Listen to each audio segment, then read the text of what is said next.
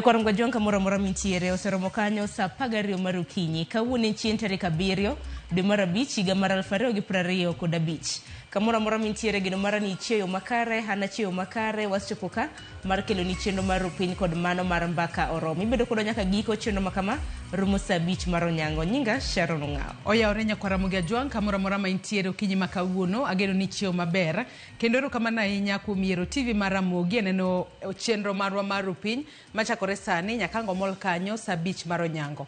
Bed kodwa nyaka giko. Nyinga Joyce Odur. Joyce Odur chionade. Achiew maber Sharon to in? Amba achiew makare. Wagone Nyasaye erokamano miyo wangima manono wachak wachopo odiochieng' makawuono. To Amba mora wachopo ka nikech wacho ni pile ka pile piny karu to rugi mage. Bure Nairobi ka koth nochwe odhiambo manyoro to bende koth makama osebedo ka chwe kor gwenge mopogore opogore. Ka go timu kata mne gwenge makaluo bende nyiswa ni koth chwe. Joma ntiere counties mopogore opogore bende nyalo nyiswa ni kama gintiere to chal mar kor lwasi chalo nade. Tagino ni jogo manitiere wanyalo wacho ni gwenge go mag dala bende seche moko nosepitho mar mondo mi koth machwe ni okonya ne cham mar mondo mi pes mbolea nosekwaya pes mbolea koro an bende arito ni cham kosechiek rambe koro ago e simu tachni ketna uroduma e gari kanyo mar mondo mi amba ndayude gima chamo buma Nairobi kae. Mana kamano iwacho ni Nairobi ni shamba la mawe. Kata kamano no kamoko kuomgi demoko puro Nairobi ka. Nakwaro mgajwa kwaro chenro mar okinyi makawuono mi weche manyien bang'e nonro mar gazet Joyce Odur kelo ni chakre sa 12:30. Gazet okinyi makawuono chiwo weche mopogore opogore. Ano ka Daily Nation oketo kae ni jobs puzzle mano kotudore kod nok mag tije makoro nitiere pacho kae mano kaluore kod nonro mano golo odiochieng' manyoro kod KNBS mano duol ma ochung'ne kwane pacho kae kakoro giwacho ni magi duto timore wang'eyo ni chakre higa mar 2020 mane nitiere muoch mar tuo mar coronavirus e pacho kae ne nitiere dok piny mano e kwan mag jogo mane nitiere kod tije. Ano ka giketo kanyo kaka projections no bedo mago duto timore kata bedo ni jatend piny William Ruto to wacho ni chenro mar gero udi manengo gi oyweyo oseyawo thuolo mag tije mago maderom 250. Adiera nitiere kanye kachiel kod kaka jatend piny William Ruto odiochieng' manyoro no chwal ne nyinge mag jogo madwa bedo jakom kachiel kod commissioners mag IBC. Entiere kod thuolo mar ndalo 7 mar walo ng'at achiel kachiel kod ji 6 mabo bedo commissioners mag IBC kae to chwalo nyinge makamago ne od bura. Warito neno no bo bedo yo machalo nade. The Standard to koro kete kae ni Haiti dead or alive. Nitiere koro achiel kuom obila e kind obila 600 mano dhi Haiti mar mondo mi okonye keto kwe. Sani koro familia mare nitiere kod kibaji kaluore ni gikia ngima kata kotho. Kata kamano nyaka sani koro obila mapacho kae nyaka sani koro pok ochiwo ne giler kata duol mochung' ne obila mano National Police Service pok ochiwo ne giler kotudore kod rawera makamano miluongo kae ni Kabiru. Kata kamano iwacho kanyo ne tarik 27 dwe mar 3 mano mahiga ni ema koro iwacho ni weche mag lal mage nobiro koro adiera nitiere kanyo ngima koso tho. Ting'ene gima lit nikech mantiere kod mbui to noseneno tipo mopogore opogore mabende ni nyise mbui mana lieko ni dibed ni enobila makama nano ka Douglas Kanja meno gai mar obila kanyo no wacho ni search is still on pod timo nonro to familia no to wacho ni to wuodwa ni ongima koso tho. Mane gima lit ngeni social media bende tinde jipoga mbui jipoga pichni kanyakla koda tipo kora diera ni kanye. Haya mago duto abo bedo kalidhe gazet okinyi makawuono bang' mano tidonjo kod twak mokwongo. Nakwaro mgajwa okinyi makawuono twak marwa chakre sa 1 nyaka rom kanyo sa 2:30. Wadhi bedo kwa loso kotende kod ratiro mago mag rowere mago mag Gen Z. Wang'e ni higa mokalo na nitiere ng'anyo mar tipo ng'anyo mabende nitayo koda rowere mabende iluongo ni Gen Z. Nakwaro mgajwa odira ni noneno ka jonyuol mago mag rowere mabende ni onegi e kinde ng'anyo mag sundo piny owacho mano higa mokalo nowuok oko ka bende koro gidwaro mar mondo mi rawere makamago oyud ratichgi. Kendo giwacho ni gibiro bedo ka gitero petition mane nyim od bura maduong' mamalo mano chien tarik 25 mano mar dwe mar 6 mar higa ni biro bedo higa achiel chakre ne rowere makamago nenegi e ng'anyo mano mar sundo piny owacho. Koro Nyakwaro mgajwa adhi bedo gi okil Kamaloka adhi bedo gi jaked ne ratich oganda kanyakla kod min Kennedy Onyango. Nyalo paro nyathi mabende ileko no chel gi magina e gwenge mag Rungai mani county mano makajiade kinde ng'anyo makamano. Kono mane twak mabindo dhi bedo godo. Mano twak makare ahinya mar mondo mi wane ka gibo bedo ka giyudo ratiro kata oyang'e ni bang' mano kawuono chieng' tich adek chenro mar tedo gi chiemo gi jailieta kama bang'e mbako romo abo bedo ka chako kod chal mar fuambo kaito twaka e chenro mar mbako romo tudore kod paro mar chek mar omenda mar higa mar 2025 abo bedo kod jolony e weche mag uchumi mar mondo mi gifuonwa nene to paro mar chik omenda ma higa ni oting'o ang'o. Par ni mahiga mokalo nomiyo rowere wuok oko ka gikwede mahiga ni to en mane. Par ni jatend piny William Ruto nowacho ni e paro mar chik omenda mahiga ni ibo tem ket gigo ma ok bethung'o jopiny kod usuru. Kata kamano japiny bende owinjo bed kod ng'eyo matut kendo kaw thuolo mare osomane paro mar chik omenda mano mahiga ni mar mondo mi kik pand gik moko e iye kanyo maseche moko biro bedo ka hinyo japinya.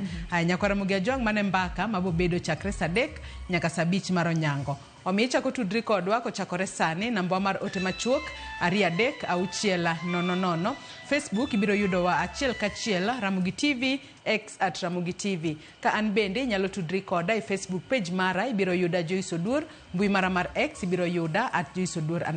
Nyakwara Mugia Jong watudri achiel kachiel mbui maga page mara mbui mar Facebook yuda gi nying mar Sharon Ongao. Antiere mbui mar X, Instagram, TikTok dutate atiyo gi nying mar Sharon Ongao. Machiegni bed kodwa nyaka giko nikech ma en rupinya mokwongo ithund weche. Wakel kwe e liendni to kik wawach thore e liendni nikech gimotimre ni e lwet piny owacho jomok ging'iyo jomotimo gigi koro wan kik wadonje mang'eny.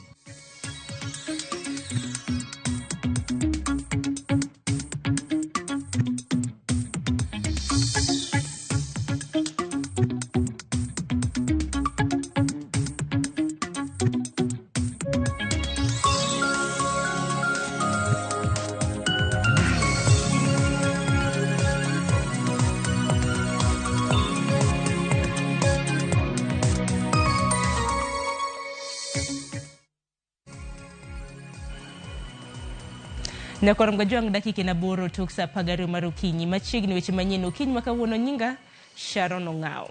Kwachako ni en chenro mano mar lamo ne ringre mar mosenindo jaod bura makasipul Charles Ong'ondo Were. Timora yango duchieng makawuono motelo ne chwalo ringre mare e kaunti ma Homa Bay ne ik mare chieng' tich abich mar jumane. Riwruog jodong Luo ma Nairobi okwayo Uganda mondo bed kod horuok kendo jotelo okungo dhoggi ka giloso e wi tho mar jatelono. Kaka jafwambo marwa Cynthia Onyango lero, Gavana ma Homa Bay Gladys Wanga bendo kwayo Uganda e kaunti no mondo oyuag jatelono e yor kwe. E chal mar dala jaod bura makasipul mosenindo Ong'ondo Were manitiere kar dak makaren e buore Nairobi. Koyo mang'ich kod koth mathiki jotelo osiepe kod jodak medo chopo mar kelo kuyo margi ne anyuolani mayande oyudo kuyo bang' jonjore moko lal kod ngima jatelo ni apoya nono. Magi duto timore e kinde ma kamiti moyiedhi mochung'ne tayo chenro mag ik mar jatelo ni. Kamiti motelne kod jaod bura ma Homa Bay Town Opondo Kaluma dhi nyime kod romo e dalane mar loso chenro moyiedhi mar ik mar Ong'ondo Were. E kinde ni jodongo mawuok e boma ma Nairobi okwayo oganda Luo mondo nya kwe kod achiel mar oganda. Nyithindo mong'ondo weyo to gi minot to gi joma moko ma jodalano kuo bedie jolemo mondo bi okel kwe e dalano. Wan bende wan Luo wakel kwe e liendni to kik wawach thore e liendni nikech gimotimre ni e lwet piny owacho. Bende ginyiso josiasa mondo kung dhogi kendo kik pus weche manyalo pogo oganda. Kuom jotelo madipo ka dhogi maruya giduok dhogi piny, kik giwach gik moko manyalo kelo kikeo moko maricho maketh liend Ong'ondo Were to kethowa gi jopinje mamoko mopogore. Koro wan gimonego watim kaka jodongo, kijende kata jowa mafwambo weche, walamna kwe to kwa Nyasaye okony mama gi nyithindgi gidhi nyime gi maisha. Ote makama bende ochwal kod tend kaunti ma Homa Bay ka otelnegi kod Gavana Gladys Wanga ma okwayo oganda kod jodak ma Homa Bay mondo nya kwe kendo bed kod horuok e kinde iko mar jaod bura ma Kasipul Ong'ondo Were mabiro timore giko jumani. Wanga bende opoyo kenge ma osekaw kod tenda rita kwe mar ndiyo achije ma itudo kod nek makama kaachiel kod singo mar jatend piny ni sirikal biro timo duto mar yango adiera ewi nek mar Ong'ondo Were. Odiochieng' makiny, ringre Ong'ondo Were ochan timne lam makende e kanisa mar Catholic ma Consolata Shrines e boma ma Nairobi, kama bang'e odiochieng' mar tich ang'wen ibiro kawe gi ndege nyaka e kaunti ma Homa Bay ne ikruok ne ik mare matimore tich abich e dalane mani Kasipul. Cynthia Onyango, Ramogi TV, Nairobi. Kopogore gi Manyakorom Gajwang', Spika mar od bura mamalo Moses Wetangula dwaro ni bede migepe mag sirikal otim nonro makare ewi nek mar jaod bura ma Kasipul Charles Ong'ondo Were ka jogo mibiro yud gi ketho mar nego jaod bura no mondo kawnegi chik. Kata doko ni nonro mar tho mar jaod bura Ong'ondo Were dhi nyime, Spika Wetangula dwaro ni doho otim manyalore mar kumo jogo ma ibiro yudi gi ketho.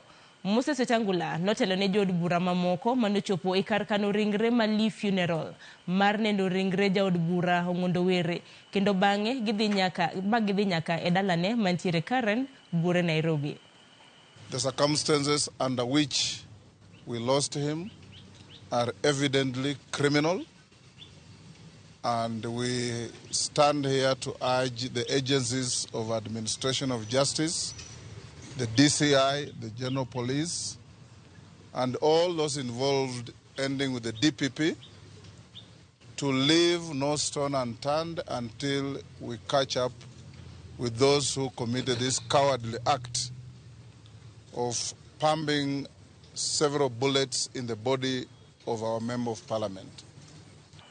Kopogore gi mano, hatieri e kaunti ma Mombasa kama jodak e gwenge mopogore e kaunti ma Mombasa koro nyiso luoro mar gamo tuoche kaluwore gi pi oula ma ochido masani mol nyaka e kuonde dak bang' koth mapek machue Mombasa. Matimore ka chenro mag wuoth no bende norochore e apeyni mathoth kaluwore gi koth mapek manyochue e otieno manyocha ma bende nyaka sani pod chue. Joja oko omiyo ler mar wachno. Koth mapek manochue kaunti ma Mombasa ne orocho chenro mag wuoth ka oganda mathoth bende ne pi oula ogeng'onegi e mier e gwenge mopogore. E kar chung' od bura Manyali kod Kisauni, chenro mag thieth ne orochore e kar thieth Maziwa la Ng'ombe ka miere mathoth ne bende pi oluoro moketo diere. Hii ni hali imekuwa ya mvua takitokea asubuhi tukirauka tumerauka na mvua. Sasa hii tunaendelea kuongezeka kidogo. Katika usafiri tumeadhirika manake pia sasa hii magari usafiri imekuwa ni shida. Sasa hii tuko na outbreak ya cholera. Na kama unavyoona pia watoto wanatembea katika hii maji. So this water is highly infected. Hatuwezi enda dukani, watoto tangu asubuhi hawajakula kitu. Hospitali iko pale lakini maji yamejaa mpaka ndani. Maji yameingia mpaka ndani kwa rumu. Hatujui sasa hatuna la kufanya. After these rains, utaona kutakuwa na upsurge of waterborne diseases. That is both skin diseases, diarrheas, choleras. Jodak ma alwora no koni pi oula mane omuomo nyaka e udi en kaluwore gi dinruok mag odundu matero pitaka. Giseyo tend kaunti ma Mombasa kuom chiwo thuolo mar gedo mag udi aoyaye ka gikoni joket mwandu moko gero udi nyaka e kuonde ma pi molgo kochomo nam.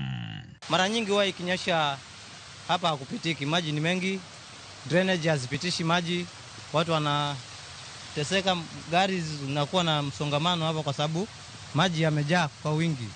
Kama at least ingekuwa drainage hapa hivi, hatungekuwa tumejaa maji hapa hivi. So sisi kama wana bodaboda, kama mmetusaidia, mtufungulie hapa drainage, maji yatembee. Sasa maji vile inajaa hivyo si mara ya kwanza ama ya pili. Nimekaa hapa sana kama miaka 4 na shida ni hiyo tu inasumbua hapa. Sasa kama leo sijaingia kasi jamani. Nala nini leo?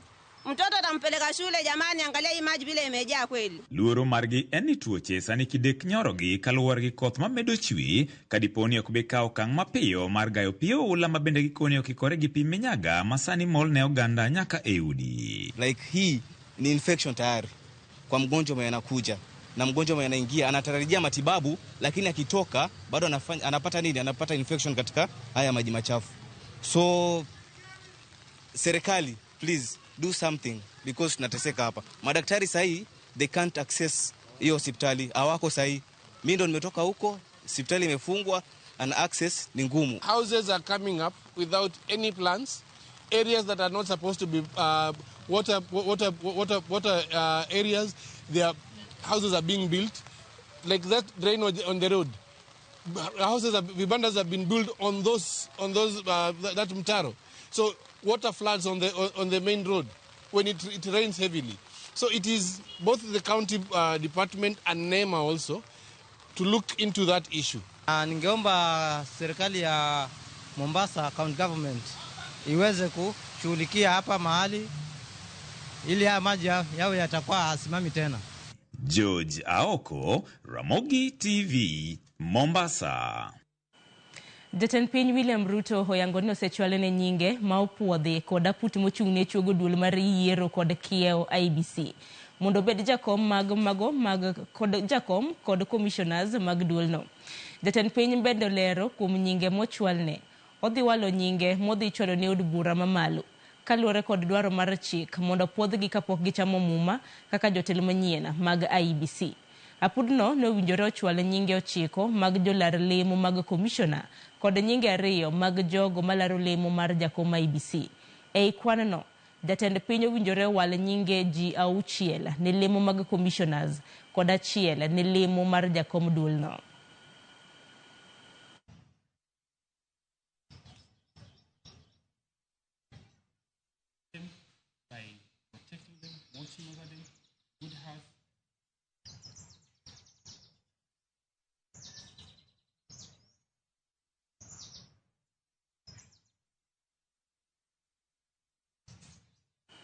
Jatend piny Kenya William Ruto otieko limbe mare mar ndalo 3 e kaunti ma Migori.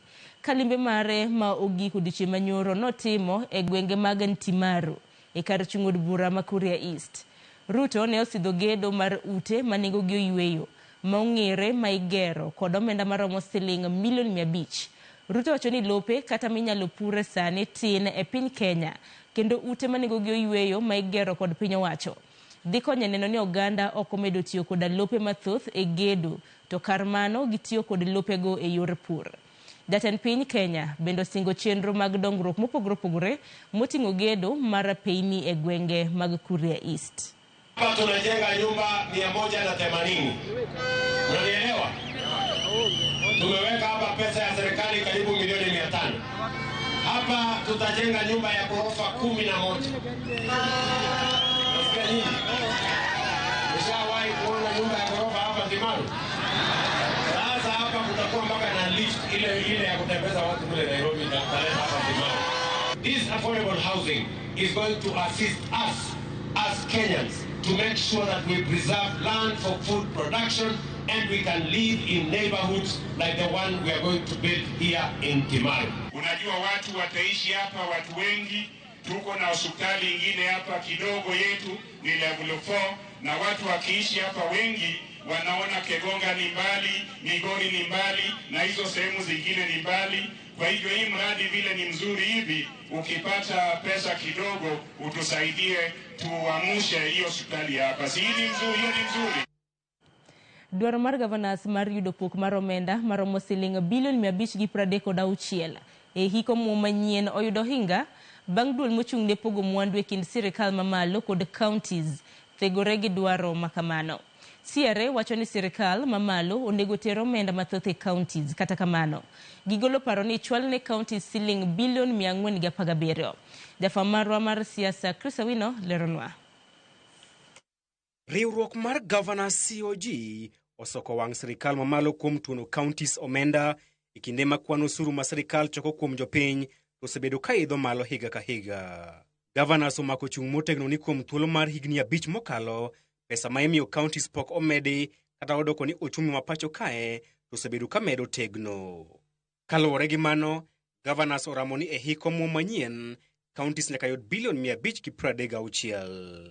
We request rows B and D of the schedule to be amended so that the allocation of 2.2 trillion Kenya shillings to the national government, what should apply to the counties is 536.8 billion and not 4 or 5.069 for 20 billion. E nyim komiti mar od bura mar Senate mochung'ne loso budget, governors okwedo pok mar migawo mar omenda mar bilion 405 kendo seyo sirikal mamalo umuku e tije ma onego tim kod counties. Despite the expanded fiscal space and projected stable economic growth at 5.3% over the medium term, the same does not reflect on division of revenue allocation between the two levels of government.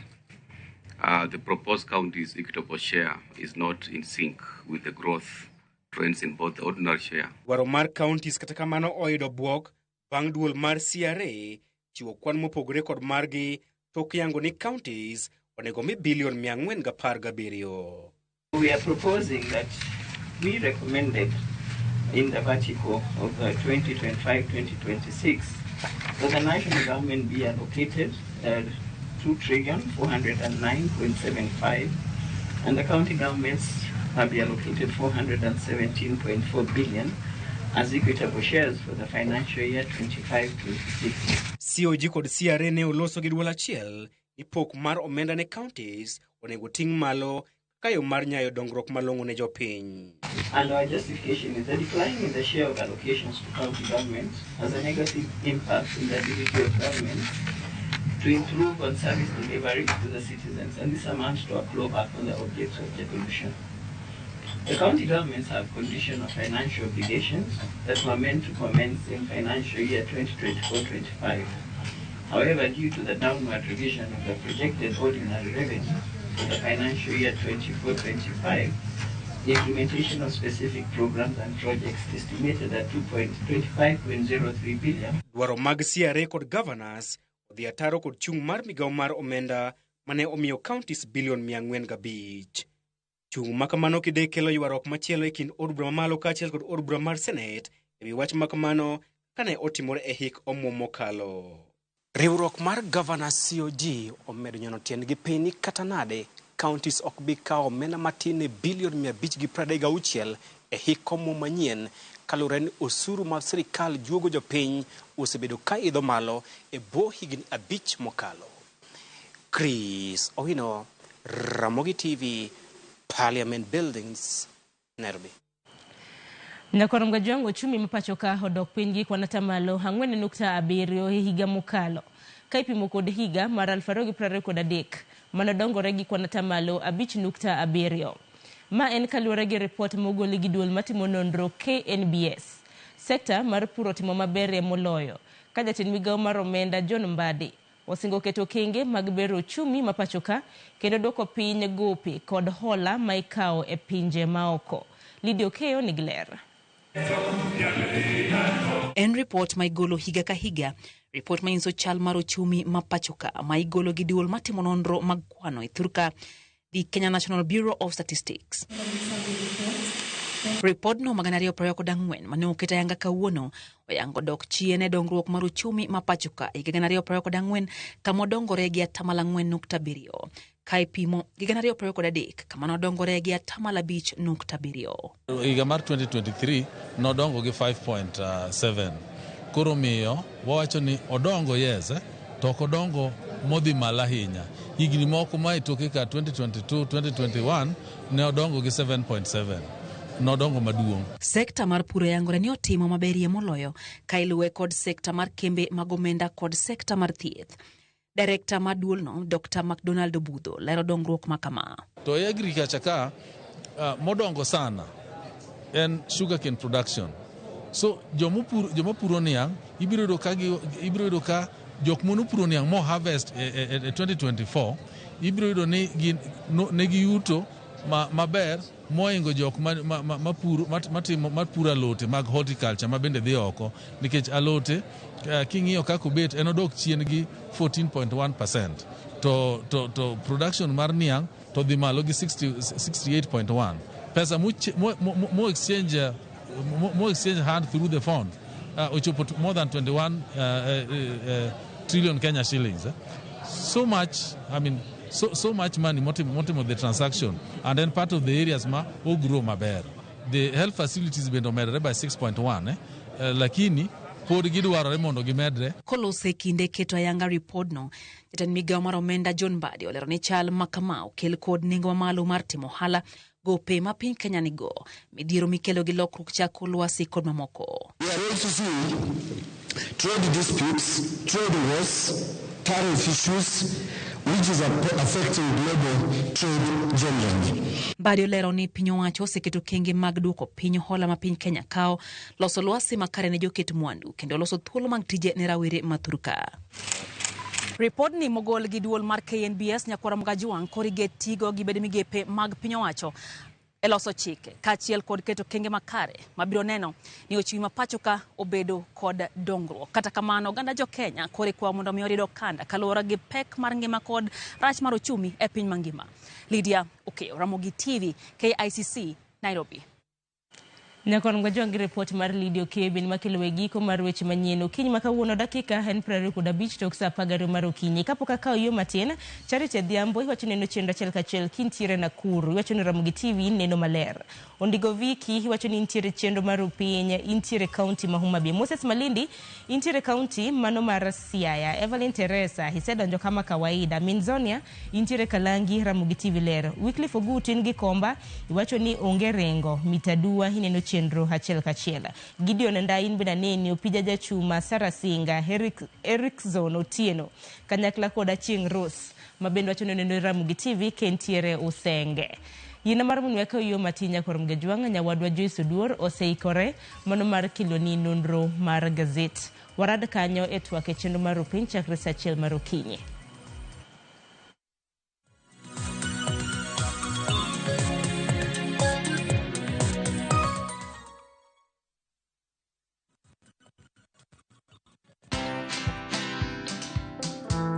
Nataka tu mkale mali safi agona pota na nachua kupikana. Hii ni ya 4. Watu tunatoa inaenda inashika tu kidogo but tuko expect iende hivyo utumie kwa TikTok. Watu tunasemanga woi ya 4, so in Kiswahili ni woye mimi. Woye. Yeah, so venye alikuwa anasema mimi nataka tu mkale, so like mimi nilikuwa na act kama I wish it was me. Yeah, it was me like. Alikuwa anasema I wish it was me. Yeah. Watch this story and more. Download the Citizen Digital app or visit www.citizendigital.com and find the Citizen Originals portal. Kenya's #1 app, Citizen Digital.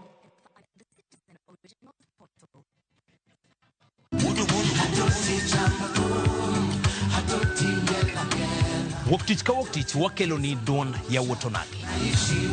Kabinet chario kati chario Nyakwara Mgajwang' en odiochieng' mar yuto mari. Chieng' tich adek kati adek Nyakwara Mgajwang' en odiochieng' mar mine nyalo kaachiel koda weche hera. Awendo. Kachopo tich ang'wen Nyakwara Mgajwang' wakelo ni kama nene, yani TBT, kod thume mamit mokalo. Furahide edition en thum kaliech. Loso kapuoyo Nyakwara Mgajwang'. Ka wakelo ni jothumbe mopogore opogore. Kanyo ndo bende wakelo ni gimiluongo ni Bes Yawa.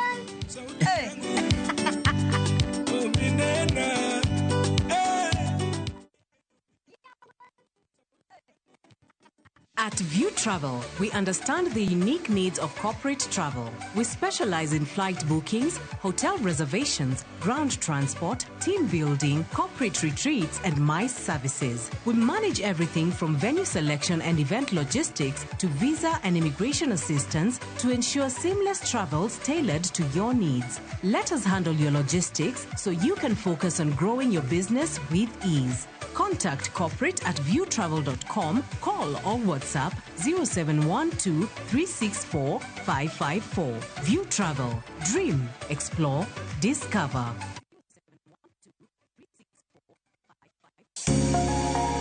Lwedo chweyo. Koroka sana sana watiyo gi lwetwa. Rom gi joma oseloko kit ngimagi kendo giseloko pok margi obedo ohala. Bechgi ni malo nikech kaka yudo materials dhi mang'eny. Duto en wach chwech, pok, tich matek kendo tiyo matek. Tim giri mitimono kikete chunyi tikete pachi. Mamiyo lek bedo adiera. Pok opogore. Tich ang'wen, saa 2 okinyi kod Sharon Ong'ao. Kik bai.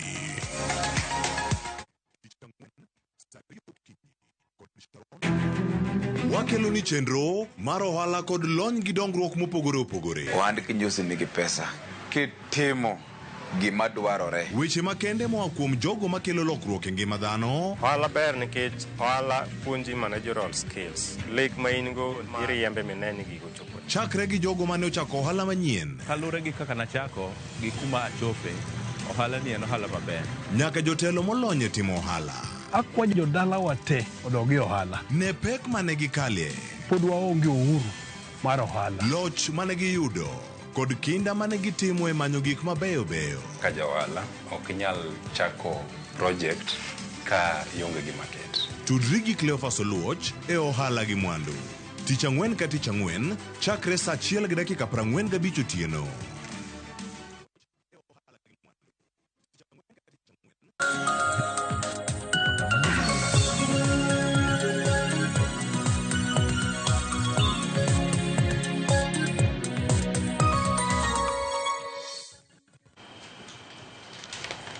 Nyakwara Mogejwang dakika osekalo 32 tok saa 12 mar okinyi. Machiegni nonro mar gazet Matai nyinga Joyce Odur. Antere kae kod Hansel Oyango jafwambo wadwa mar mondo mi wami siso mar ng'iyo gigo manitiere gazet. Gazet mar Daily Nation kachiel kod The Standard weche magimiyo pek beto pogore. Kata kamano e thuolo matin mwantiere godo kinyi makawuono wadwa temo mapiyo piyo mar mondo mi walidhni giduto. Oyawre Hansel ichiew nade kinyi makawuono. Era inya Joyce achiew maber. Ruoth orita kata koyo ng'ich Nairobi ka. Wasebiro ka weche thoth. Isemuomo koyo michopo. Barcelona be nyogo. Ini support team mane Hansel? Ana ja Manchester United. Barcelona en ga e Europe. Barcelona en ga chiel kuom adui wa. Koro samoko gino to amor. En common enemy. En common enemy. Haya kata kamano gazeto kinyi makawuono mana kosewacho Daily Nation kachiel kod The Standard weche magimiyo pek beto pogore. The Standard wasewacho kanyo ni omenyo mano weche motudore kod obila mano achiel kuom obila ma ene kind obila 600 mano tere pinyno mar Haiti mar mondo mi oket kwe kuro. Kata kamano familia mare okia kongima kata kotho kano kondike kanyo ni Haiti dead or alive. Mano bende wabobedo ka wamenyo e gazet okinyi makawuono. Kata kamano Hansel adona chako kod gazet mano ma Daily Nation okinyi makawuono weche mopogore opogore. Gazet ma Daily Nation omiyo pek okinyi makawuono malo kanyo ano kanyo ka koro ket kanyo nyinge mago mag recruitment agencies 32 makoro mikum e pacho kae. Wanyalo wacho ni mago gin wanyalo wacho nok gin recruitment agencies makare kata mosebedo ka wuondo ji. Wabobedo ka wang'iye e it gazet mar 5 wach mantiere it gazet mar 12 Cardinals nyaka sani koro oromo mano e boma mar Roma mano e pinyno mar Italy mar mondo mi koro giyier mano pop mar 267 chenro makoro gibro bedo ka giluto mbolo mar mondo mi gine ni en ng'a mabro bedo ka kao kar Pope Francis mayando wito ngimane. Wach man nokomi pek en kotudore kod weche mag tije pacho kae. Gazet mar Daily Nation ondike kae ni jobs puzzle. Nyaka sani kori wacho ni jatend piny Kenya William Ruto en korka kore wacho ni chenro mar gero udi manengo gi oyweyo mano affordable housing plan nyaka sani koro oseyawo thuolo mag tije mago maderom 250. Kata kamano nyaka sani kori wacho ni uchumi ma piny Kenya ka osebedo ka yulo kendo tije ok osebedo ka nitiere nyaka ne muoch mar tuo mar COVID-19 bede pacho kae mane higa mar 2020. Kwang'iyo piny kanyo bende nitiere kaka giketo kanyo projections kaka tije osebedo kochakore higa mar 2014 nyaka sani higa mar 2024. To ka wang'iyo kanyo higa mar 2020 ema nyalo wacho ni ne onge tije e pacho kae kaluwore ni nitiere joma thoth ahinya manowito ngima nowito tijegi kaluwore kod muoch mano mar tuo mar COVID-19. Kata kamano Hansel adwano chako kod wach mantiere it gazet mar 2 mano mar gazeti mar Daily Nation wacho kae ni Kenyan economy created the fewest jobs mano kochakore higa mar 2020 mane midhusi mar COVID-19 omuoche pacho kae Hansel.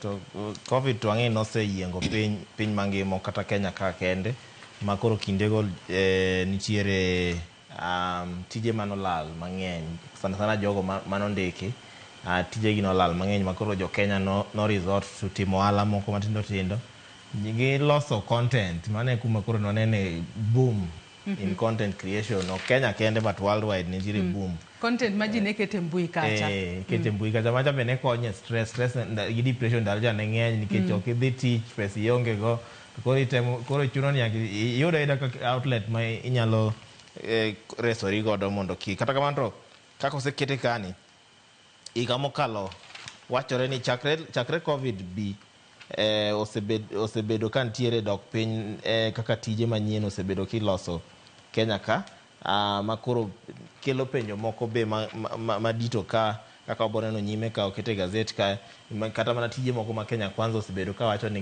gimiyo jo Kenya tijego kara dhi kanye waseneno ka jo Kenya itero oko mago to kara tijego to kwan gi ni kure ketiga mokalo kende iwacho ni tije madhi manyalo romo 782 gi 300 nolos manyien kata kamano to namba no tineno ka gima duong' but king'iye malong'o iyudo ka en dok piny kalure gi tije manolos higa mokalo ma 2020 mano okalo higa ma 2023 mane olos tije 848 gi 100 ma koro mano kelo dok e atamalo ma koro iwacho ni en higa mokalo 4.7% kata mana atamalo 4.7 mane mag tije manyien manolosi but higa mokalo higa ma 2023 to ne en atamalo 5.7 makoro nitiere ng'ikruok moro kanyo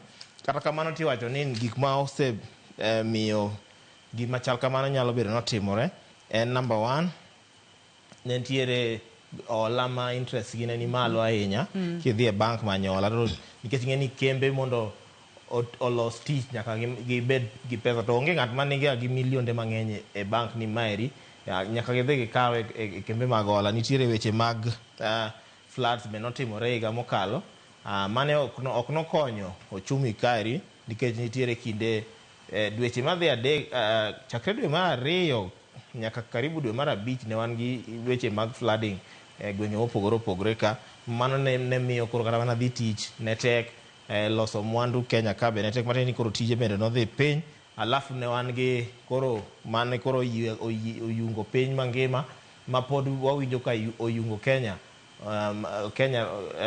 nyaka sani ma mane weche mag finance bill mane koro jo Kenya nokwedo ma jatend piny Kenya be nokiro oko kanyo weche kama ng'iyo mana weche makamago nikech nyaka sani wasebedo ka waneno ka nitiere dok piny mano e kwan mag jogo mayudo tije pacho ka tiwacho ni nyaka jogo makoro yudo sara mano dwe ka dwe gin bende makoro gisebedo ka giwinjo peka ahinya nyako tudore kod mano dongruok mar uchumi mosebedo ka nitiere piny ahinya kalu ni pile ka pile giwacho ni osara margi pesa ma ng'ato dok godo dala tok miso dwe chopo osebedo ka dok piny ka nyaka sani koro iwacho ni kata tije ma ne oyudi wacho kanyo ni tije ma derom 782,300 gin mago mane oyudi thuolo mag tije manobedo higa mokalo ma en dok piny kowuoka e tije 848,100 manyalo wacho ni ne thuolo mag tije e higa mar 2000 mano gi 23 to kapod wantiere mane weche gi mag tije aneno ka gazet ni mano mar Daily Nation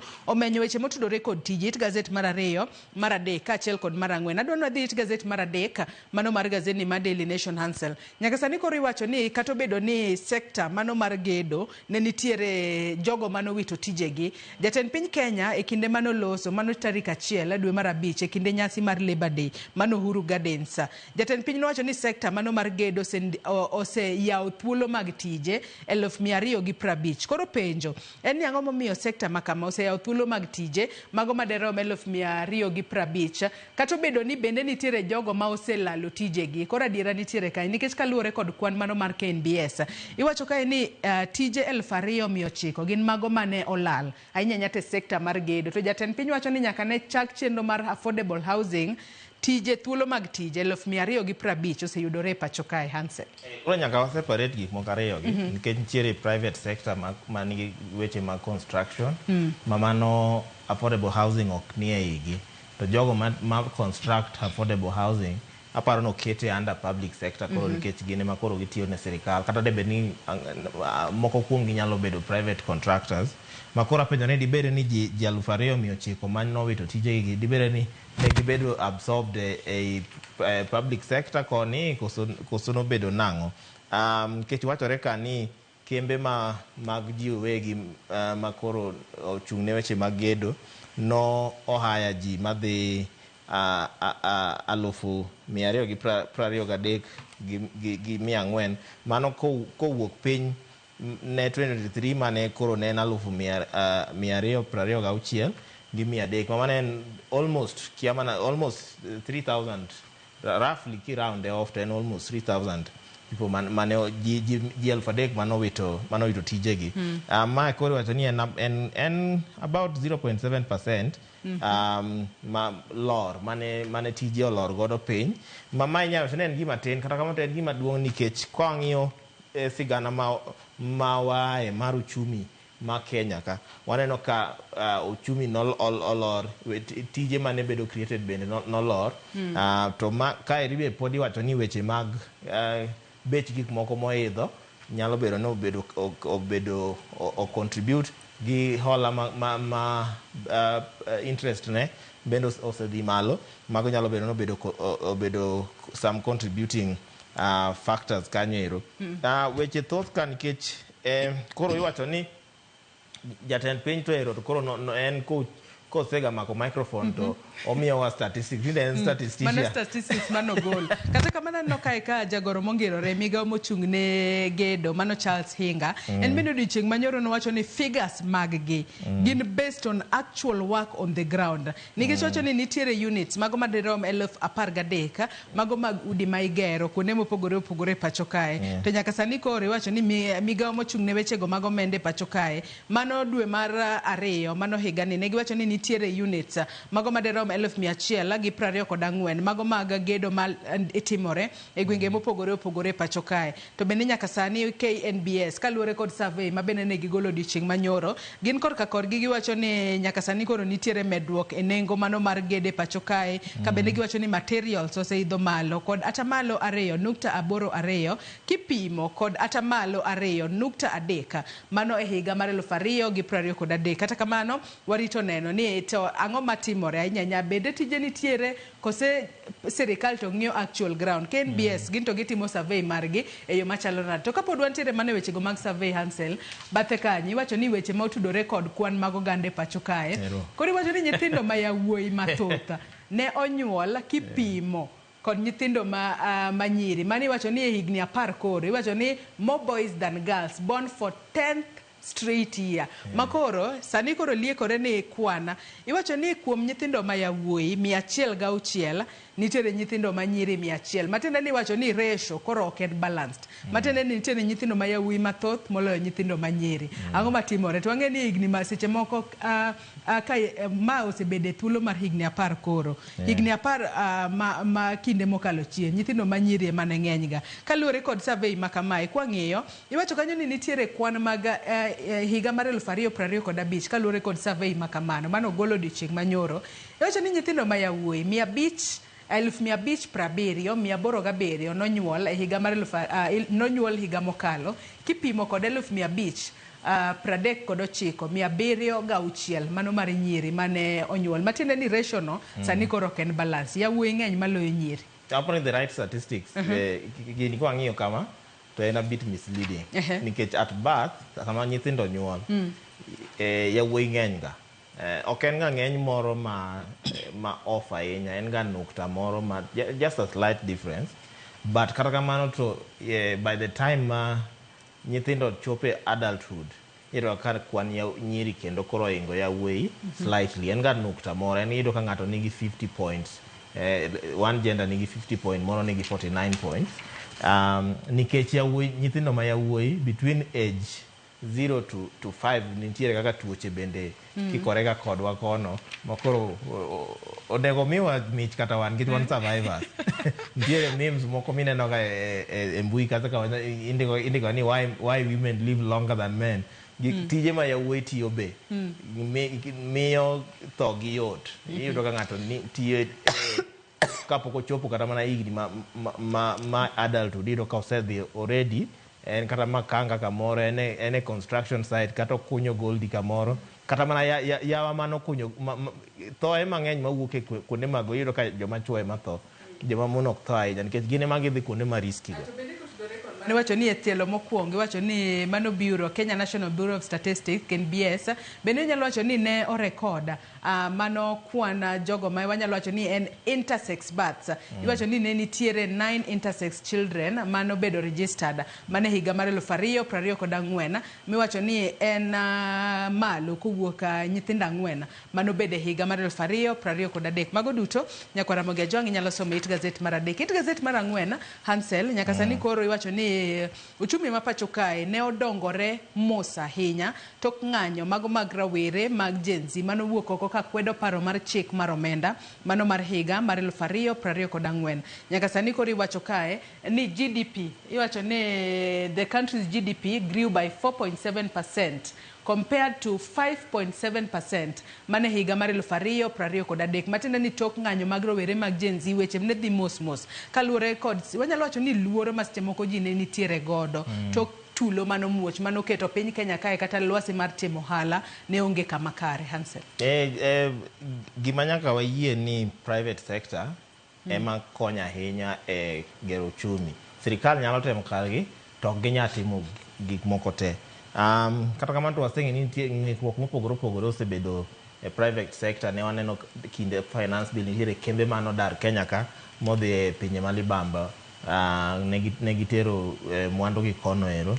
Wan gi jogo matimo importation mabe ose struggle ahinya chakre ket lok kaka ing'iyo usuru mag importation Kenya ka. Iyudo ka koro tinde wachore ni tinde chon nibiro gi container to container no bedo taxed dichiel, sani to tinde gi tax product ka product. Mamano koro nyalo bedo no ose discourage jogo makelo mwandu Kenya ka. Rowere be nentiere tije mag mbui mane rowere tiyo makoro Kenya kano sirikand Kenya kano donjore weche mag mbui go, kiloso gi rowere go gibiro nyisi ni ne giwito tije go. Mamago gik makoro nyalo bedo ni osemiyo uchumi growth mar uchumi osedok piny matin. Makoro gik mang'eny nitiere ka pur higa mokalo wang'eni weche mag fertilizer ne nika jok mano puro kendo bang' fertilizer ruma ni to floods nodonjore kanyo makoro noketho cham. Gi weche mang'eny moko mag tulo mopogore gwenge mopogore iwinjo ka gwenge kaka mag Baringo giriko nitiere lwenje mopogore, gwenge mag Transmara nitiere lwenje mopogore, gwenge mang'eny Kenya ka iyudo ka tulo nitiere ma Al-Shabaab nyichako nega ji jomoko kae makoro mago gik manyalo reduce kelo piny dongruok mar uchumi. Kata kamano tang'e ni Mbadi to oseyange ka giwacho ni GDP ma Kenya nodongore gi 4.7%. Mamano king'iyo dongruok to ber, but ki compare gi higa ma previous mano ma 2023 iyudo ka en dok piny gi almost 1%. Mamano koro nego onyisi jo Kenya ni okwan kama ber ahinya, kata ka wadhi nyime to kwan maber to higa ni to nyalo bedo matek ahinya nikech wang'e ni US bose withdraw, nitiere tariffs mopogore ma US oseketo ma koro kata mana import export wang'e ni ok tim maber ahinya. Wan gi weche mag South Sudan, Sudan owuon gi South be nitiere gik moko magisekumo Kenya ni ok nyal tere pinje gigo. Weche mag Congo interest mane Kenya ni godo Congo bende no slow down makoro kama wantiere no ken kama yot ahinya. Kata kamano to hope nitiere nikech nitiere kaka sirikal temo reduce expenses mage. Sama sirikal reduce expenses mage to gigo nyalo bedo pumped e economy mondo omed dongo economy. Gi weche mamoko nitiere weche mag insurance ka be iwacho ni nodok piny gi atamalo madhi mana 2.1 nikech higa mokalo nodongore gi 7.6%. King'iyo higa moro cha ne en about 10.1%. Koro ma ing'eyo ni jok ma kawoga insurance gi jogo manigi pesa. Insurance ng'eny ni wang'e ni insurance en kok en thieth en weche mag somo, ok en mano kende. Nitiere policies mopogore ma insurance biro gago kata mag investment mamano jo Kenya ok nyal timo sani nang'o nikech pesa onge. Kata mana jago manigi osara iyudo ko sachi no ng'adi, nitiere housing levy ka ma koro akia ni ema chulo ghost workers Kenya ka nikech koro wan wakia kuma pesa no dhiega. Onge kata ng'ano manyalo nyisi malong'o ni pesa ni obedo accounted kumane osuru mopogore opogore ng'eny ka osuru oidho koro kata mana bech somo odhi malo, bech thieth odhi malo. Koro kidok dala iyudo ka kata mana gimidwa invest cha ok inya invest nikech in koro daka ni expenses emichulo.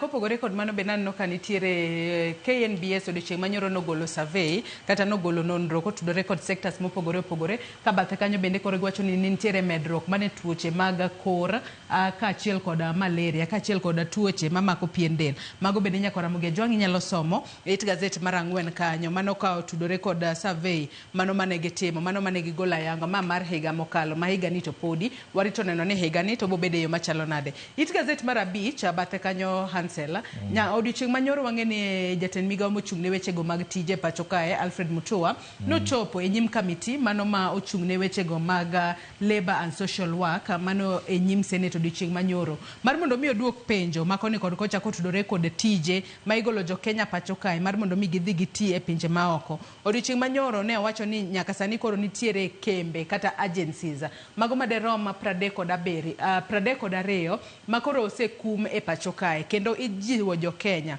mar mondo mi kik tudre kod agencies makamago ahinya to e kinde makoro gimanyo tije e pinje maoko. Ano ka gazeti mar Daily Nation bende koro oyango gi kanyo kanyalo mana wacho moko kuom gimobedo blacklisted wantiere kanyo kod Gulfway Recruitment Company, Royal Capital Placement, Giovera Agency Limited, First Choice Recruitment and Consultancy, Dow Holdings, Makunga International and Talent Gateway kachiel kod mamoko magine kinda agencies 32 makoro jiwo jo Kenya ne ka imanyo tich e pinje maoko to kik ibed kod tudruok moramora kod kembe makamago kata agencies makamago. To ang'eyo ni magi duto biro to ka nitiere jo Kenya moko mabende nochopo e nyima kamiti makamano e nyim od bura e nyim Senate kacha ka koro ne giywak ni ne gitiyo kod omenda mathoth mondo gidhi e pinje maoko gidhi giti kuro to nyaka sani pok ne gidhi. Mane momiyo Mutua nochopo mar mondo mi koro chiwa ne ler en kaka jatend migawo mochung' ne weche go mag tije pacho kae kotudore kod tije ma jo Kenya wuok pacho ka gidhi tie pinje maoko. Hansel.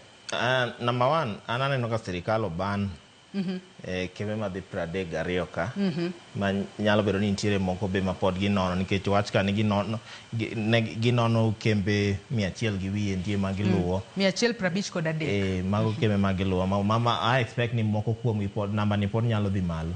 Tan gima penjo ni sirikal sama koro oserocho ratich jo Kenya ng'ama ban sirikal mane penjo mapenjo nikech ginto giban joma rocho ratich jo Kenya ginto wuon gino iwinjo gin gineno mana iluongo nang'o yien manie wang' wadi to gin margi tok ginne gine monego gichak energy mag of course kembe ma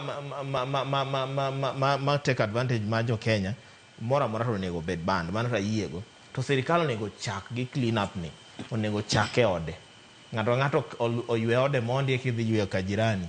Ang'eni sirikal ni mandate ma protect jo Kenya to ng'at ma protect ok nyabedo ni ng'adno marocho ratichi ok nyatimore kamano ero.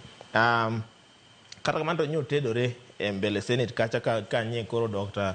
Alfred Mutua gi Senator Senator Oruoba nyo kwanyore kanyo ma koro ng'ato wacho ni nitiere kaka in gi interest e weche gi nitie ka gini ne nitie ka lweti ne nitiere agulu ni to no go lweti koro koro sani koro emo mineno ki fight wakae mama gik ma jo Kenya ok dwa winjo. Jo Kenya dwa winjo nang'o ni pesni mane jo Kenya ochulo ka dwaro tije obedo nang'o. Gima penjo ni Alfred Mutua no yawo recruitment ko nang'o ni tije go samoro yudo takes time kao kinde kapok samoro kana mana kinde madhi mana higa achiel. Gima penjona ni pinje mane onego gitere jigo kwani ok ne gichiwo namba mane gidwaro nikech ang'eni kata mana recruitment ma kembe ok inyal nyiso ji ni orura certificates wabiro chieng' matich oyudre to wabiro luongo position neno ga mokwongo ni maeri e position manitie to bendi wacho ni kwan mar joma kama ema wadwaro eka recruitment timore ok tim recruitment to tich onge mamiyo ji false hope. Koro sani jo Kenya kwamo gi gope juma mokalo ne walose wi rawera moro manotimo party no dhi loka ogonya koriti kaito pod inene ka pod entiere gweng wich kuot manono ma ok onego wabedie gini wang'e kaka tich tiere kembe ka kembe kata mana ka sirikal ikuongi gi identify ga need budget iketo eka itimango eka recruitment timore okichak recruitment to tich onge then inyiso ng'ato niya tijni bro kawo kata mana higa achiel eka wayud ni position to samoro tisetiyo gi pesa madhi the least aparo tiyo gi pesa madhi 55k ne gitiyo kod pesa mathoth ahinya mar mondo mi gidhi e pinje maoko kata kamano wageno ni jo Kenya kinde ma seche moko land ni tije nitiere e pinje maoko gibo bedo ka gibeda kicha mar mondo mi kik gilal pesa mathoth to seche moko en tich maonge kata en tich manyawawa. Hansel adwano adhi mana mapiyo piyo thuolo mar anno koserumo kinyi makawuono it gazet mar 6 mano mar gazet ma Daily Nation odiochieng' manyoro jatend piny Kenya William Ruto ne oyudo nyinge mag jogo makoro mano committee kata put mano motelne kanyo kod Dr. Nelson Makanda koro se walo mar mondo mi obi opong' lemo mar jakoma kaachiel kod commissioners mag IBC. Nyaka sani koro jatend piny Kenya William Ruto nitiere kod thuolo mar ndalo 7 mar mondo mi koro bi ochwal nyinge makamago e nyim od bura kacha mar mondo mi od bura otimanegi vetting makare. Wacho ka ni IBC team to oversee 2027 election selected. Wang'eyo ni nyaka ne wawuoge yiero mar higa mar 2022 wasebedo maonge duol matayo weche mag yiero e pacho ka e IBC. Ahinya nyato toka Wafula Chebukati mosenindo kaachiel kod commissioners mamoko. Mano moriwo kanyo Boya Mulu kaachiel kod Abdu Gulie. Thuolo margi mar tich norumo e higa mar 2023 mano dwe mokwongo. To bende wang'eyo ni nitiere commissioners 4 mamoko mano moriwo Jalup Jakom, Juliana Cherera, Justin Nyang'aya, Francis Wanderi kaachiel kod Irene Masita mane obalo kod jowetegi tok yiero mar higa mar 2022. Nyaka sani koro jo Kenya rito ne koro en ng'a mabro bedo jakom manyien mar IBC kaachiel kod commissioners 6 manyien. Parni nitiere yiero madundo mowinjo bende timo e kuonde chung' od bura mopogore opogore kaachiel kod wards mopogore opogore. Hansa yiero to ng'eny kata mana gwenge ma Kariobangi be nyicho wito MCA gi monego be ni inyalo tim yiero machielo jo Kasipul bende koro nyowito MP gi Mbadi ne wang'e ni nokawe sirikal mano by elections poko tim gwenge mag Baringo be nitie senator mano nindo be ma kuonde gwenge gigo onego be ni timo by elections. An gima lamo ni IBC kodonjo to giti tijigi giae donjruok e siasa ma jomoko tenore gi kweth ni jomoko tenore gi kweth machielo ni mage gik ma miyo Kenya ok nya dongore nikech sani koro kata mana sirikal mantie ni ji kia ni en sirikal ma onego bedi koso konego bedi wakia kod elections elections by the way chakre 2007 pok wang'ega ni ng'ano mano loyo adier pok onyiswa 2017 chakre 2007 actually 2007 kidok chien chakre 2007 pok wang'e ng'at mano loyo ombulu koro mane shida ma wan go Kenya ka ni ombulu ma Kenya ka ok ng'ago ombulu che manigi sei en ng'a kwano ombulu manigi ng'ano machiwo report gik miwacho onge kod ranyisi koro dhimos kata kamano warito mar mondo mi wane ni to en ng'a mabiro bedo jakom manyien mano mar IBC kaachiel kod commissioners mamoko 6. It gazet mar 7 mano mar gazeni mar Daily Nation mana bathe kanyo wang'eyo ni jod buro osebedo ka timo mano gimiluong kanyo ni en kawo pach jopiny kata public participation mano kotudore kod agucho menda mano mar NGCDF kaachiel kod mano mar Ngafa. Wacho ka ni APROA supporters public hearings on CDF and other funds are held. Nyaka sani koro wang'e ni chenro makamae timore kuonde chung' od bura mopogore opogore kata bedo ni od bura mamalo to nosewacho ni agucho menda mano mar NGCDF en ataro mar chik en unconstitutional. Mabendi wacho kae ni ng'eto makamano mar doho mamalo doho mano mar appeal kaachiel kod Supreme bende ne osiro ng'eto makamano. Kata kamano jod bura to sebedo katemo matek ahinya mar mondo mi agucho menda makamae obedane e pend chike ma pacho kae mondo koro gimed neno kaka ginyalo medo kelo dongruok e kuonde chung' od bura mopogore opogore kokale omenda makamano. Hansel an gima penjo ni ochoro ni nyaka MPs maran NGCDF ok ochuno koro giwe ketwa gi pi mang'eny ni nyaka wadog every time ma gineno ka gimoro benefit gi to ni nyaka wadog warekebisha constitution ok wanyabiro ni warekebisha constitution kinde ka kinde nikech koro certain part of leadership feel nango ni gini ok benefit gi kiwinjo kaka giloso ni NGCDF ose kelo dongruok mopogore opogore Kenya ka masa moro king'iyo to en adier but gima penjo en niya ok inyal ochuno ni nyaka gine ma gi oversee pesa no. Constitution kwacho ni ok gin to wawe kamano wamany gima constitutionally correct ema mondo walu. Mar ariyo gine ma gitimo public participation ka aneno ng'ikruok nitiere ka nikech ok inyal oro ng'at mane gi interest mondo tim public participation. Ok timrega kamano ero. Onego ka jok ma onge interest ema onego carry out nikech MPs owuon ema dhi constituencies magi to timo public participation. Ka iri ondik ni nitiere kaka moko feri joma support gi mondo dhi public participation machal kamano. Walu ratiro mantiere e constitution. Wawewe ni sasa ma gimoro timre matin Kenya ka to ni gima solution wa mokwongo en ni wadhi watim public participation nikech court wang'eni kok watimo court dhi dagi nang'o ni gino ok oluwo procedure. Koro mane gima anawacho ni MPs wa gini ok ochore nyaka gine ma ging'iye. Gini nyalo ng'e gi ng'ata ma chik opuodho ni ng'ani ema nyalo ng'e. Gima ja Kenya dwaro maduong' en ni dongruok nitie. Ok odwa ng'e ni en MP, ok odwa ng'e ni en governor, ok odwa ng'e ni en national government. Ng'ato ka ng'ato, jatelo ka jatelo o ensure no tiyo tije. MP tijgi en oversight, legislation gi representation. Mane ma gi stick to. Kopogore kod mano, it gazet maraboro kwa dhi mana mapiyo piyo ka watieko. Nyaka sani koro ndike kanyo ni return of powerful chiefs with 19,000 strong unit. Nyaka sani koro liekore ni nitiere mago bila, mago mag National Government Administrative Police Unit. Makoro bro bedo katiyo machiegni kod ruodhi e kor gwenge mopogore opogore. Gino makori wacho ni nyalo duoko piny Kenya e kinde mokalo chiena. Kama kori wacho ni administrators with unchecked powers. Hansen. An gima akia koda constitution opuodho ma gima onego wachake nikech ka constitution oyie to nego kete mal ler ni ma eri procedure ma watiyogo ma kaka wachopo e solution nieri to magi e problems ma wasebedo go momiyo nikech ok nyiswa gima omiyo chiefs kendo koro waduoko kao polise ni nyaka gibed gi polise mano pok onyiswa gima omiyo. Of course wang'eni chife osekale lwet jonjore mokalo kalo wang'eni chiefs osebedo abducted, nitiere chiefs moko ma osebed kikoyo aoyaye.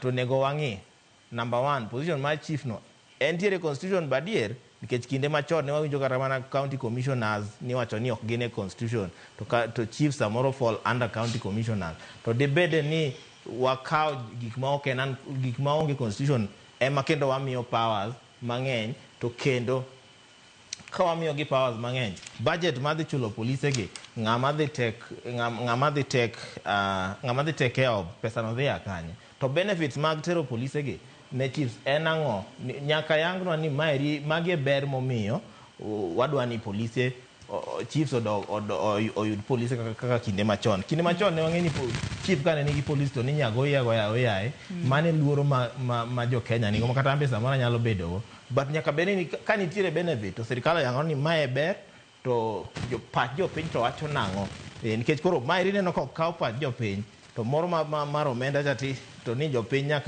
nyaka kel mae rino dak kel ne jopiny mondo jopiny bende okawe ogole pachgi. Adwa nwatiek nonro mar gazeti, it gazet mar 12 kanyo. Bende wang'eyo ni cardinals mago maga kanisa jokopere sani koro romo mano e boma mar Rome pinyno mar Italy mar mondo mi koro giyiera pop margi manyien. Mano miwacho kanyo ni the 267th pop mibobed ka yiero. Nyaka sani koro kanisa okwedo weche mar ni ok ne gi gwelo mano Cardinal Njue mawuok e pacho kae mar mondo mi en bende ochope pinyno mar Italy mano ne chenro mariero papa manyien. Nyaka sani koro iwacho ni Africa ne nitiere kod cardinals 18 ma onego be ni nitiere e kind cardinals ma bobedo ka yiero papa manyien. Mboche makamagi koro nyalo wacho ni en pogruok e paro nikech Njue en nowacho ni pok noyudo gwelo kata kamano kanisa to nowacho ni yes nogwel Njue to kaluwore kod chal mar ngimane ne ok en kama ber ahinya health mare ok en kama ber mane gimomiyo ne gineno ni ok onyal dhi nyaka e bomano mar Roma e pinyno mar Italy mar mondo mi en bende obed achiel kuom cardinals mabro bedo ka yiero papa manyien. Sani to koro jokopere rito neno gimiluongo ni white smoke.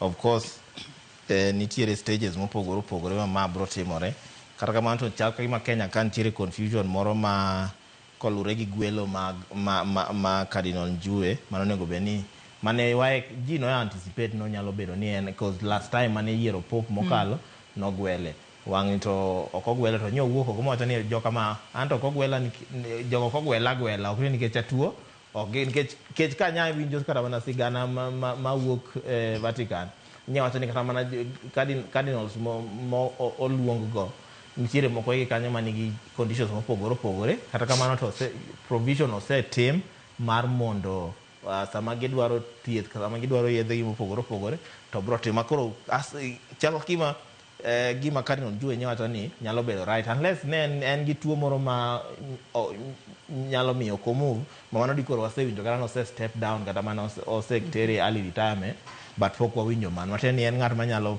ma pod nyalo serve kata man to nitiere Reverend Anyolo be nyowuoka ka wacho ni Cardinal Njue nyicha oluongi koro ka iriwa kia ni ng'ano ma wacha di ka wando oketnwa list ma jogo ma eligible for voting mago mawuok e pinje mag Afrika pinje mopogore opogore wang'eyo ni nitiere higni mano moyangi mar cardinals manyalo luto mbolo mar mondo mi oyier pop manyien mobo bedo godo kendo wang'eyo ni bang' ka gisetieko chenro mar mag luto mbolo to bo bedo ka wang'eyo ni koro en ng'ama biro bedo papa mano mar 200 the 267th Pope Hansel thuolo maro ema nokorumo kinyi makawuono ng'isa ni walor nonro mar gazeta okinyi makawuono gazet mar The Standard wach mana gimiyo pek en Haiti dead or alive mano kutudore kod obila achiel manitiere kind obila 600 mane otere pinyno mar Haiti mar mondo mi oket kwe kuro kata kamano familia mare sani koro onge kod adiera kongima kata kotho mano bende nyakora Muge Jwang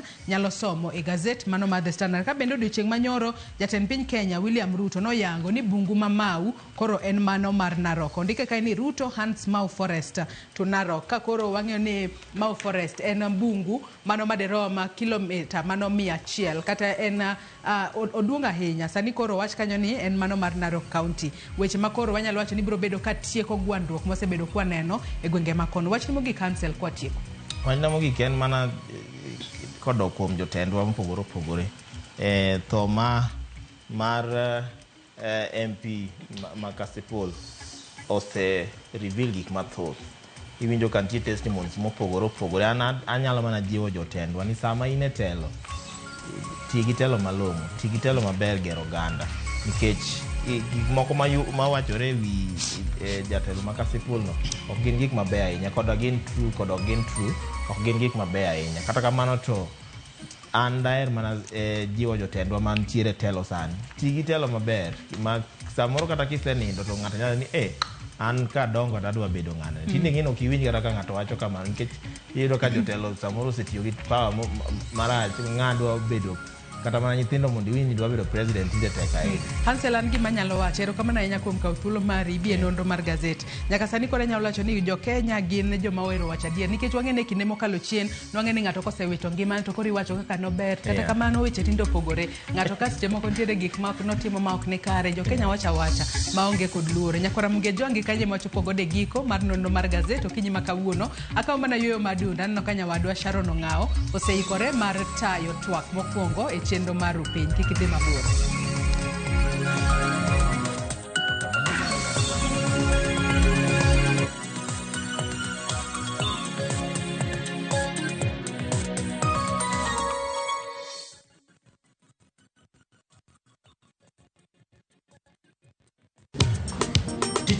Ticha Beach kocha kore saa ng'wen otieno nyaka saa auchiel lakini ni mixes maliet kabisa mag luo rumba luo benga kaachiel koda jawa maliet kowuok e ondamo 107.1 FM kar chuny jaluo Kamela nako ni wang'ne ka wadok kocha nyaka wang' jowi mari mar Ramogi TV Lungani boy hands amomanda wea roji bed and breakfast Lungani DJ Kolokolo instrumental Tokodan Solomon Atito Kafaya gudi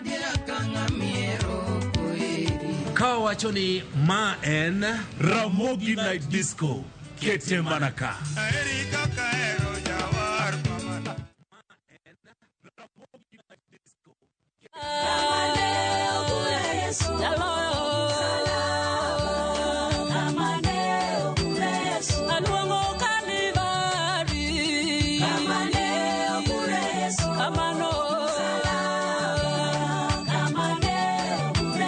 Alongo Mary Ogonya nimodidwenda ni kaka sikiza kodni di star 812 star 784 hash to pare ya Ramogi TV en audio duto te.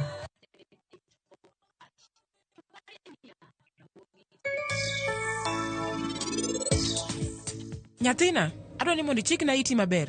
Ing'eyo ni wuon Rakesh osewacho ni obiro golo Vikram e jela, to kendo en biro gole machiegni. Mak mana ni en odwaro ni eka mondo mano timre, in nyaka yie mondo iniriw arus gi Rakesh.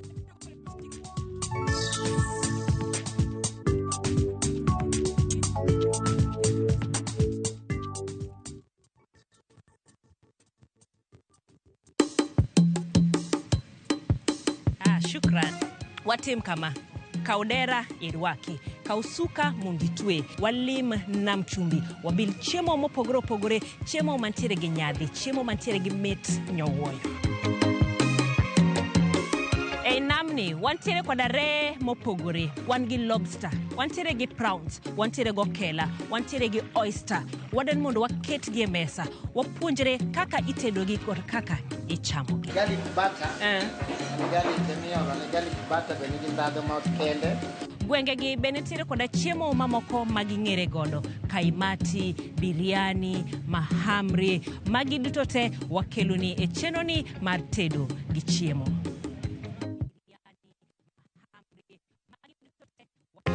Jothurwa, be usebedo gi gombo mar ng'eyo kaka cham wuok e kodhi nyaka chop kaka chiemo e mesa?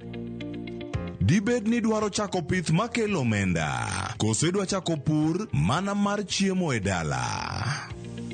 Wakelo ni yore mag chako magi duto e chenro mar pur gi ohala. Pur manyasani kendo manigi okang' mamalo to kelo yuto mathoth. Piny olokre dhi e teknoloji kendo puro kenana pur kaka ne manyachon. Kuonde kwath osedok matin. Tinyalo bet gi dhiang' achiel mar grade, tikete ot, tiomone chiemo to chiemo. Pur mchele ber kendo nyalo teri mabor. Ngimani be nyalo lokore gi higa 2 kende kitiye e yo morere. Pur gi ohala kelo ni jopur kendo joma olony e weche pur. Chieng' tich adek, saa 1:45 otieno, kik bai.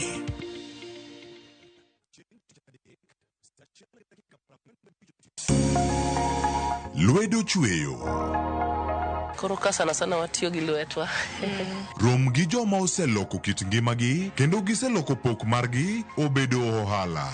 Bechgi ni malo nikech kaka yudo materials dhi mang'eny. Duto en wach chwech, pok, tich matek kendo tiyo matek. Tim giri mitimono kikete chunyi tikete pachi. Mamiyo lek bedo adiera. Pok opogore. Tich Ang'wen, saa 2 okinyi kod Sharon Ong'ao. Kik bai.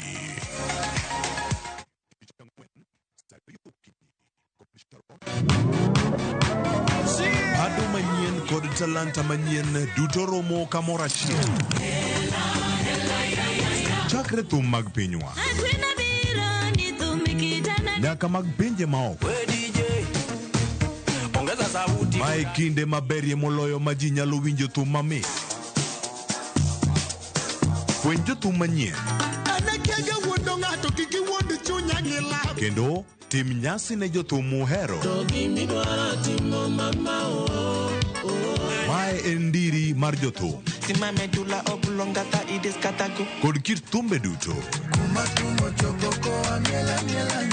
Pado manyien wuok tich nyaka tich abich saa 5 onyango.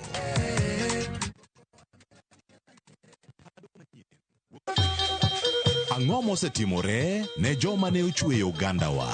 Adhi primary Kangonditi Primary School. Gin kanye sani? Amobilize kaler te, ne wago poro to gibiro wasombo kidi to watero kacha jite e secondary kacha. Waromo gi jodgi to wafwenyo sigand ngimagi mopondo. Siasa ka ng'amoy waye maduong' kata e siasa en Daniel Arap Moi. Ng'e ranyisi mabeyo mane giweyo. Ne japiny mopogore kata ng'ama ne nie duond loch ne neno ni kopo ni Kenyatta dhi Tom okawie thuolo ni mondo tanwa pinyni kaluwore gi mwaseneno kuom. Ang'o ma gitimo sani? To kata kamano be pod gin kodwa. Nakedo ne wach sukari ma jobunge Jonjo kod buot nochakane Bwana Sukari. Gin kanye kod Walter Nyambaga. Tich Ang'wen saa 3 otieno mana e Ramogi TV.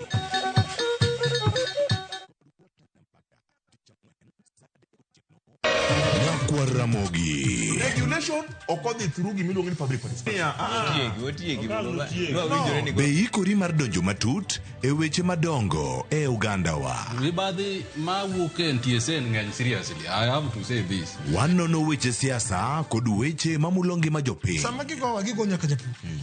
Nikech japur ni obro puro kande ni otere kanye. Buch jopiny en kama wamiyo pek paro kachiel kod nonro ma intiere godo. Wan gi chike mabeyo matayo gigi waduto te. Ok diang' wachnya every time ka ng'ato dwaro to waloko chike. Nyinga Trevor Ombija janding opanga jo Nyakach dendo nombija taya nyakwar guok kocha pesa. Wanere kendo. Tich adek ka tich adek saa 3 otieno mana e Ramogi TV.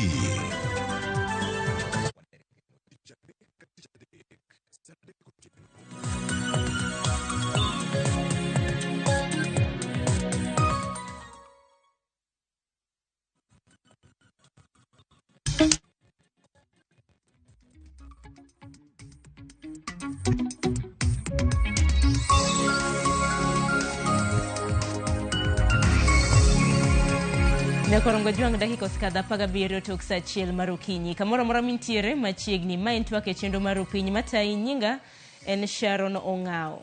Kaneno posters mabende noseke imbui magwa Nyakorongo juang thor wach mabende odoro twaki okinyi makawuono otende kod ratiro ni Gen Z. Ang'inyo libedo kiparo ni en ratiro marango. Ateri chiene higa mar 2024 Nyakorongo juang e kinde mabende nanitiere ng'anyo. Mano mar sundo piny owacho mapacho kaindi. Ahinya nyaka luore koda paro mar chik mar omenda kindego mano mar higa mar 2024.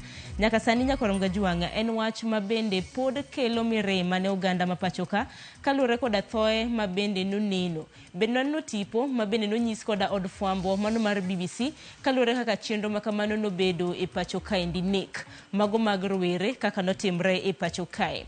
Bende chieng' Jumapil mano mar odira mano kalo naneno ka familia moheo 20 mago mag rowere mane onegi e kinde ng'anyo mago mag Gen Z higa mokalo nochokore mane boma ma Nairobi ka giparo wedegi mabende ni onegi. Be Nyakorongo juang ne gisingo mano mar biro chopo nyaka od bura mamalo mano chieng' tarik 25 mano mar dwe mar 6 mar higani kaka yor sundo sirikal mondo ka ondamo ne ji maitudo koda nek mar rowere e kinde ng'anyo. Bende giluwo ni nyaka ne nyithindgi negi gisebedo koda chidh nade ka jokedne ratich oganda bende oseo sirikal kuom juang'o jonyuol manowito nyithindgi e ng'anyo. Nyakorongo juang jokedne ratich oganda koni kata bedo ni report mano mar duol maketo nyong'ong e tije obila mano aipoa noyango ni jong'anyo 60 nonegi e ng'anyo mag Gen Z higa mokalo mana buchari mosechwal wanjane kane giloso of innocent peaceful protesters, provide compensation of murders victim families and families of those who suffered injuries and destructions of properties. If you ask someone, unaweza kuja utoe ushahidi venye kulikuwa nini? Mama naweza, but mamangu amekataa. Nisikuwa na ugonjwa, sasa niko na sukari, niko na pressure. Mama yake mtoto ni kama aliingia wazimu. Hata he doesn't want to hear story. Hata siwezi taka ajue niko hapa sababu hiyo story.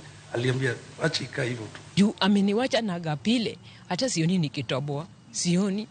Na nitabidi nifue tu hizo nguo, nifanye kazi ya kutukanwa, kazi mbaya mpaka maisha yangu ishe. Na niuma juu nimebaki ni kama sina mtoto.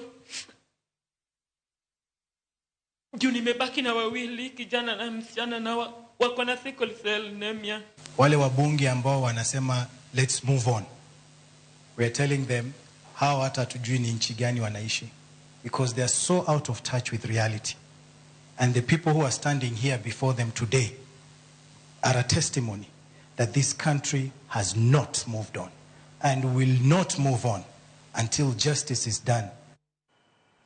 Nyakwar Mgajwang' mana kana sinyisi motelo mano maloyo familia 20 Nyakwar Mgajwang' mago mag rowere ma bende nonegi kinde ng'anyo mago mag Gen Z. Okiny makawuono biro bedo kwa twak ahinya nyaka otenre kod ratiro mago mag Gen Z e pacho kaendi kaluwore koda okang' ma bende jonyuol ma kamago wacho ni gibiro bedo ka gikawo mano mar chieng' tarik 25 dwe mar 6 mar higani, mano mar dhi od bura, mano mar chwalo petitions kotenre kod nek ma bende noneno e pacho kae.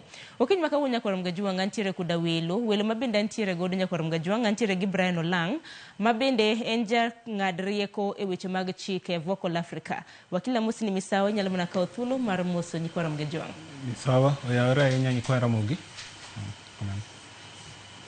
Erokamano ahinya. Nyakwar Mgajwang' bende wantiere gi Jocinta Anyango. Jocinta Anyango en min Kennedy Onyango ma bende nolalo ngimane e kinde ng'anyo makamano. Jocinta agoni rukumane nyakum chopo nyalo mana kawo thuolo mar moso Nyakwar Mgajwang'. Oyawre ura ahinya Nyakwar Mgajwang'. Erokamano ahinya. Bende antiere gi Peter Goro okil kendo jakidne ratich oganda. Wakili bende arwaki. Erokamano. Ne Nyakwar Mgajwang' wamoso uno oyawre uru. Sharon erokamano kuom miyowa thuolo ni mondo watwag kod oganda. Erokamano ahinya. Jocinta, aparo ni ne Nyakwar Mgajwang' okil wenda ahinya ne Nyakwar Mgajwang' ahinya nyaka luwore koda midhiero mopogore opogore ma bende isekalo. In achiel kuom jonyuol ma bende nwaneno kochokore buore Nairobi ka bende udwaro mar mondo mi oyud ratiro kaluwore gi okang' ma bende nokalo. Mana kod duku mana chi nyalo na lero na sigani matin kanyakla koda ratiro ma bende udwaro mar mondo mi piny owacho chiwno. Erokamano ahinya, erokamano. Anyalo okwongo achaka mosu kendo ni oyawre ahinya Nyakwar Ramogi. An Jocinta Anyango, an min Kennedy Onyango, rawera matin ma jahiga 12 manonegi e ndalo maandamano Ongata Rongai, Kajiado. Rawerano anogik okinyi machieng'no kanyalo pimo no wachiew to noningo bed ni aloso gigena magot kaka ng'ama miyo nadhi bedo kod welo mag jo Kristo. Takone nikech oda mana kaka nawacho an gi nyithindo 2 man gi sickle cell, wuoda ni ema ne strong e igi, en nyathina mar 3. Koro okoero ga weya kan gi kai okoero ga nena kaling, oero ga jokes. King'iyo picha ni bodo ka ogo kochung' ni oero ga timo kamano, kona ero ga kone ni ibro ng'ol timbe ni to kona ni mama okabi ng'ol ma ema mi mor adwa ga ni nyiero seche ma jogi winjo rem ti nyiero to berna okadwa ni ka seche ma dend gi ramo gi ti kuyo ta ba kuyo kodi. Koro oero ga jokes, koro no mora ga jokes to nyathi moero goro. Kata chieng'no nochako gokinyi ni ogoro nogoro msikiti. Nogore nowe mana koko tieko lakini ogore. Koro chieng'no akoni no omna pi wan kamwadake pi omoko mar gate. Koro en tije no omona mana pi to kelo ta luoko. Then kamwadake floor iyweyo. Oko kanyo en kumomon maraf kama miyweyo. Koro kose omona pi ta luoko matieko. To lunch watedo late. To wacho ni an kutedo lunch no wuok kodenyo. Kano madho mana nyuka gokinyi. To kona ni an kitedo lunch to an kik wena lot, an wena rech. Ne en kuon gi rech to den brown, ugali ma brown to gi kuon ma white. To kona ni an kik wena lot to wena brown to gi rech. To watedo, kwa tieko to wachiemo. Koseche mwachiemo to wapogo ne rech ne obudho kanyo kata jo media no biro mo otang'ne gi chiemo manodong' no budho. Koro kogik nowuok mana gimoro saa 9 10 kanyo nokang'iyo saa lakini ne weather ne rach. To maandamano ne nitiere Rongai e Lam, moro ni Clean Self Lam kanyo. Koro en tok manodhi ome buk to ne oko chiegni ahinya gi kanyo. To ne Lam machielo madonjo e mano, madonjo e Lam maandamano ne nitie. To kogiki kare kogik mochiegni gikie gate mar nyathi mane gisomo godo ne en jaklase kendo giriwo godo desk kochiegni gik to car wash moro nitie kanyo to karo neno ka nini ochacho to obasore kar car wash kanyo to kanye mane risasi oyude. Koro an kaka min gi an nakia ni nyathina ogo risasi, an nang'e ni nyathina odhi omo buk. Koro kaluwore kaka piny nochacho to wuon gi ne nitie dala. To wuon gi ogocho ne openja ni nyithindo te nitiere ot. Waneno ka Rongai rach, takone nyithindo te nitie lakini Kent oringo omo buk. Nikech kawuono Thursday oda nosom to gi kiny gi weekend kaka ne giwinjore gi nyawadgi mondo Monday kodhi e skul to setieko ne gi share. To kuna ni kare chak ng'iye tachako ng'iye osiepene me plot ka gin go to kura ne aken noringo dhi omobuk kare no dhi kende to wan gi japuonjwa mar kanisa wa Mwaleme karo neno TikTok to penja ni ogocho nan Simba ne onge gi TikTok to penja ni mama Kennedy ni kanye takoni ni Kennedy ringo dhi omobuk ang'o motimore ni nyathi moro gori sasiro ngai kama rach to ring kode hospital takoni an gi link no anene TikTok takoni ni dangi tangna to obire plodwa koro neno ko mar gate kama koro ambe na wuok aringa dhi e duka ka dhi e duka to kaduogo kado ka jo plodwa te ochung'ie dhot e gate to penja ni mama Kennedy Ken ako wapi Ken ni kanye ta penjo ni tang'o mi penja mana Ken to nakono gini aken noringo dhi omobuk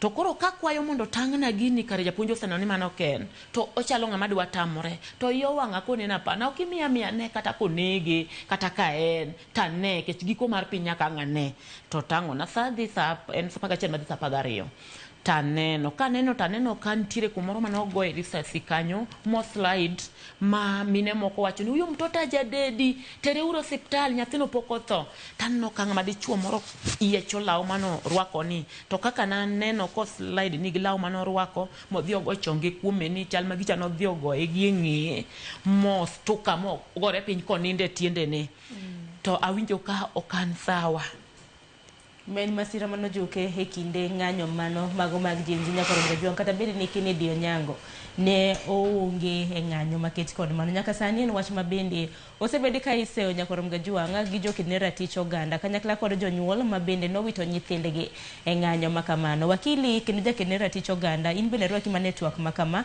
agoro wach makama osebedi ka iseyo kang' mamalo jokene ratich oganda bende koro dwaro mar mondo mi piny owacho onekra mana kaka nyalo miyo jonyuol oyud ratichgi kaluwore koda nyithindo manonegi arwak pachi kotende kod twak makama Sharon en adieri ne gima notimore en gima lit ma ok onego bene timore kami wacho ne wantie kod sheria en gima lit mokwongo ne jowa mar Gen Z gi nyithindo gi ngimagi ne giwito e yo ma ok owinjore to kendo ne giwite ka jomo obedo omi teko ochamo nyaka muma kata oth mondo mi gi protect ngima ma dhano emi wacho ni nonego jogi to nyaka sani onge gima waseneno ma sirikal timo nikech jogi nonegi sirikal monego bene ritogi pok waneno nitie gimiluongo ni command responsibility chieng' no kata case mar min Kennedy kae nitie ng'ama nitie mane command these police officers kata kapok wayudo ng'ama nogo bundeni onego bene ati jatelo mar police ma chieng' no manogolo that command mondo nyithindo gi onegi onego bene ne wasaneno gi e court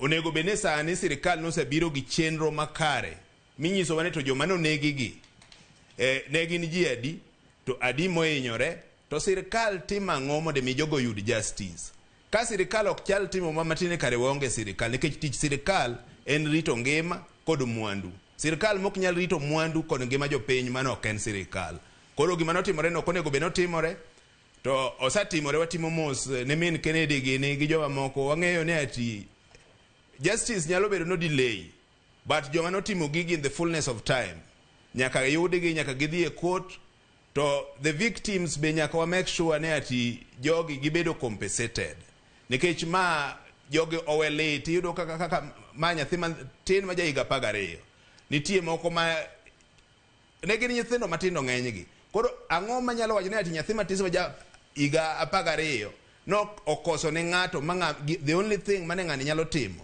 ne en go nyathini mbudi matine ka gigi nyalo timore kare Kenya is not a civilized ok onego beni luongo ka ne piny manigi rule of law mago gik matimore kuonde moko manitie anarchy ok onego beni gigo timore e piny masani en wach moro malit ahinya to bende wang'ino obila Nyakoromga Juang bende maniseyo koda nek makama nitiere report ma bende od fwambo mono mar BBC bende nochiwo ndalo 9 mosekadho Nyakoromga Juang documentary mong'ere kaka Blood Parliament documentary makamano nwaneno kanyo kaka ne gilieko ni nitiere obila kaka noneko Nyakoromga Juang kaka nonego David Chege Erikson Mutisia kanyakla kod rawera machielo mong'ere kaka Eric Shioni BBC World iwacho ni BBC report mano mar Blood Parliament akeni bende ni yudo thuolo mar nene Brian Olanga to kan yudo thuolo mar nene dwach nang kotende koda report makamano man nokram naka Jod bura moko bende seyo gin mara ni neno kaka twak makamano bende nodhi nyime e od bura maduong' ma pacho kae. Nayudo thuolo mar neno documentary mar BBC no, to bang' neno documentary no, gima nya wacho ni kineno ka josiasa kata nowuoyo e bunge bang' report BBC nowuok, digeni nok gidonjo e issues mane report nogolo, nikech report ne wacho ni polise ema nonego nyithindo, to ne gineno ni nyithindo joma nonegi gi noneg maonge atia, jomoko ne kata e parliament ne giwuok. Koro ineno kata bunde manogogi ni nok en justifiable.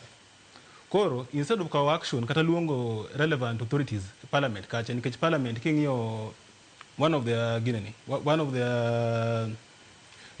objectives under the constitution en oversight donge. To onge joma ne giluongo kacha, kata CS mar interior nokoluong kacha, kata PS nokoluongi, nogiluongo kata chairman mar IPOA mondo ginyiswa ni ang'o manotimore kata action mane magisekawo nyaka sani. Nikech king'iyo Kenya National Commission on Human Rights nogolo report to wacho ni ji 60 nowito ngimagi. To ne giwito ngimagi nikech polisi manonegogi. Lakini king'iyo nyaka sani onge action moro amora mosekaw gi sirikal. Onge joma osebedo compensated kata onge ja sirikal kata moro mosedhi limo kata mama gini. Koro onge action moro magisekawo. Koro gima temo kwayo sirikal sani ni joma nowito ngimagi gi ok ochuno ni nyaka wadhi e court. Nung'e joma nonegogi, kauru nafas mondo omigi compensation.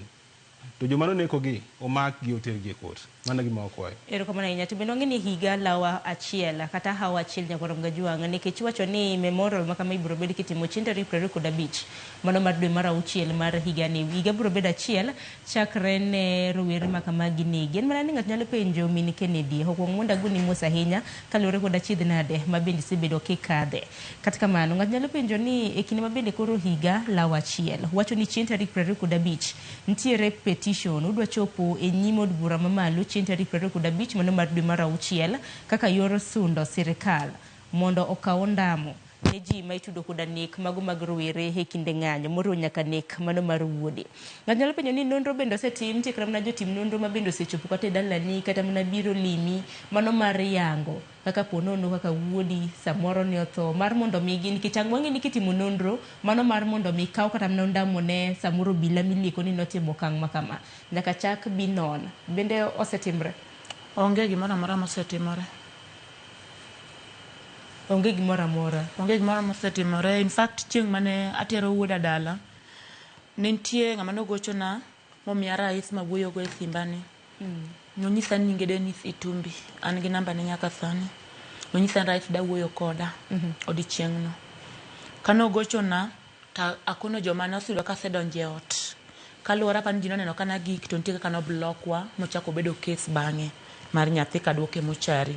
Kana gik kanyo to kano gochona ka gik ot akono joma ni ot ni ling'uru rais dwa wuoyo koda taketo loud speaker mondo ji te owinji. To mosa ni mama Ken habari yako takone ni si mzuri rais. Tokona ni nimeona na nimesikia unataka aje. Takone ni nyathina no obedo block ndara kana birogo koro adwa ni konya.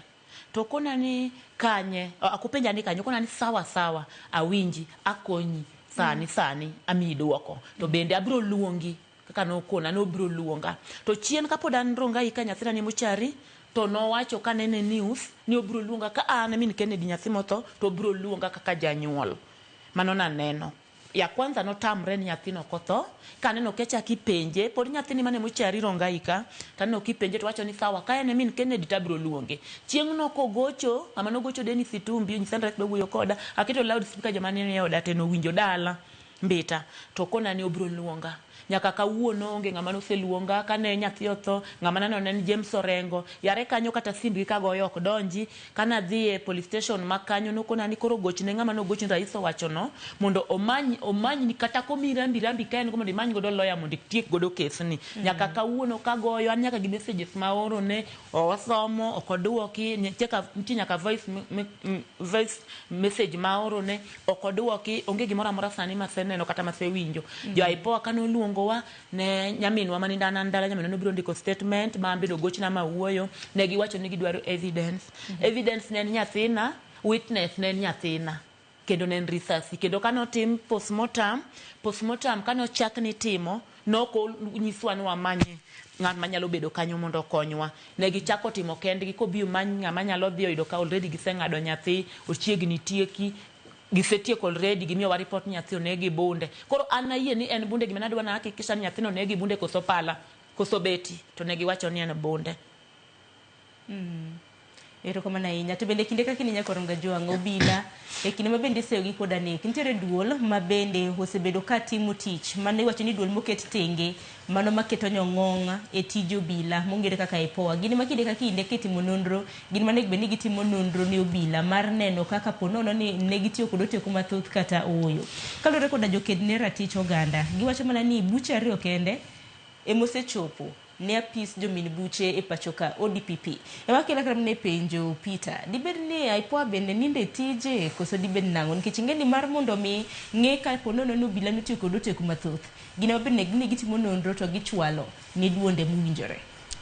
Sharon, adieri makende en IPOA ninde tije, nikech mae body mobedo mandated by law mondo mi gitim investigations e gik moko machalo kama, nikech police kiwene investigate police wadgi, in most cases gibedo ga compromise. Koro emomiyo Constitution of Kenya 2010 no onene mondo iket another independent body mar IPOA mondo ng'ine to ka gik aina gi kotimore to atua mane maginyalo kawo mondo ging'e jopiny adieri, nikech wang'eni police to kiwene investigate police wadgi, in most cases gibedo compromised. So as we speak, IPOA, it seems that they are either compromised or they are simply incompetent. Nikech gimagetimo, apart from ngiswa number marjo prauchiel monegi, ma we suspect ne ati onyalo bedo kata no ng'eny moingo prauchiel gi. Investigations give the weak link the victims yudo justice e Kenya ka. Nikech king'iyo report margi ka wacho ni ji only ji ariyo kata 2 cases emoter nyaka ka DPP mondo prosecution odhi mbele. To what of these other cases? One gi so many victims magi wuok gin jomo bire lela ma nitie postmortem report kaka jogi notho, nitie eyewitnesses mong'e kaka gini notimore. To IPOA magi jomo bedo, in fact they are being pesa kata ichulo gi en pes jopiny ma IPOA satina wanyalo wacho ni gininde tijgi, gin incompetent, kata wanyalo wacho ni gin compromise gi some agency within the government. Kech onge ni other reason wanyalo wacho ni omiyo ogitim investigation. Magi gik manenore, magi victims manitie, nitie witnesses, ang'o mi poge kawo action nyaka sani. Katika mano bang' report ma bende BBC nogolo mano mar Blood Parliament, bende nono ka IPOA bende nogolo statement na giolo boke ka bende giwacho ni nyaka sani gisebedo ka gitimo nonro mago mag thoe makamago. Iwacho ni e kind thoe 60 mano ndikore kata mano bedo registered. Iwacho ni gisetieko investigating, gisetieko timo nonro mago mag thoe 22 kendo gisani pod gitimo nonro mag thoe mamoko 36. En mana ni cases ariyo ema nitiere e doho gisani. Akendi cases mag doho makamage tiyalo ganada hinya kaluwore koda thoe mabiro sibedo kanina keni mana Brian Olang kinyalo kan mana golo doke itwa, nikech kaluwore koda IPOA giwacho ni cases ariyo dhi nyime doho gisani, 36 pod ginono, 22 iwacho ni gin completed, gin investigations kata mana nonro mabendo setieki. Kinyo ka IPOA tiyo ka gisetimo nonro girifa file ni dhiga ka DPP. Koro ka prosecution ema make decision ka case ni dhie doho kosa kok dhie court. Koro kiyudo sani ginya wacho ni cases kata ariyo ema DPP osewacho ni magi nyadhi mbele, mago nyatiri court. Lakini cases moko nyayudo kata ni kata DPP ongiso gini pod gitim further investigations. Mami nyayudo kata ni cases moko pod gitieko timo investigations. Lakini IPOA anyaluonge ni en toothless bulldog. Nikech king'iyo kata the level of incompetence mar IPOA 2023 Azimio ne nigi ng'anyo donge nitie ji manotho. Kata king'iyo gik mane timore Kisumo kuma chalo Kanyalenda, iyudo ka polisi oturo od ng'ato, kata nitie miyo moro mane nene e TV, miyo mong'ol, ng'ato turo ode, digi ode gi chwade, nyaka sani onge action moro amora mosekaw. Koro IPOA in my opinion aparo ni onego bed ni wang'iyo kaka wanya reform institution ni, nikech it's a very important institution lakini onge tich magitimo mondo gikony jopiny. nikech wacho ni IPOA ni independent bende ni independent kaluwore koda okapar ka en independent policing oversight okapar ka en independent nikech da en independent then nitie action moro ma gisekawo sani do waneno polise mang'eny obila mang'eny kotere court lakini king'iyo from kata case mar Baby Pendo mano timore 2017 nyaka sani eko aneno jogi e court koro king'iyo in my own opinion jogi gin very incompetent to independence onge institution ni to chal ka gima cases go budho bende ubro mondo mana kinyiso kata mana agoro kata mana ka rwake paro mar mondo mi kata mana ng'ad ne ng'ato bura ng'eni mar Baby Pendo bende odiche manyoro bende no ng'ad bura nitiere moko machije ma bende koro nosedonjne gi godo mar mondo mi ng'ad buche makamagi ang'eni nitiere thuolo ma bende kawo nikech mar mondo mi ng'ad ne ng'ato kum ma bende dwaro miye ang'eni nitiere nonro ma nyaka time kind mamoko bi paro ni cases makamagi dhi mos iwacho ne ati justice delayed is justice denied. Ka wawacho a good example en case mar Baby Pendo manotimore 2017. Sani almost 8 years down the memory lane kokineno ka jogi ne itere court. Mibro yudo ka the victims within this 7 to 8 years matene jogi gisabedo ka gisafa maonge yo mora mora minyalo konygi godo. To mopogore gi wacho wach mar IPOA cases gi nitie ng'ato nyalo institute private investigations by these victims matene kata mana gin giwegi to mopogore gi giwegi under article 2022 of the Constitution of Kenya ng'ato nyalo dhi e court on their behalf mondo mi o demand for justice for these victims en mana ni ati our judicial system be kaka handle these matters iyudo ka gidelay for so long in court ibro yudo ka otieko 1 year 2 years pod gigi dhi mbele to kaka gini medo dhi mbele kaka gigi bedo delay kaka the victims ok nyal yudo justice ma pod miyo gi mana adhola ka ineno ka nyathini no negi mama uno negi to justice onge koro onego bene wang'iyo kaka wa reform our institution 1 IPOA onego bene miyo prosecutorial powers matine ati cases gi okochuno ne ati onego bene gidhi ka DPP onego bene gi imiyo gi lak gi mondo mi obed independent kaka iwacho ni migi lak gi mar kecho maka nitie police moro manotimo makosa moro to IPOA timo investigations to tero gi court gin giwegi nikech iyudo ka wasewinjo so many cases miyudo ka these other institutions otero kata mana EACC gitero file ka DPP tido ka action mikao onge matine yot mondo mi sirkal dho interfere at the office of the DPP to ka IPOA inyalo milake mar kecho an gadier ni wanyalo yudo nyalo konyo the victims yudo justice e yo mapiyo to mopogore gi mano the victims gin wegi en mane iwinjo kaka Min Kennedy wuoyo gi chuny malit ne osabedo ko manyo this justice ok onyalo yudo but kata mana cost mar Rongai kata mana cost madhi e court ni nitie cost implication odwaro a lot of money ma ng'ato kaka Min Kennedy gini ok nyal timogi emomiyo nitie duol moko kaka Law Society of Kenya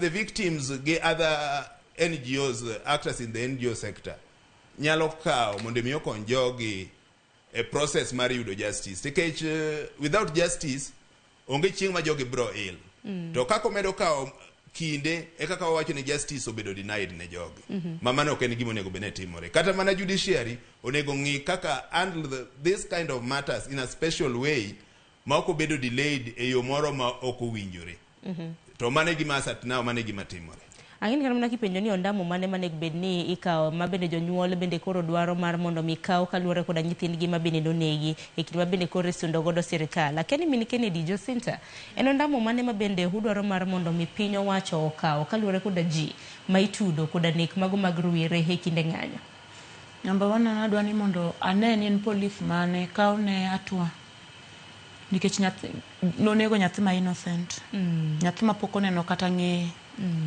to kaluwore gi aneno ka Kenya nikech dongwane e Kenya nyaneno MP manyoro tho e dakika no pok otiko kata mana dwe pok oike to seyudi ni ng'ama nyonege kendo nyonege mana gi bunde machal gi manyonego Kennedy koro gino inya ni Kennedy to notho sani gadi romo onge ondamo moro amora mosekawe pok aneno kata ng'ama onege to machaka nyonegi nyoro to seyudi nyaka jomosenege mosechak kawo negi andamo koro mane gima inya adwa no mak ng'ama nonege no mine ni duonde mago piny owacho ahinya ipwa mabende bedo katimo nonro ne obila oteku mabende obila tiyo godo. Ineno ni samoro gininde tijgi hoso nang'o?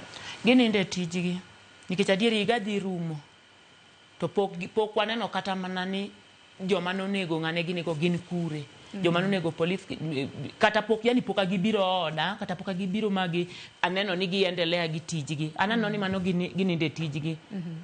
Mano ndamo mabende koro in kanyakla koda jonyuol mabende mamoko mabende nolalo nyithindgi udwaro mar mondo mi okaw ndamo ne obila mabende ne otimo timbe makoch kamano. Kopogore gi bano ndamo mane nikech aneno ka untiere gi dwaro mano mar chwalo dwaro maru ne od bura maduong' mamalo chini tarik 25 to kuchwale ne od bura mamalo bende jod bura bende ng'eni kinde mosekalo osebedo ka twakie kaluwore koda nek makoch mabende segudo bila.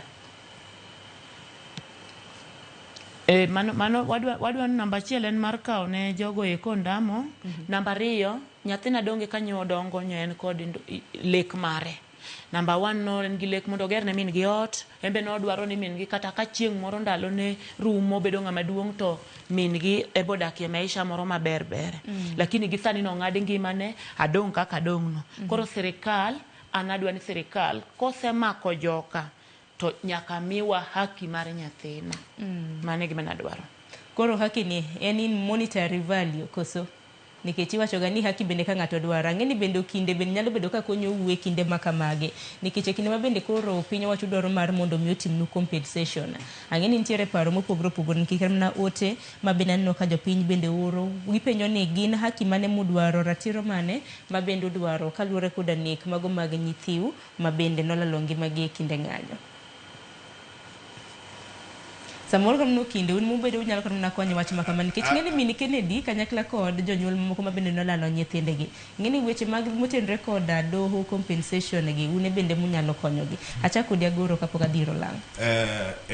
Wach ma min Kennedy wacho en wach mawinjore kendo e kaka onego beni time. One en ati nitie ng'at ma is responsible e nek mar jog. Wadwa neno ni ng'ama responsible ni omake otere do mano is part of justice. Mopogore gi ng'ani mondo tere do mondo mi wang'e adiri gima miyo notimo gini onego bene the victims bedo compensated. Owacho a good case ne wuode ne nitie kod lek. To kade wuode bed mangima owacho ne en gi nyithindo 2 matine umaye nyathi achiel umaye mane chalo odong gari ariyo gi winyo ne tuo to ma the strongest the only hope of that family emano mae ni koro gimonego bene timo en ni ati these people should be compensated. To compensation in this case wang'iyo ne nyathini koka ne ja higa 12 to ngima mar dhano en kata higa 90 kata 100 to ang'o manodhi otimo ne jonyuol. Koro wang'ine to nikech ngima dhano ok nyal ng'iew kod pesa. However, wanyalo ng'iyo kaka wakonyo e healing process ma jogi. Koro healing process ng'iyo kaka min Kennedy ma ne en hope ma this family. To onge hope koro ng'ama nyalo ng'iyo mahitaji margi kaka family. Koro sirikal obed kod pesa minyalo ng'ine to min Kennedy nyalo dak nang'o to ode kamodak nikech magi are basic needs. Magi hope mane en godo mondo miyo notero nyathi skul. Mondo sirikal obi mondo konye e gik ma aina gi. Mano kaka wabro wacho ne ati the victims kata the family obedo served with justice. Chieng' ma joka ng'ama nonego ni o take responsibility mar nek. To adieri be ong'ere nikech without knowing the truth onge justice. Tiwinjo ka nyaka sani onge ng'amosa kata mana joma ne gocho ne sirikal mondo konye yudo adieri. Iwinjo ne ogi maxim. Koro ji aina gi gibro yudo adieri karang'o nikech inyalo yudo mana justice king'e adieri. To healing process be bro timore kata mana min Kennedy kod joma moko. Gibro mana il chieng' ma ging'e adieri ni ng'ama nonego nyathine ni en ng'a. To motive mane manomiyo onego nyathi ma jahiga 12 ma could not even defend himself. Nyathi ma jahiga 12 mabe kata ng'ama inyalo wacho ni ati majajane maandamano. It's allowed by the constitution. To ok inyalo wacho ni nyathi ma dhisni bende nie maandamano jahiga 12. Manitie ng'ama nyaka kaw responsibility. Chieng' ma ng'ato kaw responsibility to the primary duty bearer of protection of these rights and the government. Koro the government must take responsibility. Nyaka ter jogi court, nyaka jogi bed compensated. tekni bende gidwa kram na compensation makamana keni gin compensation machal nade ma olang bende nyalo wacho nikech compensation kata mna chudo mar mondo mi piny owacho nikech ang'eni ng'ato koselalo wacho ni kiselalo kram na watni en lal mosedhi nyakorom Gajwang' iwacho ni en lal mosetimore to koro compensation mar mondo mi tim gino kingi magi man nyaka lu nikech ang'eni nonro bende nyaka tim to kram ne kinde mosekalo kwa kram na kaka piny owacho osebedo ka timo compensation ok osebedo kram na kitime e yo malong'o diwacho nango tenre koda man gima nya wacho ni king'iyo jok mano neko ne gin government official ne gin officers meke sirikal koro mano maanisha ni sirikal en solely responsible kuom nek mano timoregi koro gine monego bende gimiyo jogi compensation familiars gi compensation to king'iyo in my own opinion ok apar ni ochuno ni nyaka wadhi e court mano ok ochuno nikech ka mae de sirikal matiyo maber dogi chulo jogi mok wadhi e court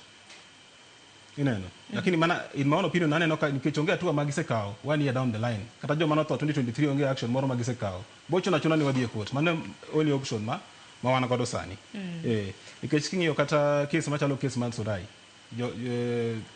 jogo no chuno koro ang'eni sirikal nyachulo pesa lakini chuno ni nyaka wadhi e court ka gigol pesa mano the unfortunate bit lakini bende kada mna ko gol pesa pesa no bende biro bedo ka chopo ne victims mano bende penjo maduong' nikech nyaka sanitire familia mathoth iwacho ni Gen Zs moheo 60 ne olalo ngimagi to nitie kama moko manyaka sani familia magi wacho ni an nyathina ne odhi ong'anyo pok anene pok aduogo nonro mare bende wakeketa ni en kanyo yendo kada jok manolalogi wang'eni jogi sirikal manolalo kodgi koro sirikal monego beni kawo sole responsibility nikech sani wacho ni wan ka Kenya joma chulo ushuru ineno sirikal ema nigi sole responsibility ng'iyo ni hakiwa kata ngima orit koro ka ng'ato lal kodi sani sirikal ema nigi sole responsibility ensure ni ngima ni obedo protected kata property obedo protected kata ni in case kata ka gilal kodi ochuli koro in my own opinion pod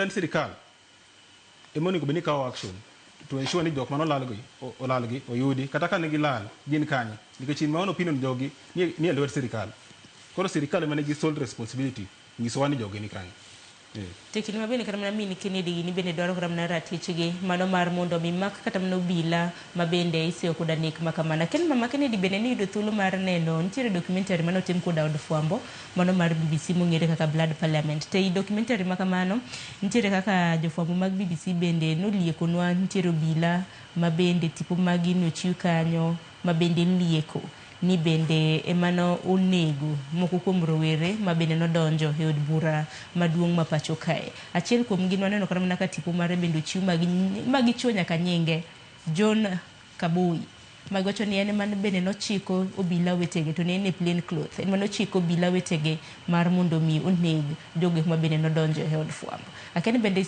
e od bura maduong' ma pacho kae akene sido thuolo mar neno kanda makamano obila ma bende tipo gi bende osechiw kanyo diwachang naneno to kangi kata boyo se kawo ni atua gi sirikal okangi ni jok ma okelo gi kata manono mofwenyo ni gin gema koro idhi kawo ne gi atua kaluwore gi sirikandwa ma kawuono samoro kata jok mokelo gi ne joma koro dhi nenre joma richo nikech sani ng'ama wacho adieri mane ng'ama rach kata manikonwa ni mondo wakel evidence kata witness sani nyathina ne nyalo bedo gi witness nikech en ng'ama noting'e manotho e lwete kodhi katere Msamaria mwema mane tere osiptal koparo konyalo motwe kama ayudo kanotwe kama e mochari kare mowuokne to ok dang' owuogi ni ane mana tero nikech okia kam kowuok ni pap to ngimane dhi lal koro tamo ng'ato kata kong'eyo kata kodwa bedo witness to tame bedo ai witness nikech kodhi bedo to okia ngimane kuma dhi bet Tagoro to aiponya kasani ng'a pia matimo nonro mag obila miseyo koda nek makoch kata mana miseyo koda tiyo kodo teku mathoth nyaka sani kingo kata mana documentary mana BBC ogolo deno ka gitimo nonro margi makende ineno obila kaka timore e kinde makamago obila bende na gicho nyaka nyong'ong tipo magi to pok waneno kama obila makamago osekaw negi okang' koso weche nitiere matimore do ma samoro wakia kata kopogore kapok wawacho wach do en kata kaka the government no handle wach mar this BBC documentary can tell you the government onge gima gitimo nikech one kata this documentary itself on mino bed immediately akano bedo ya ni winjo kata mana reaction mar members of parliament kage wacho ne ati these people should move on ne ati we sympathize but we move on. Martin, at that level of insensitivity in the government, they have become so insensitive. Makata gik ma inyonge madano okochuno ge iwinjo kasa nigi wacho ni jogo accept that the victims will move on. To poko ka kananda na dek nitie rawerni mo kangwen mana the government not the more invade udegi mag dak moka nyaka gigegi mag teach kane gi suspect ne magi could be some of the people mane timo investigations mano share part of the report mano bedo covered gi BBC Martin, the government emano nego jogi so the same government mano nego jogi ematimo this cover up mondo mi adieri kik yangre elela nikech kade the government edwaro mondo mi adiero yudre kane ng'iyo that documentary ineno mager clear faces manyaka iyudo ka nitie nyaka names mara attached to it kaka a good example and this John Kiboi under International Crime Act nitie gimiluongo ni command responsibility en mano ochiwo order kata kane pok wayudo ng'amano ogo bondeni to wasayudo at least wasayudo ng'amano golo that command onego bed this person mano ogolo that command by now onego bed neno samake modhi do yene okwanyal blame do at this stage nikech onge ngama do deal gi gimo tere mbele ne kapok oter gi ni do mbele do onge gima do nyalo timo to in this case ngama ne go wajine the primary duty bearer mar protection of rights and the government to ka sirikal emineno ka gin wach documentary ni kano wuok to gin gitemo mana mondo mi gi intimidate kata mana the sources magi think ne atima no golo this kind of information ne BBC kata investigators but then the government there is no onge goodwill on part of the government mar me the victims kaka min Kennedy gini yudi justice koro on mano en gimo nego bene timore sirikal onego bene rito ngima dhano sirikal onego bene rito mwandu dhano to sirikal mok nyal timo gigi ok onego bene iluongo ne sirikal mano waonge sirikal onego bene wamanyo kaka wabedo gi leaders manyalo rito ngimawa manyalo rito mwanduwa to ginyalo tiyo gi pesa maber mar timo gik ma jopiny dwaro erokamano ahinya nyakwarongo jong'ane no ote magi mano kaluwore koda thor wach mabende wantiere godo ote ioro e lai mago timachok arede ka uchiel nono mbui mago mag oganda bende aneno kwa biro ni achiel kachiel mano kokalo mbui mar Facebook wantiere mbui mar YouTube Citizen Digital kanyakla kod X ket ote kanyo kaluwore koda thor wach mabende wantiere godo abro bedo kasomo kata kamano yiena mar mun weka yo matin aduogo gi ote magi kanyakla kod atwak kapok akaw godo yweyo matin.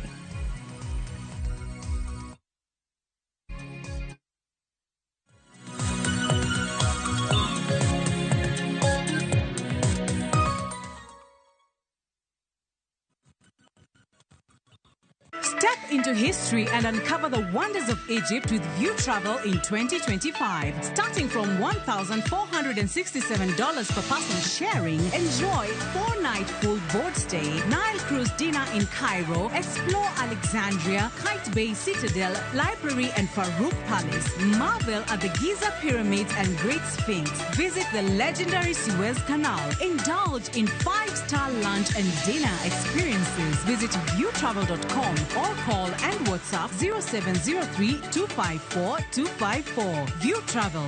Dream, explore, discover. Machigni nyakuramonga juange chenro mar Goma Owake. Wok ticha kelo ni mix mokwe. Kaito tichario. Reggae Owake, yani tunaongea na Majar Rastafara. Alafu ticha dek na kwa mwaka juang akelo ni maana yani ngeni baka kiwasani ticha ngwene is kama nene yani kitambo zama za kale. Alafu Friday si unajua tu Friday tunafanya namna hii kwa mwaka juang Friday sukuzo wake sapara kidaka paga big nyaka sapaga rio kod an PDG Papa Vic yani ukipenda mzee kijana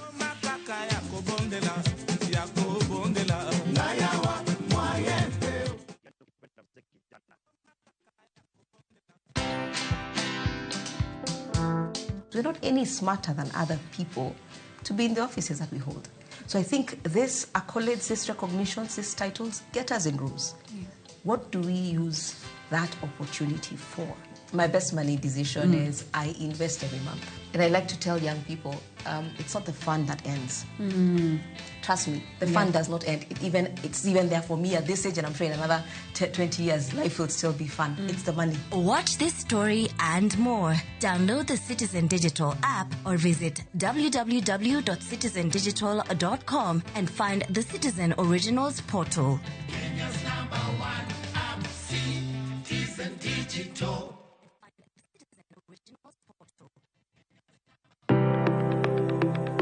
En gima konyo e ngima mapile, to ok en gima ng'ato dwaro e ngimane.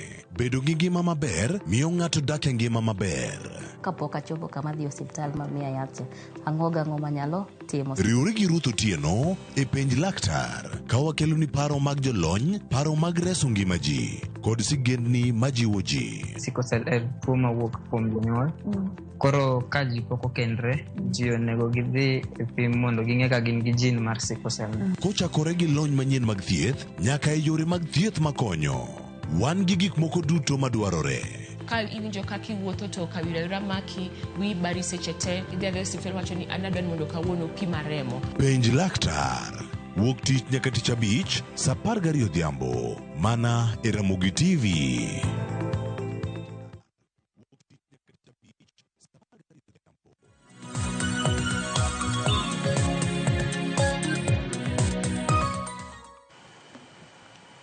Nyakorongo jong machiegni kende okang' mar ariyo pod wantiere gi dakika madirom 28 kapok watieko twak marwa e chenro mano mar piny okinyi ma kawuono waloso kotende kod ratiro mago mag rowere motis kaka Gen Z. Okang' ma bende biro bang' moheo familia 20 Nyakwaramga Jwang' nochokore bure Nairobi ka chieng' Jumapil ka bende gidwaro e kinde ma bende ne gichokore ne giparo wedegi ma bende nonegi e kinde ng'anyo mago mag rowere ma bende notisi kaka Gen Z higa mokalo. Nyaka gisani gidwaro mar mondo mi piny owacho okaw okang' mago mar neno ni ratichgi oyud e yo makare. Narwako ote mag Nyakwaramga Jwang', asoma moko kuom ote misebedo kioro. Ruth Ochieng' iwacho ni mos ne min Kennedy nek en gima lit. Nek en gima lit. Iwacho ni sirikal owinjo tiek nek e pacho ka. Iwacho ni onge amount of money manyalo compensate tho. Gima sirikal nyalo timo en mar mondo mi oyue pi wang' jonyuol. Iwacho ni iluwo twak kintiere Umoja e kaunti ma Nairobi. Asomo kuom ote makamagi. Nitiere janino marwa yoro ote na imago magote machuo karede ka 600 ineno maler kintiere Kagana Ndiru. Iwacho ni idwaro mar mondo mi justice okaw to wananchi mabende isiki makamaka oyae bendo bila bende nego bedni kaunegi okang' kaluwore koda timbe makoch makamano. Jano machielo wacho ni ratichwa to osebed ka irocho. Jotendogi moko bende ok beyo, gitiyo koda polise mok bernwa. Ginote mopogore Nyakwaramga Jwang' mabende sibedo kiora. Abiro bedo ka somogi kinde ka kinde mar neno mabende wanyalo somo e yamo. Gimok wanyal somo e yamo kaluwore koda thor wach mabende wantiere godo. Karoko pachu bende kaluwore koda ote mosebedo kuor. Beduru mana oro, abiro bedo taka temo matekar nyalo marwa. Ratiro machal nade, ma in kaka japiny, ineno mar mondo michiwne jonyuol mabende nyithindegi ni onegi e kinde ng'anyo mago mag Gen Z. Higa la wachiel, chintari 25 dwe mar auchiel mar higani, higa biro bedo achiel chakre ne lal mag ngima makamago ne timre. Yod bura maduong' bende agoro anyalo paro kana in bende itemo loso kotende koda twak mabende nonene od bura maduong' mamalo ahinya nyako tendre koda documentary mana od fwambo mar BBC nogolo kotende kod Blood Parliament. Akeno lang di wach dango nikech jod bura ma Suba North mano Millie Odhiambo noseyo okang' makamano kaluwore koda report mabende BBC nogolo ka bende giwacho ni kaber to Parliament od bura maduong' ma pacho ka nego bi koda select committee mano mar ng'iyo kaka thoe makamago notimore. Iwacho ni ng'iyo aftermath mago mag protest makamago manotim higa mokalo. Kwacho ni issues makamago nokobedo handled maber. Anya yigi wach mane Millie Odhiambo wacho no. Lakini king'iyo select committees gite wasebedo kod gi mang'eny. Lakini action mane magikaw bang' mano kata bang' golo report gi onge. Ineno. Koro pile loso ga select committee. Koro giboloso ma gigol report lakini report no ka gisegolo gibo bede gode office gi onge action moro ma gibo kawo beyond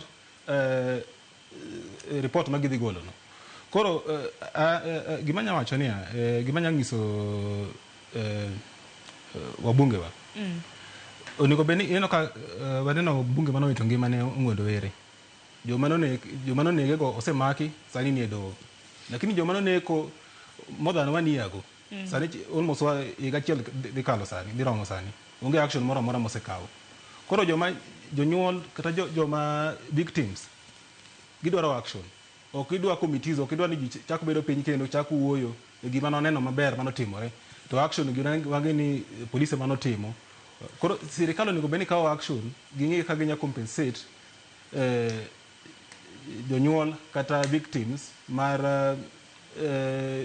ng'anyo manotimore last year then secondly kata beyond mano nitie gimiluongo ni psychosocial support ing'eyo ka mama sani nitie sani pod en pod en gi kuyo pod en gi lit onge kata action moro amora ma sirikal osekawo nikech nitie psychologists manya bedo piny gi mama wuoyo kode mono konye kata kuom paro inya yudo kata sani kaka entiere ni onya kawo kata action moro marach ineno koro kata psychosocial support ni magi bing'eni gimanya wacho ni gin low hanging fruits ma sirikal onego bed ni timo lakini ok ine onge action moro amora ma gisekawo nyaka sani koro in mono opinion nawacho ni ma sirikal mangima ji ok ochuno kata jopiny kaka paro ok ochunogi emomiyo kata ing'iyo ka moko ne wuoyo kofuwo gima giwacho gin gik mofuwo ok gipar kata ni joma nothogi gi e familia moko nitie kuma giaye gin gi jonyuol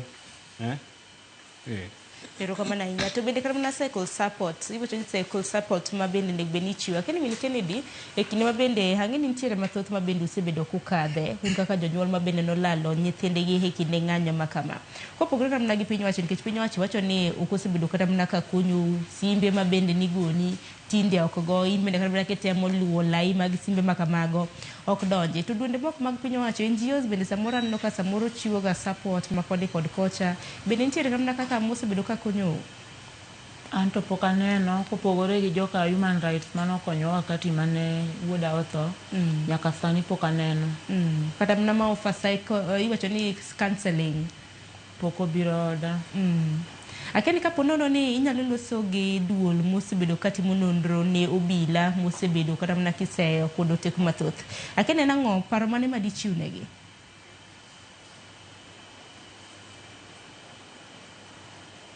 kawuoyo kodgi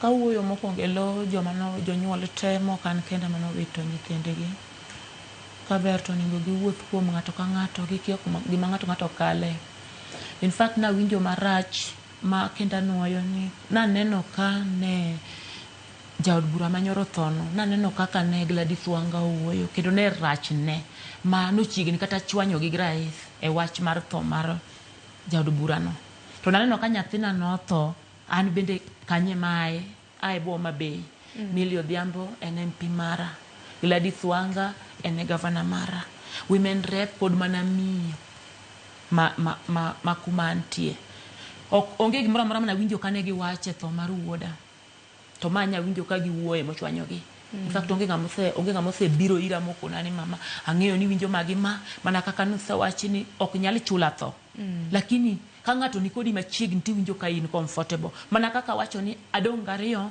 matuo to kaluwore kama kale tich norumo bang' tho aonge tich aonge gima nyalo timo ka ng'ato luonga dhi aluokone ohala norumo ng'eni ka ng'ato kalo buto nyayudo ni in gi pek moro ionge kata biashara wacho ni kare wayawni kata biashara kata kapod ikalie ma to in gi biashara inyalo ng'iewne kata mina nyithindo yath to onge ng'amose biro ira e yo machal kamano an kenda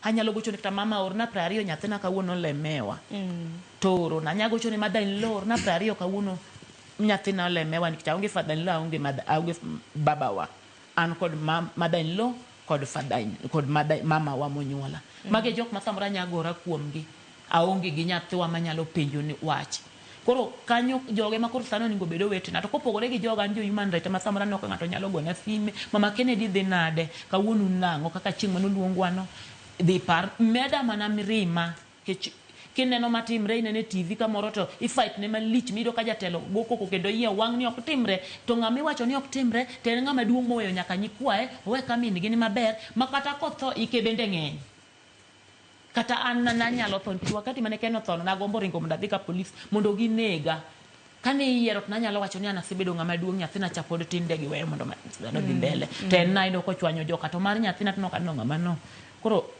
okoyot omeda mirima ma in kineno ka jotelo ok ine ka jotelo kawo kata mana okang' kata mana ondamo mowinjore ne anyuola mosebedo kata mana kalalo nyithindgi osebedo kata mana kalalo wetegi to ka gin jotelo wetegi to gi fight matek kendo gino chwanyogi ineno adiri ni ng'ani iye owang' kendo nyo igi owang' manyaneno anene e TV ka igi owang' e tho manonego kendo nyaka kaw ni atua ng'ama notimo timno nyaka kaw ni action immediately no poko ike osekaw ni action nyathina to 1 year 12 years old ok no dhi mandamano no dhi omo buk mondo duogo somo nyathina kikata bech mogo en kokele mesa to chamo ka onge to madho nyuka iwinjo ni chieng' no madho nyuka to nyisa ni mama ang'ukan na mana rech matne nyaka rech no bedo gomba maka samo yudo to wacho ni ang'ukan na okiano rom nade to wacho ni ang'ukan na to ng'at maduong' manoweyo owe gimoro amora ma samoro kata wil ne no sendiko ne nyithinde ma en kanyo to ng'e ni koyudo tho e seche go to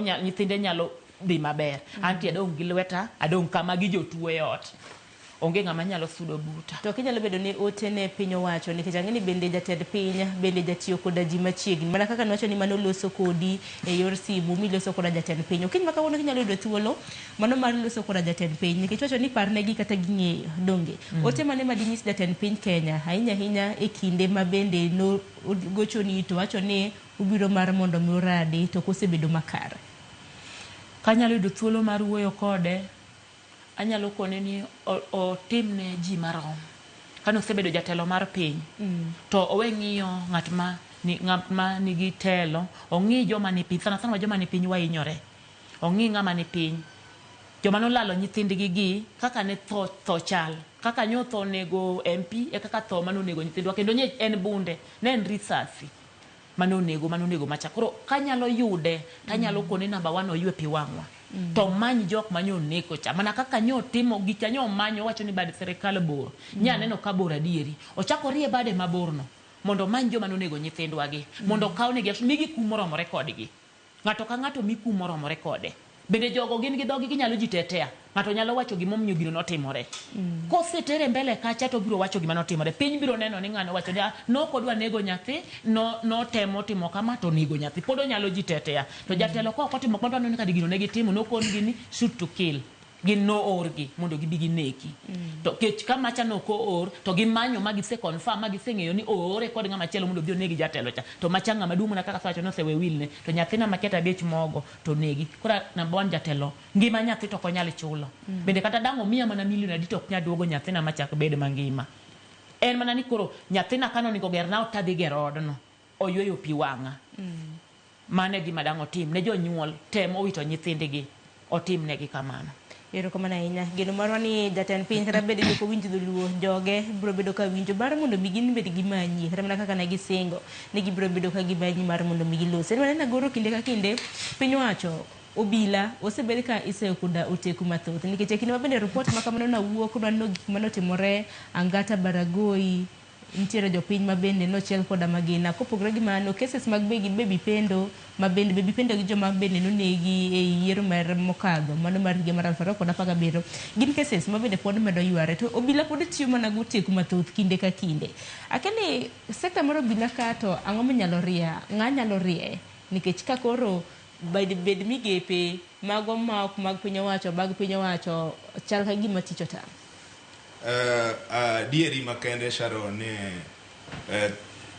police force nitie gik mang'eny madwaro ni mondo timre kech kane wayudo constitution marwa mar 2010 ne wa expect ne dhi bedo constitution ma dhi bedo gi institutions matiyo ne jopiny kaka jopiny dwaro emomiyo noket National Police Service Commission to one of the mandate mar this commission nen kaka police bedo train kaka IG this other command structure bedo appointed was well ailated. But king'iyo gima setimore within the last almost 15 years, ene wa water down the gains manokete National Police Service Commission. One, kaka Inspector General of Police, the draft out of our Constitution of 2010, nedwa ni mondo jogo obed IG obed appointed gi independent body ma kiko bed ngama nyalo kao command kata instructions from any other quarter. As at now, iyudo ka kanoromo 2016 negi biro negi keto some amendment in the National Police Service Act of 2011. Koro these amendments gini iketo gi with intention my job is to water down these gains manokiel gi new constitution mondo wabed gi independent police service. Ma yudo ka president nyalo chiew to yudo ne IG yudo ne kawuono no riembe. Koro gik ma aina gi ema keto rote police service ma adieri makende ne excessive force brutality mwaneno ka police ma Kenya ka tiyo godo gi. Ok en gimo nego be no timore e piny mora mora mabedo governed by rule of law. To ma timore nikech weak institutions. Matine institutions ma wan godo gi gibedo weak o ginyal self-regulate mondo gi protect ratiro mar oganda. Koro there is need for serious reforms a police service. Mondo mi ka nitie ng'ato motimo makosa tinyalo kaw atua. Takene reforms manade ma samoro langi neno ni nyalo keti mano mario sekta mar obila nikech ok wanyal wuondore e kinde mag ng'anyo makamagi mabedo wasebedo karamna kwaneno kata mna obila gin giwegi ge bende gijayudo ga hinyruok inyalo paro karamna obila mana olalo lwete maneno kata mna gik mana timore angata barago intiere moko obila ma bende no hinyore kin mamoko ere kaka inyalo rie sekta mar obila pacho kae bingani ka kodwa kum sheria nitie kata nitie taratibu monego bende police tiyo godo lakini bingani no work from police force to police service koro onego bende gitiyo ne jopiny maber onego bende gifuato gi follow the law kata sheria lakini king'iyo ka gitiyo sani nikech onge accountability moro ma giyudo malong'o king'iyo institution machalo ka IPOA obedo watered down en gi a lot of gima wacho ni political interference josiasa donjo e weche IPOA ahinya kata king'iyo kata pesa mimiyo ginyayudo kata gin mana pesa mar ginene chulo mana ginene kende salaries kende momiyo samoro kata tijegi bedo matek matin ineno koro gima nyawacho ni institution mwana godo machalo IPOA gini kata National Police Service Commission tij National Police Service Commission kata under the National Police Service Act en ng'iyo gene kata appointment mar police ng'iyo kata ginene kendo promotion mar police lakini ng'iyo sani koro kata bang amendments ma wado wacho gi iyudo ka serikal koro donjo kanyo gine magida appoint Inspector General momiyo kata yudo kata Ruto kane ginene kane en Mount Kenya yudo ka Inspector General Bodi Rally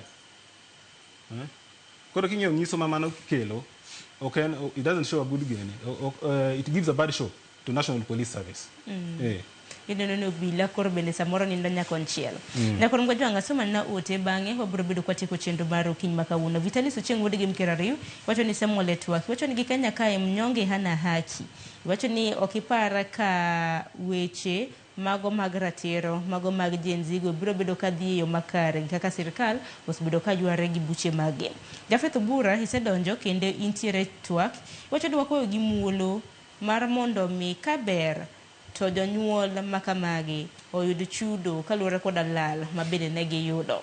Jack Nyawarianda iwacho ni Samuel kintiere Warianda Beach sa kwa bondo. Linden Seda iwacho ni Twak ntiere kendo Twak dhi maber jenzito nego yud ratiro margi kaka jomatindo.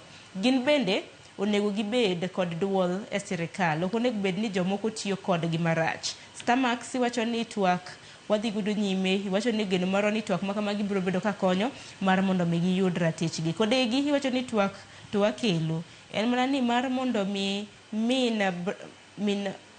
mina nyango gini yud ratichgi gin bende nyaka koro giwuog oko mano mar kedo koda piny owacho ote mopogore manya kod Mgajwang isebedo kiora witi jarodi wacho ni neno chendo kintiere rodi wacho ni ratichgi nyaka migi kaka unjore adar mar mondo mnywatiek Twak makama hachak kodi Josinta wacho ni mogik kaluwore koda thor wach ma bende wantiere godo, kwayo moro amora ma intiere godo, obed ne piny owacho, obed ne obila, obed ne josiasa, jotendwa e pacho kae, e kinde ma bende wang'e ni dwe mar 6 biro bedo higa achiel chakre ne ng'anyo mano mar sundo piny owacho, kama bende nek mopogore opogore notimre ni bende. An kawuoyo mokwongo josiasa giwe wuondo wa ng'ato sama ng'ato yudo shida. Sama ne nyathina otho, gibiro mabiro miwinjo ni ng'ane bende ora, ng'ane bende ogoyo mos. Bang'e ka isetieko kendo negi nyisa ni gibiro hakikisha. James Orengo nokona ni Raila ore mondo bi ogona mos. To wacho ni gidhi makore gi Raila, to gibiro hakikisha ni Kennedy Onyango oyudo haki ne. Mano nonyisa kobede oda, to nonyisa kata jo media ne nitie. Nyaka kawuono namba no kagoyo onge ng'ama make. Mano giwe bedo ka gitimo kamano ne jok mani piny, to gin giwegi ka gido shida giwe to giumore kendo gitimo gino kanyakla dachiel. Mano nyiso ni joma ni piny gihinyowa joma ni piny. Onyiso ni wan ok wan e Kenya, wan waonge kodaki, wan onge gima nyalo time Kenya, ginyanyasawa. Namba 2 dhine jo makwano ni MP mara en Amilo, en ng'ama miyo kaka an. Women rep mara en Ben Suda, en miyo kaka an. Governor mara en Gladys Wanga, en miyo kaka an. Otema ne rwako wuoche mar miyo mondo winja ni miyo winjo machal nade. Ashwa kaka an gariyo matuo ka sachiel manageno ema koro onge, to ko onge yo makare ma ng'ato nyalo tuore to tho, onge ni omaya go ka piny teneno kendo ne gineno. Giwe chalo joma puuza wechewa, gikawo wechewa go bubede motegno style manyo gikawo godo wacha. Namba 2 jatend piny men President William Ruto nogo simba man godo kani mowacho no bro luonga. No wacho kendo kanene news no bro luonga. Ka wiyo wil to jowadwa manena kata monena kawuono, kata mosebedo kanena, kata mosebedo kaneno jok manowito nyithindgi ka ok an kenda an ka kwa niaba mar joma nowito nyithindgi te. Giparne ni jatelo gima ni wacho chon gitim mondo Kenya obed Kenya, mondo ng'ato obed thuolo ka en e Kenya ko wuotho, ong'eyo ni kata koponi oinya gi ja serikal to kari biro konya, kata ko inya ng'ama kama ti biro konya. Ana onge gi pesa, onge manya mako lweta mondo chako tera kuome, unless kaka na biro kani agoero kamano sana ne Joramogi TV. Ng'ato nyalo nena, nyalo tero ne rais report ni mama cha pod yuak ni kaka ni wacho iluonge. To ng'ata me banyalo miya support mora mora e yor nyithinda matuogo nyalo konya giyud yath kata nyalo chako ala mora mano kwayo mara. To ginyalo yudi nade kike nyalo non ka thuolo kini mano mar nyisogi ahinya nyane hang'ene nyithindo ma intiere godo sickle cell bendo ken tuo marito yot dwaro yedhe e kinde mamoko bendo wacho ni sadi bendi ionge ohala yana ka thuolo ni mano mar loso gi Jasa Maria Mang'wona wacho ni Samaria Mwema manyalo bedo ni samoro ni gitich manyalo bedo ni nitiere kata mana gi kony manyalo chiwo ni ilos kodgi bang'e bende compensation bende kichulu ote mar mondo michwale e yo mapiyo mana kinyalo ka thuolo no mar nyisogi. Mokwongo abiro chiwo namba na mondo ng'at manyalo wuoyo koda kata katok ma to nyalo wacho ni mojitolea manyalo konya ki en e chunye kopogore gi serikal. Tiere bende ng'at manie serikal mabe nyalo kawo wach ni neno kadiri en wach mapek to tero chwalo na konya chwalo. To ntiere be ng'at ma nikech an to chunya kaluwore gi mane rais onyisa ni obro luonga na agombo ni mondo parne oluonga mokadhi e court. Nikech ka jo IPOA ne dwaro witness, gidwaro evidence, to evidence en postmortem report ma en go. Witness adhi golo kanye na sewacho mokwongo ni joko luoro onge ng'ama nyalo biro ni an nating'o Kennedy. Biro piny mani ting'e ni chwoe gi pala koso ntime nade kosi mane goye gi bunde. Giluor kasibo lal kod kaluwore Kenya kaka en. Koro ng'at manena kata manyalo chwala kuom rais mondo luonga kata manyalo paro ne kaka nwasacho ni samoro ko winji dholuo to ng'ama nena mondo chwal oparne. To ng'ama nyalo konya bende okonya ka en kod tich en sawa nyalo konya ka en kod sana dwaro mondo achako ohala manyalo konya e ng'iewo ne nyithindo ka yath mane kwayo mara. Yalo mnachiwone gi namba mapiyo min Kennedy 0711 672795 0711 672795 Jothinta Nyango Chieng. Mano ng'at manyalo konyi mano mar yudo kata mana kinyalo chako biashara manyalo siri kata mana nyithindo ma bende nitiere godo nyaka ram gajuanga matuo e kinda mamoko. Atiek twak makama Brian Olang in bende wachni mogik watieko twak makama e kinde ma bende koro jonyuol Min Kennedy gi jonyuol wetegi ma bende nalalo nyithindegi e kinde ng'anyo makamano. Kwatieko wachni mogik de bedang. An mana gi weche adek madawacho. Mokwongo sirikal omi familias manowito nyithindgi compensation. Wach mar ariyo, nitie obila mano nekogi, omakgi to tergi e doho. To wach mogik, psychosocial support. Yano ka mama ka onigi lit. Magi gimanya wacho ni gin low hanging fruits. Sirikal omigi psychosocial support. Mondo at least gibed mentally well. Erokamano. Erokamano ahinya. Hagoro imbe wach mogik watieko twak libida. Wachna mogik en ok wanyal bedo kod peace kata kwe without justice. Ka wan e piny sani king'iyo ka Ruto ne nitie e yo manyanza ne nitie ng'at mano obaye gi wuoche Kuria.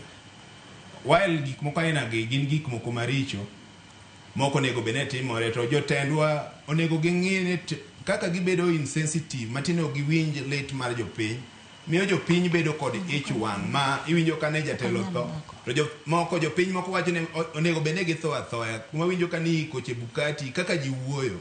Koro nitie disconnect between jopiny to gi jotelo to gima kelo this disconnect en kaka jowa manie a position of leadership kata government handle weche mag jopiny. Koro wakwayo joma nie telo mondo ung'ene ati without justice to these victims and many others wanyalo bedo ne wawundre ne wan gi kwe to kwe ni en temporary. Wakia ni kiny ka jogo bedo provoked magi gike the last limit. Kane wang'iyo gima notimore June last year to wanyalo yude gima rach moingo manotimore no ka these victims okwa compensate yes ngima dhano cannot be compensated but nitie kaka wanyalo konyo jogi mondo the healing process mondo timre. Onyalo bedo late mang'eny kabisa but ka jogi nyalo ng'eyo adieri ne ng'ama nonego nyathini otere do kendo kawo responsibility ne acts ainagi. To wachna be mar ariyo ne koro polise mowacho ni tiyo gi excessive force ma onge sheria. Nyaka ging'ene ati in the fullness of time gibiro take individual responsibility. Wang'iyo nitie joma nonego baby Pendo 2017 sani gine court. Inyalo bedo ni kawuono in police officer iparo ni ati sirikal mi protection but this protection will not be there forever. In the fullness of time chik mar Kenya biro yudi to biro bedo gima lit moloyo ne gimine timo ne jomoko. Ka wacho wach mogik mana pod ne wach jotelo onego bene parliament ne giwuoyo kiwacho wach mar BBC documentary to this healing process onego bene ging'iyo wadwaro commission of inquiry mang'ama nyalo loso and the president kolos this gagimiye pressure mondo be this commission of inquiry losi mondo these victims kod mamoko gik moko aina gimosebe this police brutality and other atrocities jogo bie lela to gigi commission ibiro konyowa mondo miwa bed gi reforms mwadwaro nikech adier makene ne wan gi sheria maber but okoti nikech nitie some weak links. Koro with that wang'eyo ni ati ji biro gi recommendations maber jopiny biro bedo kod chir mondo migi wach patch gi kaka gidwa ne mondo gini otim. To mogik kabisa ne en the victims mag Gen Z protest the likes of Min Kennedy gini ma wan godo kani watimo nu mos kabisa. Justice justice delayed is justice denied. Onyalo bedo for long but watimo nu mos gima wang'eyo ni in the fullness of time jogi nyalo bedo ne they are that powerful today but they'll never be powerful forever. In the fullness of time justice bro yudore. Nyasaye bro serve justice, the law bro serve justice. Erokamano ahinya kendo agunu erokamano ahinya kuom biro e twak okinyi ma kawuono Brian Olang, Peter Goro, Jacinta Nyango. En mana gino moro ni Jacinta Nyango kanyakla kod familia mamoko ma bende nolalo nyithindgi e ng'anyo mano mar sundo piny owacho biro bedo ka yudo ratiro margi. Kata kamano waketo wang'wa chieng' tarik 25 mano mar dwe mabiro, dwe mar 6 ka jonyuol ma kamano osingo mano mar chopo nyaka e od bura mamalo chieng' tarik 25 mano mar sundo sirikal mondo okaw ondamo ne ji ma itudo koda nek mago mag rowere e kinde mag ng'anyo. Ano ka moko kuomo bende nanyisa mar mondo miya nunu namba to namba kugone Jacinta Nyakoram Gajwang' gone ni konye kik igone ne agona mana ka yiem nono. Samoro nyalo goyo mano mar support, mano mar hocho, mano mar konye winjo kanyo noda chako biashara uonge godo kata mana biashara madotim mano mar tayo kata mna rito nyithindo mamoko mabinde ntiere godo. Namba ne mana kanu mana pio pio 0711672795 donge 0711672795 nyinge Jacinta Anyango. Dakika ni pradek tok sari marukinyi gikanyo bende makelo wa giko mano mar chendo mar piny. Chenro mabiro bang' ma en chenro mano mar tedo gi chiemo gi nyawadwa Jailieta. Urituru masani nyinga Sharon Ong'ao.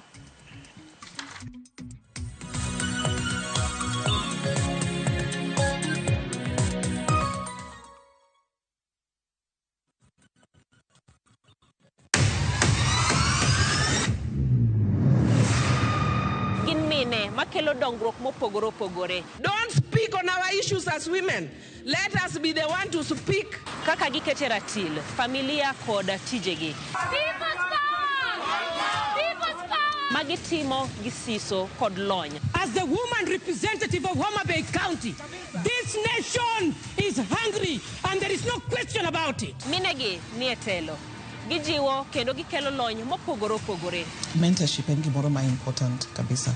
Mano konyo ji kendo miyo ji bet gi positive attitude. Gimiyo lony margi kanyakla kod yudo duoko ne chandruoge duto magikale. We want leaders to be fair to the nation. To emine wacho sigand miyo kamiyo ogen. Mine wacho ngeso ka ngeso kod Jailieta.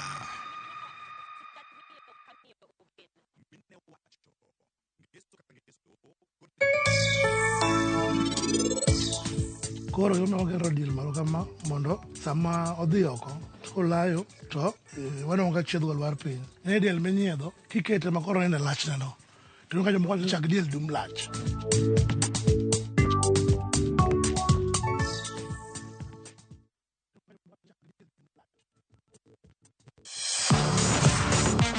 Ne thuolo mar yudo weche tuke duto nyaka mopondo.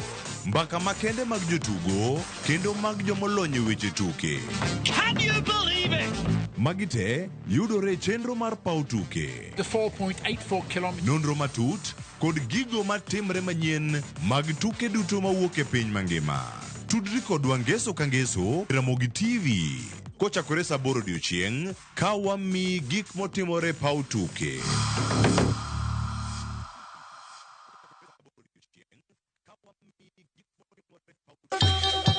Ang'o mosetimore ne joma ne ochweyo Ugandawa? Adhi primary Kangonditi Primary School. Gin kanye sani? Amobilize kalere te, ne wago poro to gibiro wasombo kidi to watero kacha jite e secondary kacha. Waromo gi jodgi to wafwenyo sigandgi magimopondo. Siasa ka ng'amo ywaye maduong' kata e siasa en Daniel Arap Moi. Ng'e ranyisi mabeyo mane giweyo.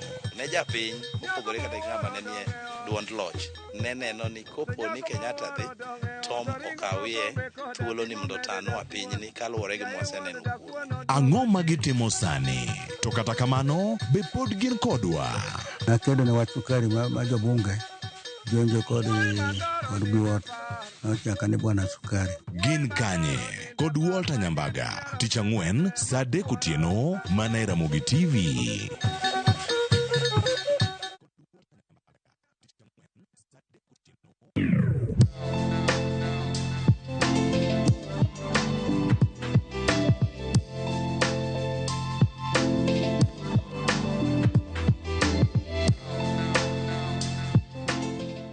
En okinyi machielo, kinyi majaber kabisa, kaka bende wacha kwa donje chendo machielo mar tedo gi chiemo. Mana kaka iyude tich adek juma ka juma Ramogi TV.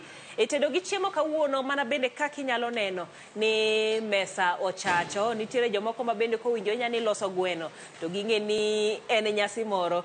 Omera tinde gweno wachama chama daily. En giro odiochieng' kodiochieng' koro ok obed nyasi. Koro kawuono ka wang'iyo mesa nitiere kaka bende osechiele koro idwa wuoth kuome. Ma bende dwaro konyowa wang'e kaka iwuotho kuome. Wantiere gi jatedo marwa ma bende biro ulore onyiswa ni to en ng'awa onya kanye to timo ang'o e boma kama chiegni. Okay, erokamano ahinya Jael. An karawe nyinga iluonga ni Susan Atieno Otieno. An nyaka no Awasi mukend Kamswa. Kamswa. Yes. Koro wadwa tedo. Mani luongo ni KK. Wan gi nyakano moro e ofis kachacha. Podu diwoga. Ingeni sani koth osechako. Wano kwa idhien. Uchodhoru. Wano kwa idhien. Wano kwa chodhre. Lakini piny sani ber. Piny ber. Piny miyo. Rechi yuda kaka dwarore. Wamako magilwetwa. Edhot. Wachadho mana gopanga. Sani piny ber. Koro sani iya Kamswa idok kano donge matin. Yes, kadugo. Ichoko rechi wang'o. Kati bodogo Kamswa. Jo Kamswa mor kabisa. Mana kaka wabende wamoro kinyi makawuono. Mesa neno kiloso. Ilose. Ang'o midwaro ni wated kae? Okay, kawuono nwadwa ni mondo walos gwendwa moro ka iluongo ni chicken breast. Koro emodo no wacham kawuono. To nwase ng'ade matindo tindo straight. Ase chwake matin. Wene mondi atiena. Magweno. Yes. Choke ni kanye? Choke onge mimoluongo ni chicken breast. Kamo chwe mar gweno ka. Itero choke go kanye? Choke go dong. Gino gibiga. Eno dhia kameni. Wano chama gima yom. Migole maonge chogo. Onge kata chiel. Bilose ndi. Aya, koro kise lose ba koro nose chwake ting'ade matindo tindo kaito koro achaka doka dia wange matinda kapaga beach mondo mi wakel ladha ne obed maber. Keto ndimbe no osebeye maber. Sami chwake. Sama chwake no. Taketo ndim gi chumvi morome malong'o. Mochwakore go. Mano koro miye ndhadhu. Miye ndhadhu malong'o. To pod idwa medo ne ndhadhu moko. Kabisa. Aya. Koro kise ochopo kamendie, wang' wadhi chiele gi gigi koso watime nade? Wadwa chiele gi gigi. Koro kae, wan gi hoho, wan gi ma yellow, wan gi ma red, wan gi ma green.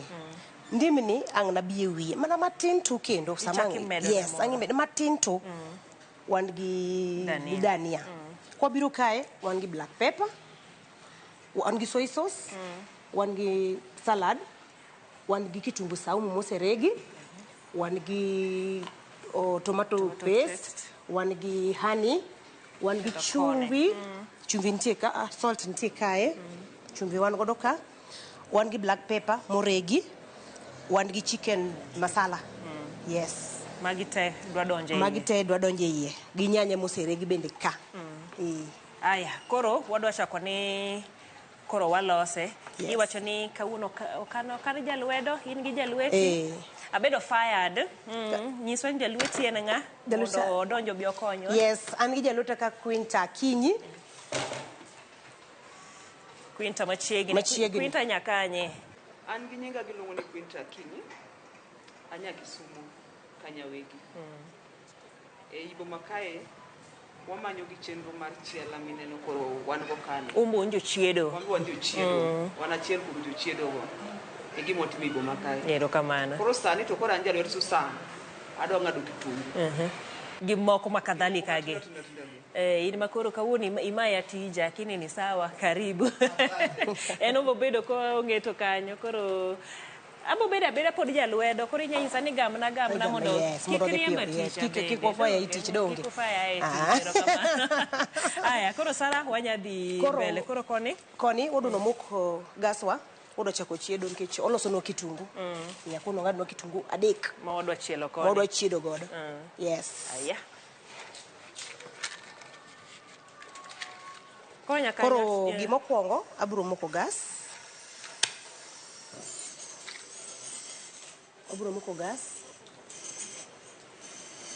Gas wanito machiendo. Aya, kasemoko gas, salad wadhi tigo mana matin to. Kidogo tu. matin kabisa. Osedonje mo? Do osedonje mo. Koro kodo tiyo gi mo mang'eny. Yes, mondo mi dipo ko ng'ini tinde be tuo ng'eny. Tuoche ng'eny e del. Modhi gi be miyo seche moko bedo ni woti piyo. To kodo nwati piyo. Ono orit dendwa ka joma chon. Koro we sufria mondo tuo nikech ne pintie matin. Koro we mondo sufria wa notuo mondo aket salad matin to. Yes. Machiela kitungu. Yes, modongo mana kitungu. Haya.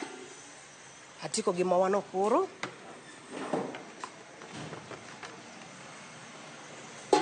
Weche mag tet gi puonjori kanye? Weche mag tet gi mokwongo baba was a chef. My dad was a chef. Koro baba ne kapod tin kama tuluongi ni nyathina okadwa ni kenda lomo kidhi tedo kata kokipuonjori tidhi koso ng'eyo. Koro luongi chapati idwalo kama. Ringo be kidwa chielo kama. Yeno no bedo kodwa close. We mondi baba unu tedo gode ot. Kata sani puro ne minwa. Oken moko ma gazet.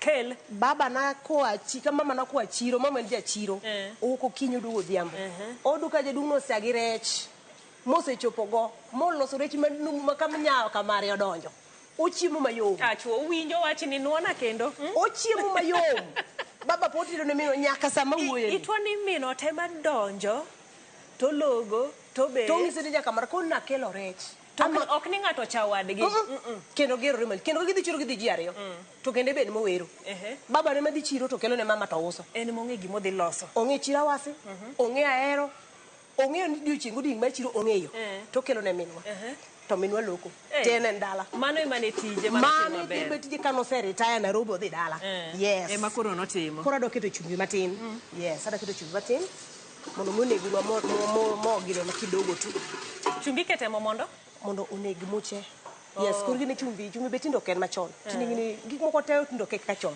anero keto chumbi mochiek gi salad mondo oneg kwiri moro amora ka dipono nyalo bedo mantiremo yes yeah mano nyien wacho ni gipuonjre gik moko manyien pile ing'ade nad matindo tindo kamane kaka yes ong'ade ma cube yes koro baba u ne jatet yes ma en mas pod otimo gi en mono puonji en momi koro ibedo gi passion mar tedo ni kendo mi bedo gi interest ahinya kika chako to kata kapok adhi puonjore mar school to ungisa yes koro tok mano ti idhi medo mana mari mar kidogo tu kech koro kadhi kata yes ni top up kech na sing'eyo ya lwet jalony koro ungisa mane manyathina ok de ng'ete di kama tini medri koro kisemedori tinyalo chiemo godo yes ema koro chiemo godo nyaka sani jae mano ber makoro ambe atero go chiemo e mesa kaza samo adhi kama godhiambo tino kama adonje galot na moro kadiyo to nyithinda boting'o moro to warado ma ibede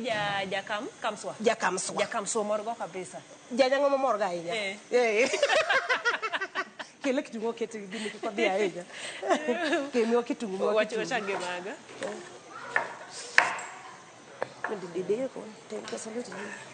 mago mondo wachak godo yes kora ulo kitungu odona no medwa matin kito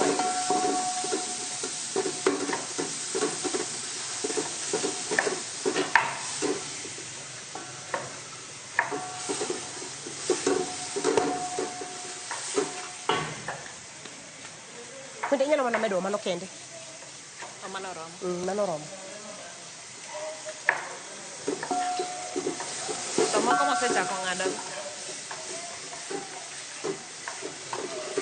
kaho koro wacho ni gide mitedo jakamso winjo maber to ken kende kech back then sani actually for 3 years nan hotel Bombolulu mano covid covid kanyo wanto no wewa nikech kani biro do hotel ler gimoro amora dhi masawa ne giweya na loko but koro kanyo bende kidhi kanyo idhi do nyawasi ongere kipenjo ka nyathi matin ongeni nyawasi kidhi nyaka nyawasi tika kilose ga maber kech gini kanyo ne giyude gimoro yes kanyo ne gidolo kumbo malonga ahinya saa 7 nyaka ukinyi nyaka odhiambo acha kukinyi saa 12 nyaka saa 3 otieno yes ng'ama dwaro breakfast yudo lunch yudo sapa saa moro amora midonjo jomuda kendgi ibiri kawo sapa tidhi ng'ato nitie gi gimoro ma olonye gimoro mobere gino waluongo ni speciality in mari en mane maluonga nyingi to yie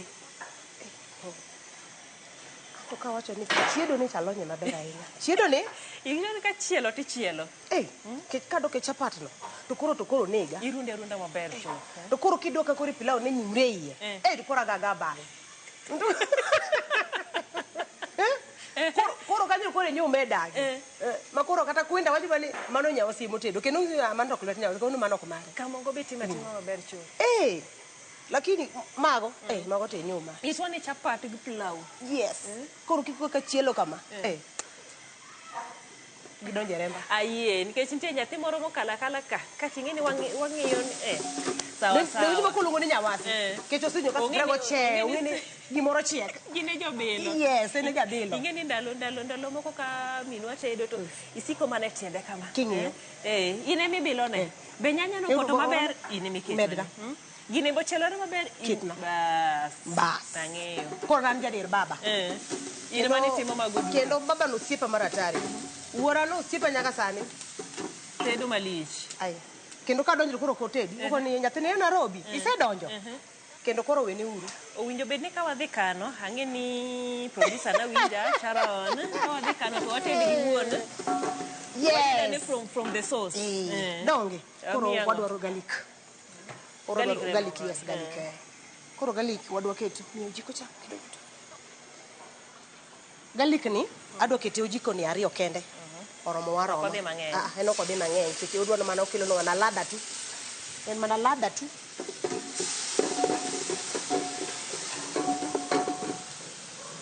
En mana ladha tu.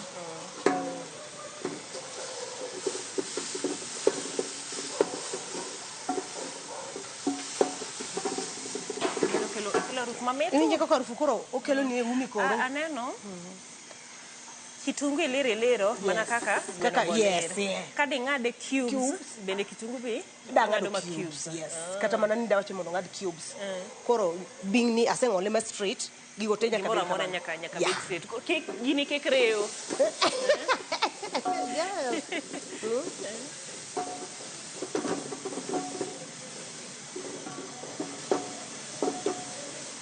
Kaito nyanya. Koro odaro nyanya.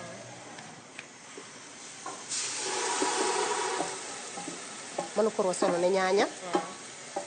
Wadwa loke godo.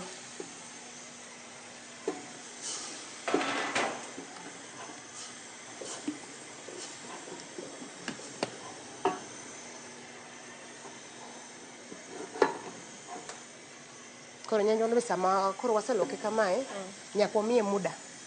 Ochwakre go. Momakre malong'o. Yes. Mano dakika adi kama?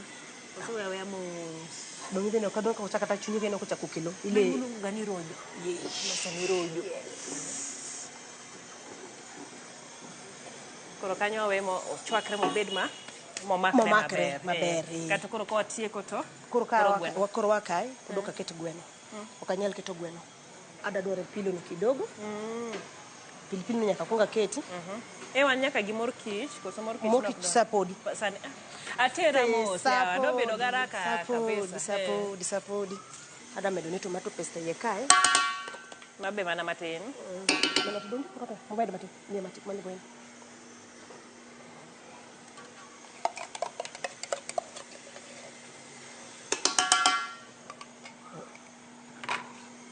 Koro kase keto tomato paste aloke godo. Katubuto boya wawa. Mchuzi rojo, koso rojo mchuzi. Mchuzi rojo sasa. Kai makori ng'eyo ni jo mothirno, jo maonge hai. Koro to bor ngatewa.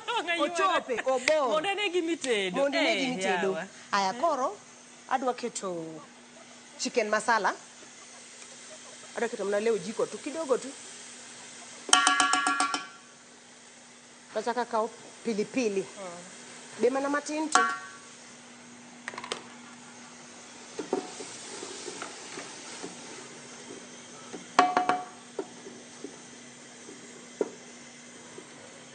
Mondo waloke go mondo riure sama pod oywayo.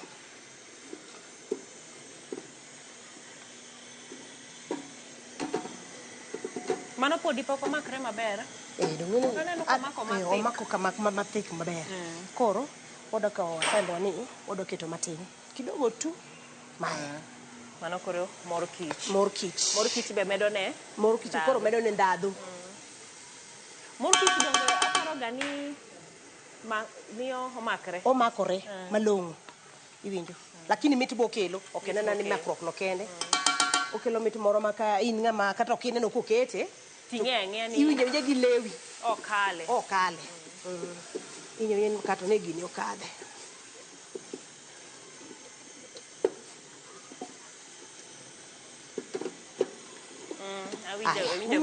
Awinjo kaka? Awinje. Mano koro ket kacha watieko godo. Koro adwa olo gwendwa ni.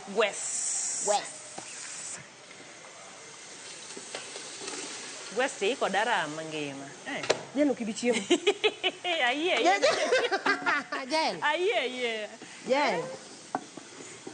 Itoni mano te iloso nikech an. Aloso nikech Jael. An ing'ena bilo ga bila. Katange bilo. Jelo godo ne bil kawuono. Bilo no kada ne bil. Kawuono dadi chiemo. Iwacho ni kawuono di Susan opidhi maber. Yes. Ka yeng. Nyawasu pidhi malong'o.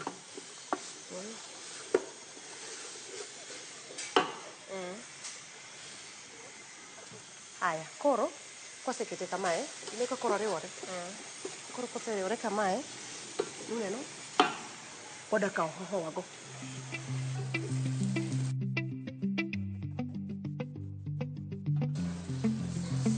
Gite gidonjo dichiel. Kata koro alokogi. Ma inok tho.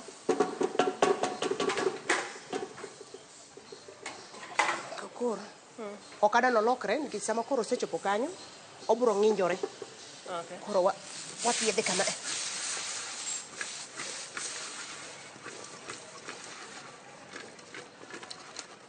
Idwa no miye rangi.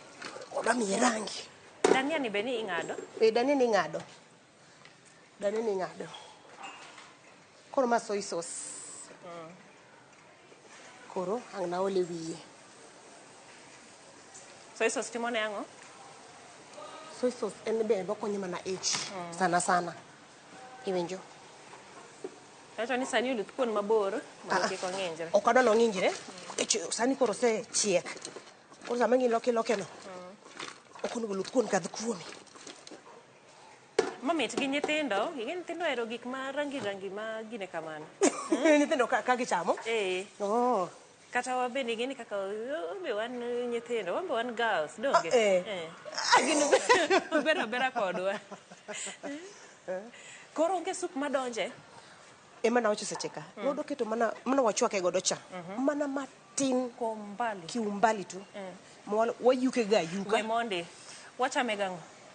Wachame gi chapat. Chapat ok dwa gimi yudho gi soup gi chicken breast. Pok noket soup. Chicken breast pok obedo soup. Nobedo wet. Nobedo wet. Nobedo wet mana mang'ich tu. Kodhi nyidho kamano tu. Yes. Awinjo. Sawa. Ine jatedo wada. An jalwedo. Koro kumochope ok miye mach mang'eny. Ok miye mach mang'eny. Asaduoko mach kabisa. Namiye mach mana matin tu. Nikech hoho. Nikech isechwake. Asechwake. Idogi iwang'e mo. Yes. Koro ka idwa mana ni viungo go. Ema koro yes. Donje iye. Yeah. Wadolo mana nini kidogo tu. Mano rome. Ayie ni wacho wet. Ayie ni okwan jokocha. Jokado. Okwan jo soup. Jal ng'ene, do neno. Loke koni mondo kamera onene.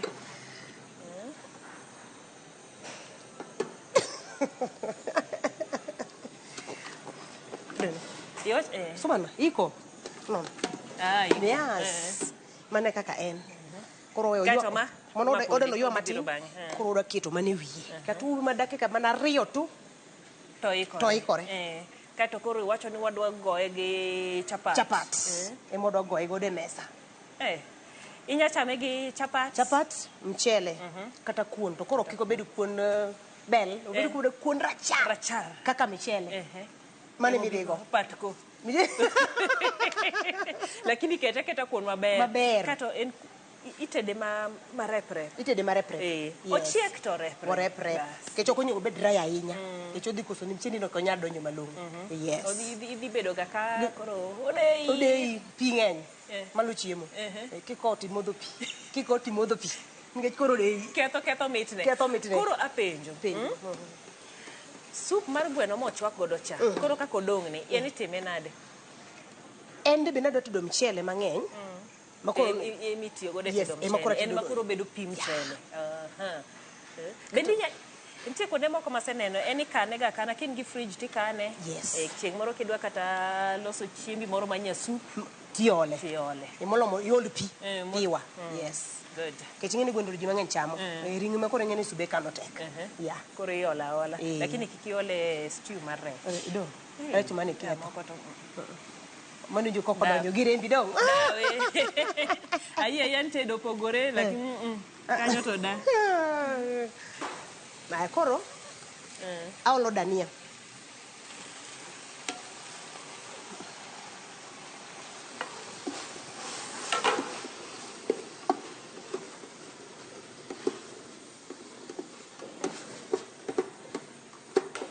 Neno ka rangi orome. Koro waseolone dania. Rangi borome. Neno mamit kabisa. Aya, koro piyo ng'eni tinde wach mar loso chapat ok en moro michak lose sa 8 tichame sa 12 odhiambo. Koro mapiyo wadhi losne chapat. Koro waduogo chame. Kat waduogo chame. Aya.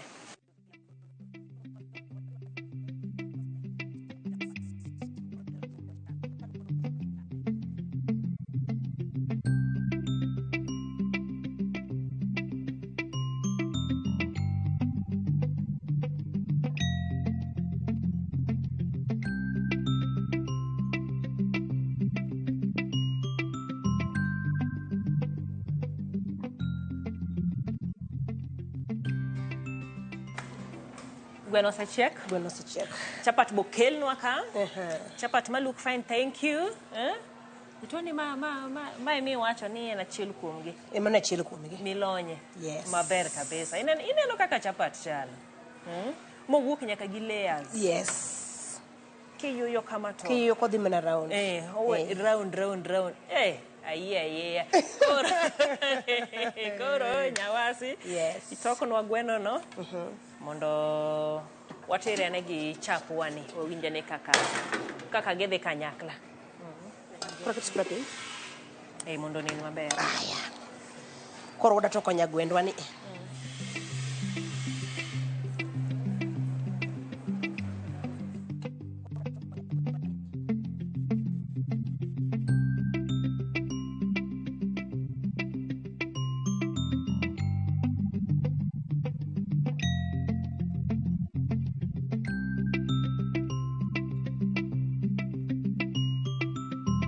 Aya, koro ineno kaka mesa chal, ineno kaka san chal. Iwacho ni presentation, donge kaka wacho ga. Presentation en gima ber kabisa. Kise ng'iyo kaka rangi chalo, donge luongi mondo ichiem. Luongi mondo mibil. Mondo ibibil. Ma koro ok bil. Ise nyisa nang'o? Kik ibil kawuono ichiem. Achiem. Bas, kawuono adwa ni mondo achame. Kati winjo gana okelo ang'o e mesa? Chapat. Donge en mor lilo. Koro iwacho ni mendi en chicken breast. Chicken breast. Apenjo wach kado. Tigorana? Kado onge. Onge kuma kado donje chicken breast. Onge kuma kado donje chicken breast. To koro kako dhi gi chapat ni? Oko dhi dewa. Onge kata moro miyudho bathe. Kawuono nang' nichame kama. Kata miyudho bathe. Nyawasi. Nyawasi kondro dei. Aya, sawa. Aye. Wabo kaka jatedo wacho. Wang'e tim nang'o. Bil mari. Ang'ini ilose to imor kode. Asmail kode sawa. Ismail kode.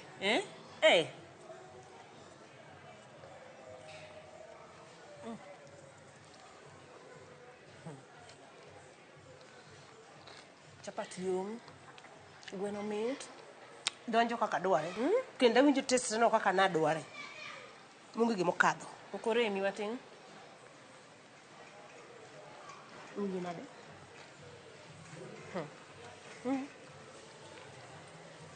Tiek kodgi sama atimo kama. Kimiwa wachni mogik. Ambe ka chung ka duko erokamano ahinya kuom joramogi kuom biro kae. Karawe nyinga iluongo ni Susan Atieno Otieno, an nyaka no Awasi. Baba nani dala mar Awasi kanyo iluongo ni Dickson Otieno Otuge Odongo. Mama na Grace Anyango Otuge. Amoso na wadwa maduong' Jacob Ochieng. Waruko joramogi ahinya kuom biro kae. Kendo waruko kendo chieng' machielo. Kudwa yuda kuom namba na en 07 9 8 0 8 1 2 2. Kanoyo namba na mar simu 07 9 8 1 2 2. Kaminyalo yuda en Koyaro Center Kibira. Karibuni. Erokamano ahinya. Erokamano maduong' kuom rwakowa, kuom tang'onwa tet mamit, kuom miwa sigandi e kinda mamoko modhuro. Wicho kwil ne wantiere gi jalwedo Nyakisumo bigon oriti. Mana mapiyo piyo. Wan bende gi Nyakisumo konyowa ka kabisa. Inyamuso mana ji ariyo kendo waloro ka wadhiga. An ka chung kae iluonga ni Quinta Akinyi Anyakisumo Kanyawegi. Ago erokamano ni joramogi kuom biro kawuono wabedo kanyachiel e chenro mar chiela ma kawuono ni. Abro hero mar mondo amos owetena mane piny mar Kisumo. Abro moso wadwa Victor Odiwuor Onyango. Kendo abro chaka moso wadwa machielo Wycliffe Otieno. Agodo erokamano maduong'. An kiyuda iko Yaro Center. Namba na mar simo en 07 11 58 82 45. Kendo kabununu namba kendo en 07 11 58 82 45. Mane mbro yuda wa iko Yaro Center. Nsaye mondo gwedhu gima. Erokamano ahinya. Ibende mondo gwedhi kaito ubedo gwedhu uduto. Koro wan gi modong' en mondo koro warwaku mondo wacham chiemo ma waloso e okinyi makawuono. Chenro ni mar tedo gi chiemo Nyawazi wacho ni gini watimo nade juu yake. Ero bie marino amba bie marana mondo wachiemo. Wanene kendo odiechieng' machielo nyinga Jailieta.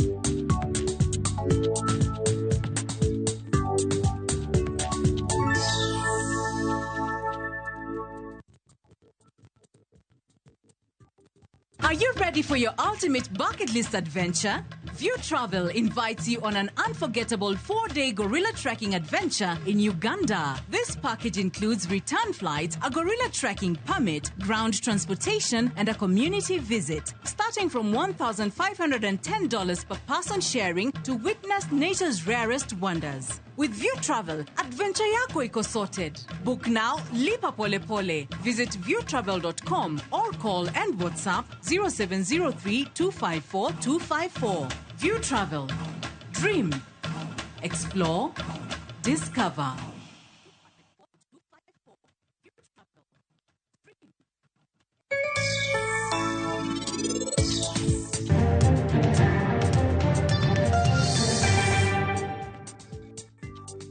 iket dik mang'eny ahinya mok inyal rito.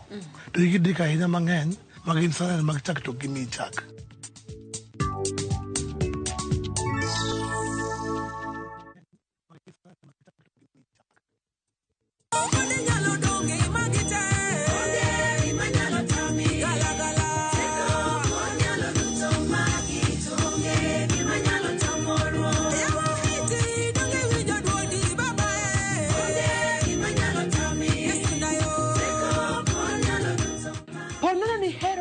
Mar Yesu teko kuom ng'wono mar Kristo bonyesa *860 *416# to par niya Ramogi TV ene od jower duto te.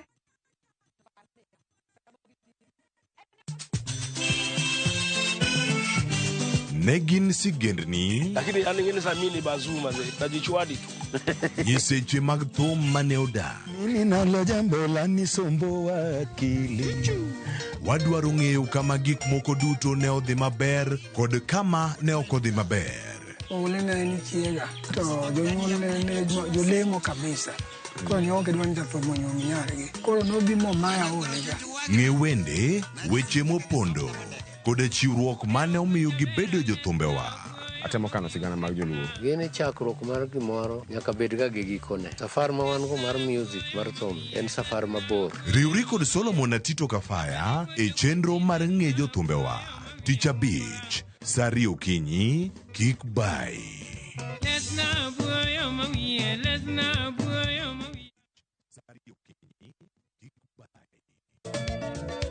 Machiegni nyakoro Ramogi Jwang' e chenro mar Ngoma Owake.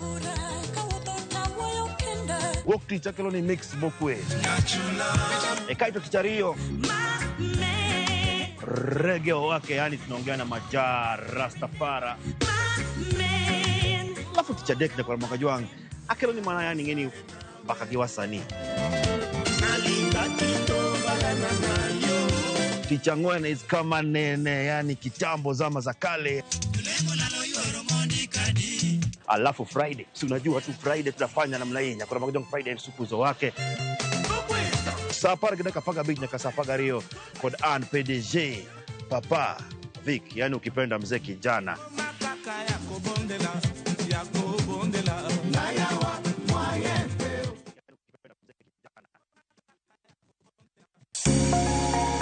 Lwedo chweyo.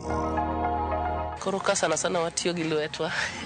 Rom gi joma oseloko kit ngimagi kendo giseloko pok margi obedo ohala. Bechgi ni malo nikech kaka yudo materials dhi mang'eny. Duto en wach chwech, pok, tich matek kendo tiyo matek. Tim giri mitimo no, kikete chunyi tikete pachi. Mamiyo lek bedo adiera. Pok opogore. Tich Ang'wen, saa 2 okinyi, kod Sharon Ong'ao. Kik bai.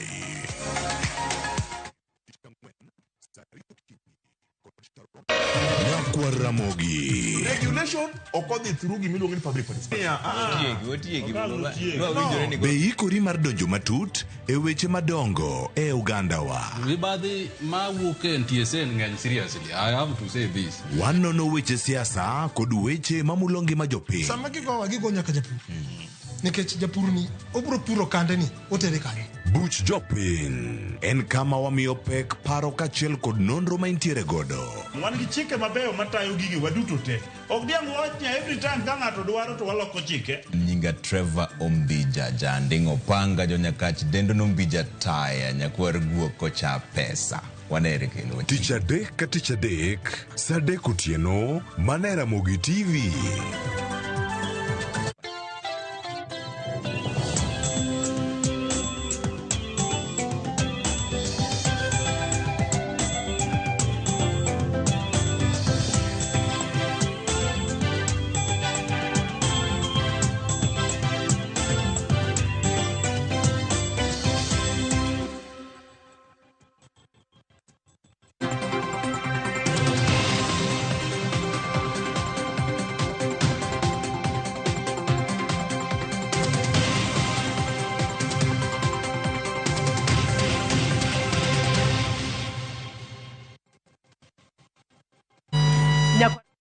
dakika en 9 tok sadek mar okinyi machiegni chal mar fwambo okinyi makawuono machakore sani nyaka angorom kanyo gimoro sadek gi dakika 15 achiel kachiel wasedonje chenro mar mbako romo. Parni chenro mar mbako romo chakore sadek nyaka saa 5 mano mar onyango. Antiere kae okungo mondi mar mondo mi ami chal mar fwambo. Mago weche mwaluonu achiel kachiel e kor gwenge mopogore opogore odiochieng' makawuono.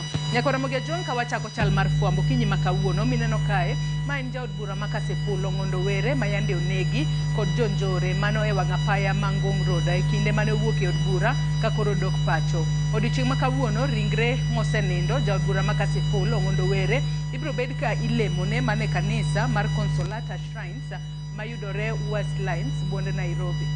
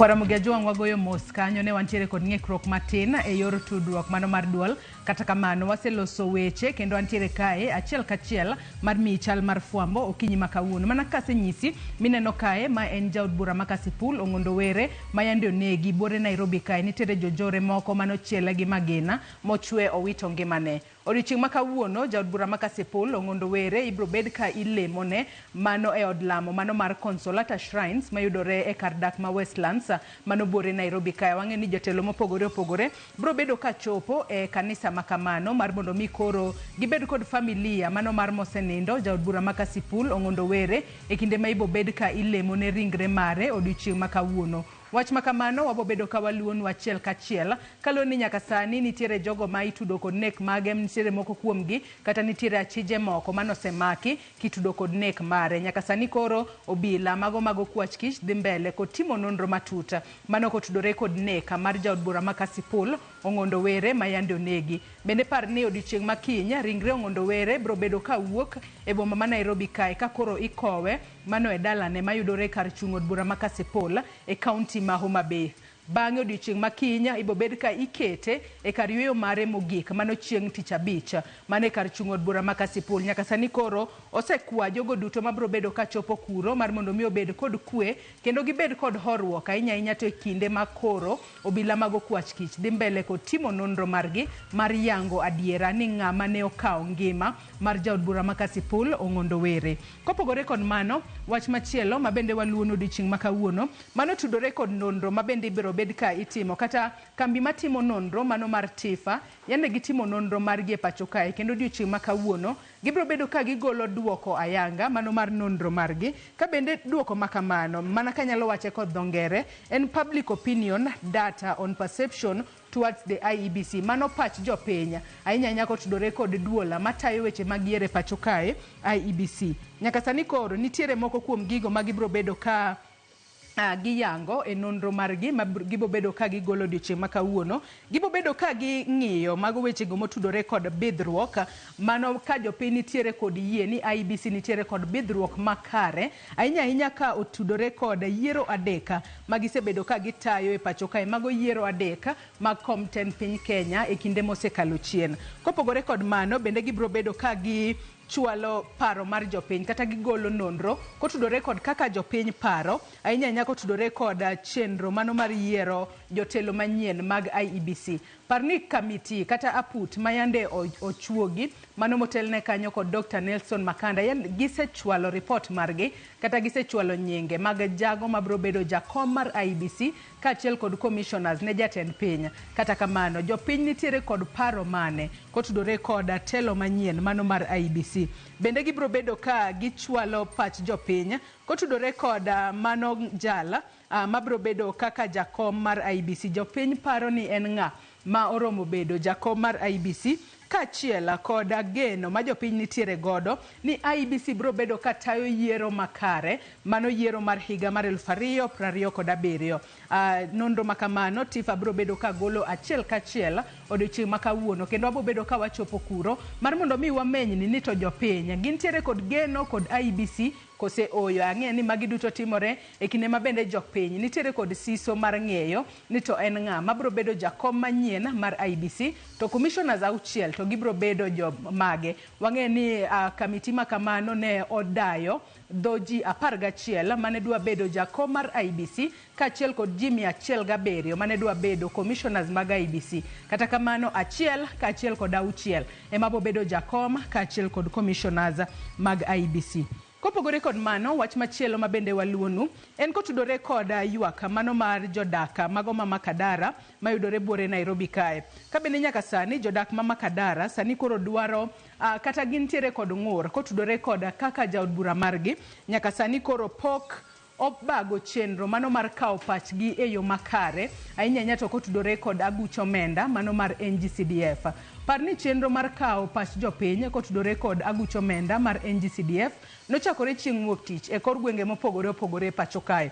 Jod bura nochako ayanga chenro makamae mar mondo mi gikawo pach jopiny mondo gine kaka ginyalo keto aguch omenda mar NGCDF e pen chike ma pacho kae. To magi duto timore tok ka doho mano mamalo kaachiel kod doho mar apil kod doho ma Supreme ne ong'ado ni aguch omenda mar NGCDF en ataro mar chik. Kata kamano jod bura to ramo ni nyaka koro gikawo pach jopiny mondo giwinjane ni to jopiny wacho nang'o kotudore kod aguch omenda mar NGCDF. Kata kamano jodak ma Makadara to koro ng'ur ni jaod bura margi pok okawo pachgi e yo makare. Mane momiyo odiochieng' ma kawuono gidwa loso kod ute fwambo mar mondo mi gichwal ng'ur margi kaluwore ni gin pok gigolo pachgi e yo makare kotudore kod aguch omenda mar NGCDF.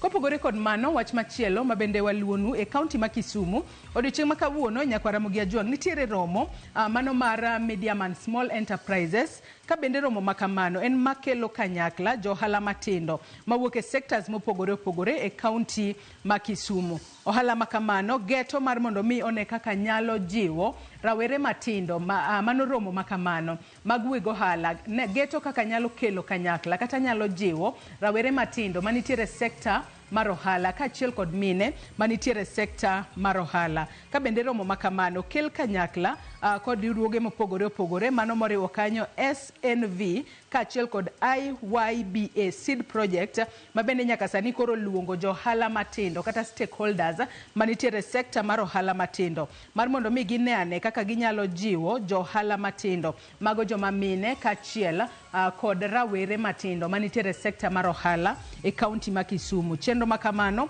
biro bedo katimore e magawa moro e kaunti ma Kisumu kendo jofwambo magwa mayudore e kaunti ma Kisumu biro bedo kaluonwa chenro makamano achiel kachiel. Kapod wantiere e kaunti ma Kisumu, wach machielo mabende waluono odiochieng' ma kawuono en kony ma gavana e kaunti ma Kisumu biro bedo kachiwo ne jogo manigi ng'ol e kaunti ma Kisumu.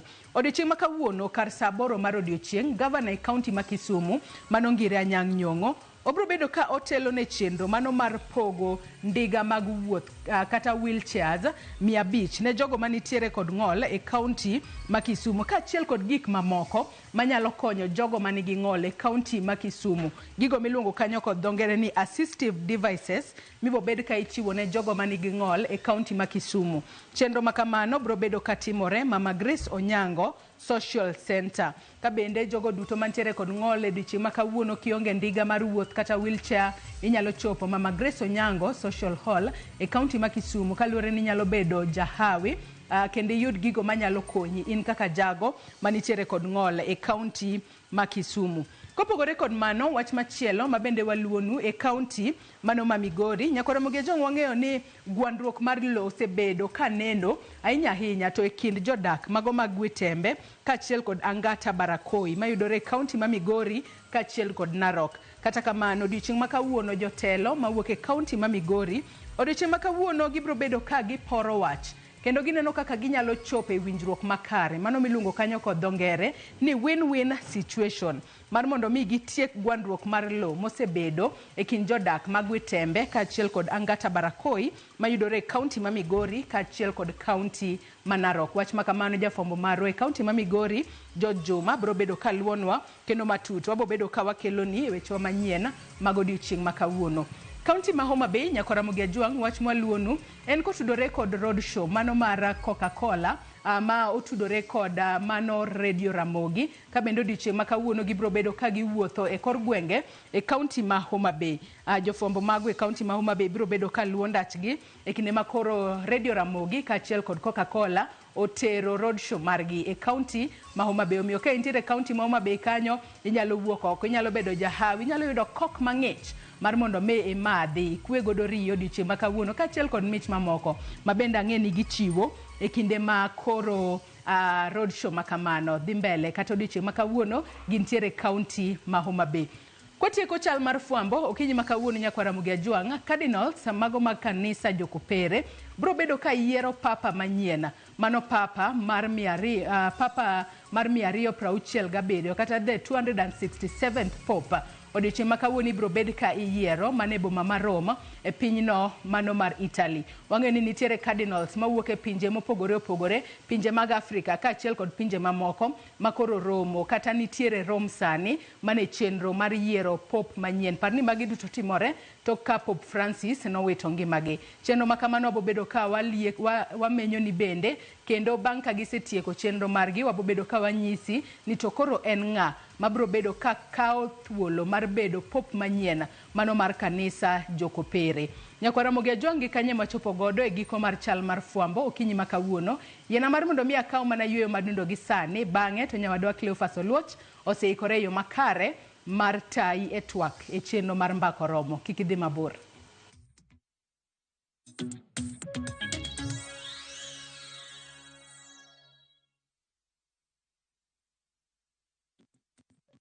View Travel takes you to iconic destinations: Paris, Rome, Santorini, Istanbul, Amsterdam, and more. Discover the charm of Germany, Portugal, the United Kingdom, Belgium, Denmark, and more European treasures. From vibrant bazaars to breathtaking landscapes, we take care of every detail: accommodation, transport, and expertly guided tours. Adventure, culture, or relaxation awaits. Tembelea Europe na View Travel. Visit viewtravel.com or call and WhatsApp 0703 254 254.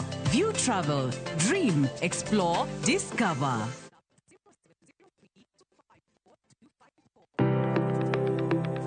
En gima konyo e ngima mapile, to ok en gima ng'ato dwaro e ngimane. Bedo gi ngima maber miyo ng'ato dak e ngima maber. Kapok achopo kama dhi osiptal ma miya yath, ang'o manyalo timo. Riwri gi Ruth Otieno e penj laktar, ka wakelo ni paro mag jolony, paro mag reso ngima ji, kod sigendni majiwo ji. Sickle cell en tuo mawuok kuom jonyuol. Koro ka ji pok okendre, ji onego gidhi e pim mondo ging'e ka gin gi jin mar sickle cell. Kochakore gi lony manyien mag thieth, nyaka e yore mag thieth makonyo. Wan gi gik moko duto madwarore. Ka iwinjo kaka iwuotho to kawira maki, wi bari seche te, idhi adhi osiptal wacho ni an adwani mondo kawuono pima remo. Penj laktar. Wuok tich nyaka tich abich, saa 12 odhiambo, mana e Ramogi TV.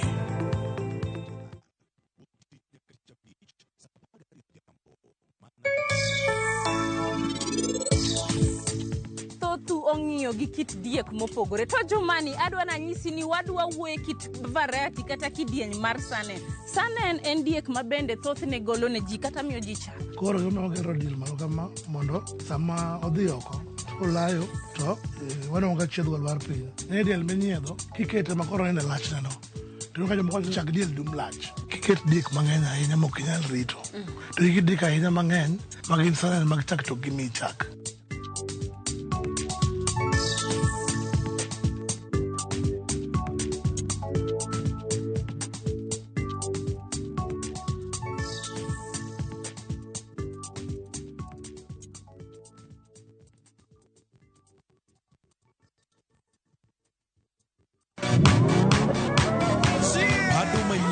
Talanta manyien duto romo kamoro achiel. Chakre thum mag pinywa nyaka mag pinje maoko. Mae kinde maberie moloyo ma ji nyalo winjo thum mamit. Puonj jothum manyien kendo tim nyasi ne jothum muhero. Mae en ndiri mar jothum kod kit thumbe duto. Pado manyien wuok tich nyaka tich abich saa 5 onyango.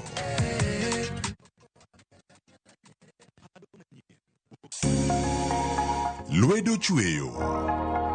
Koro ka sana watiyo gi lwetwa. Rom gi joma oseloko kit ngimagi kendo giseloko pok margi obedo ohala. Bechgi ni malo nikech kaka yudo materials dhi mang'eny. Duto en wach chwech, pok, tich matek kendo tiyo matek. Tim giri mitimono kikete chunyi tikete pachi. Mamiyo lek bedo adiera. Pok opogore. Tich ang'wen, saa 2 okinyi kod Sharon Ong'ao. Kick by.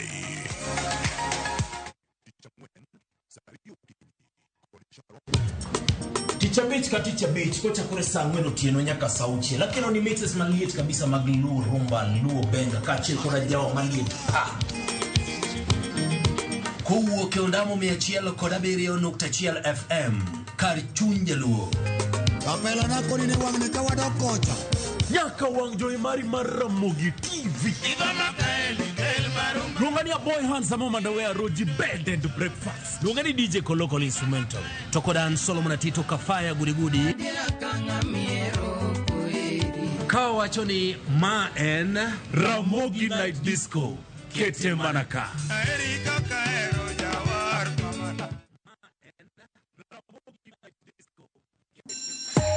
You wanna feel the vibe. Ngeso ka ngeso, wakelo ni gik mamit makelo mor. E rogo mar nyithindo kae, wakelo ni talanta. Loso gi lwedo, wapuonji tedo be. Gi moko mamit. Rogo mar nyithindo, ngeso saa 3 mar okinyi, mana e Ramogi TV.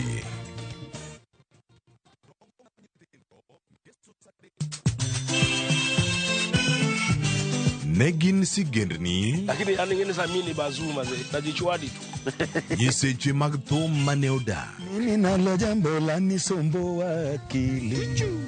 Wadwaro ng'eyo kama gik moko duto ne odhi maber kod kama ne ok odhi maber. Ole ne chiega to jonyuol ne jolemo kabisa. Koro nyoke dwani jathomo nyom nyargi. Koro nobimo maya olega. Ng'e wende, weche mopondo, koda chiwruok mane omiyo gibedo jothumbewa. Atemo kano sigana mag joluo. Gini chakruok mar gimoro nyaka bed ga gi gikone. Safar ma wan go mar music mar thum en safar mabor. Riwri kod Solomon Atito Kafaya e chenro mar ng'e jothumbewa. Tich Abich, saa 2 okinyi, kik bai.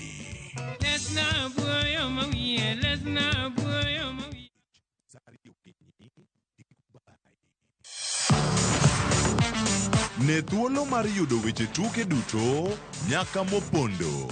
Mbaka makende mag jotugo kendo mag jomolony e weche tuke. Can you believe it?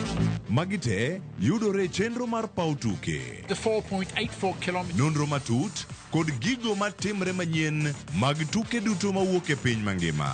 Tudri kodwa ngeso ka ngeso Ramogi TV. Kochakore saa 8 odiechieng' ka wami gik motimore paw tuke.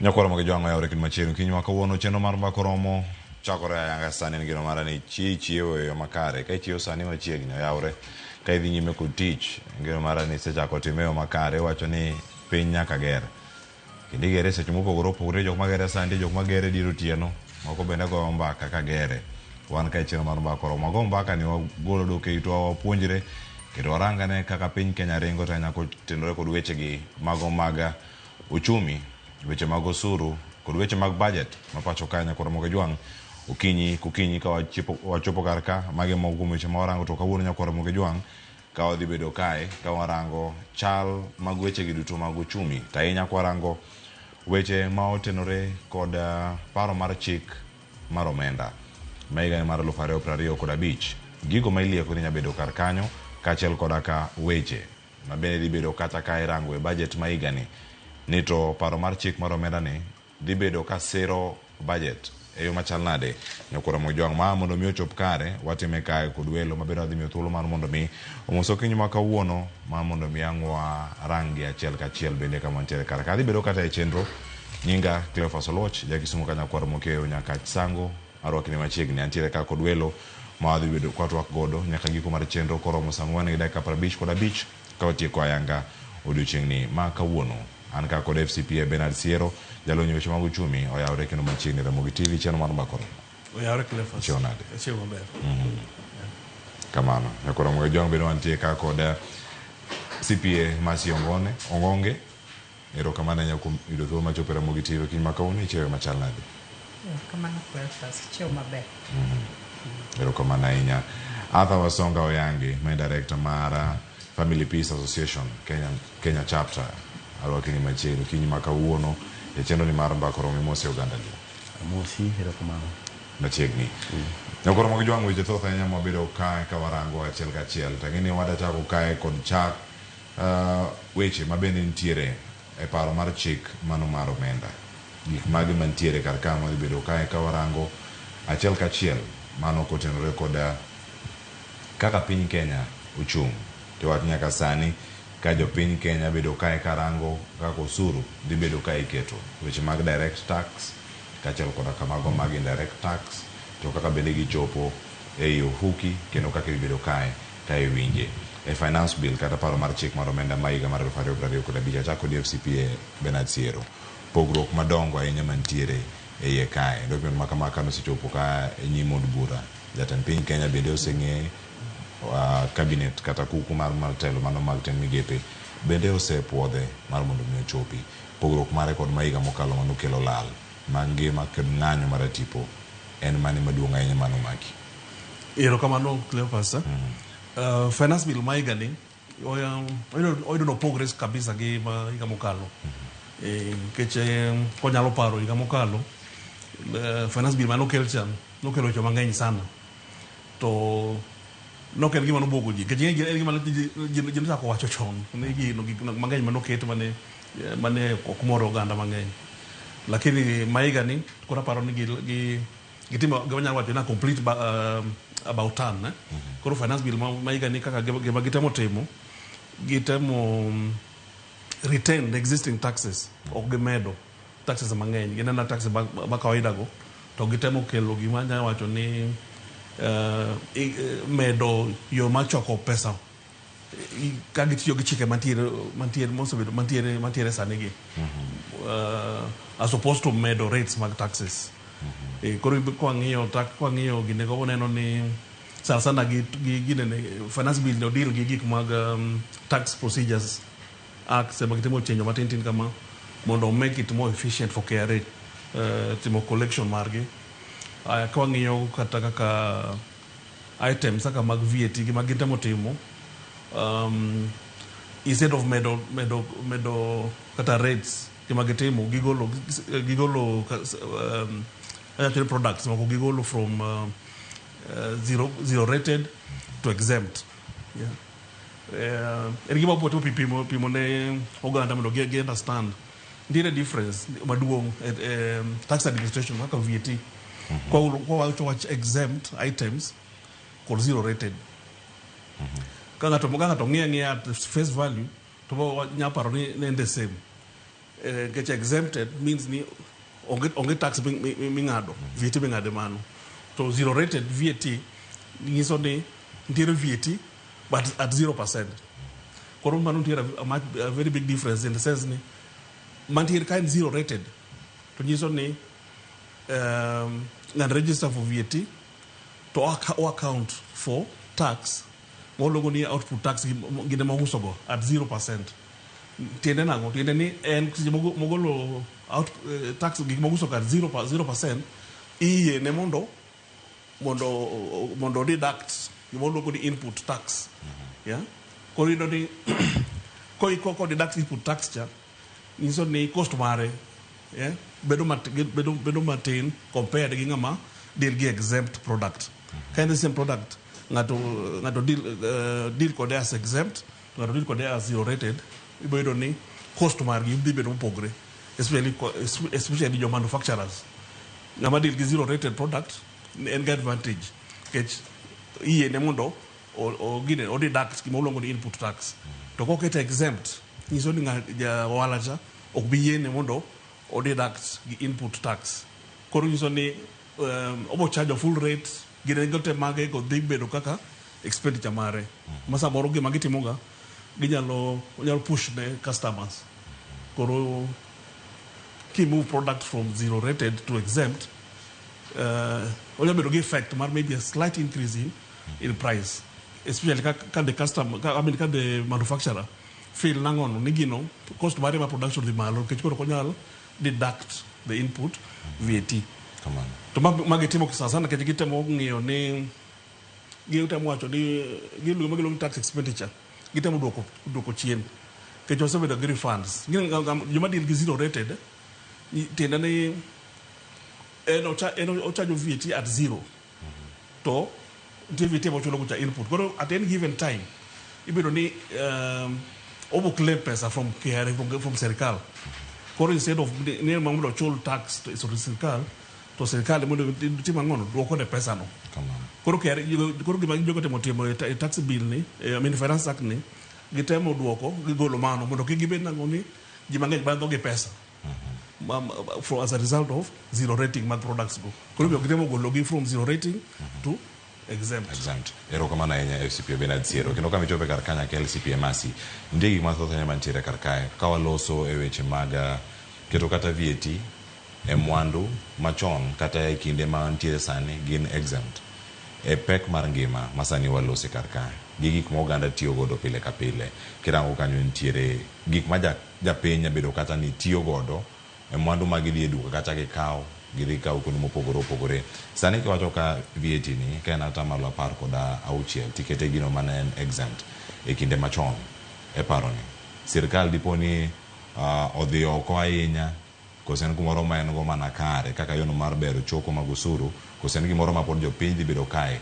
ka siemo ni mae to kata ko kumedo manyien to kelo chik manyien ni nyalo hinyo jopiny kachel kora ka wach machielo bende maponono opogore ni gi Finance Act makoro sani ibedo kae karumo machielo chakti. Erokamano Cleophas. Finance bill ma higani wacho ni ok omedo ushuru. Gima gidingo gima finance bill ni address en gima wacho ni compliance. Omdwa ni mondo omed pesa michoko gi sirikal obed mang'eny to gi compliance gi administration. Magi okelo ni mondo kaka ichoko pesa mitiyo godo e piny kaeni mondo tim ang'o, olos yore ne mondo tim ang'o, mondo obed maber, mondo omed pesa mitimo ang'o michoko. Koro ok en kaka chon mane ka idhi som budget to wawito kwang'iyo ni en ang'o ma bech ang'o madhi malo, bech ang'o madhi mbele. To kendo iwacho ni maeni en line achiel gi kaka better economic the better economic model mar jo UDA.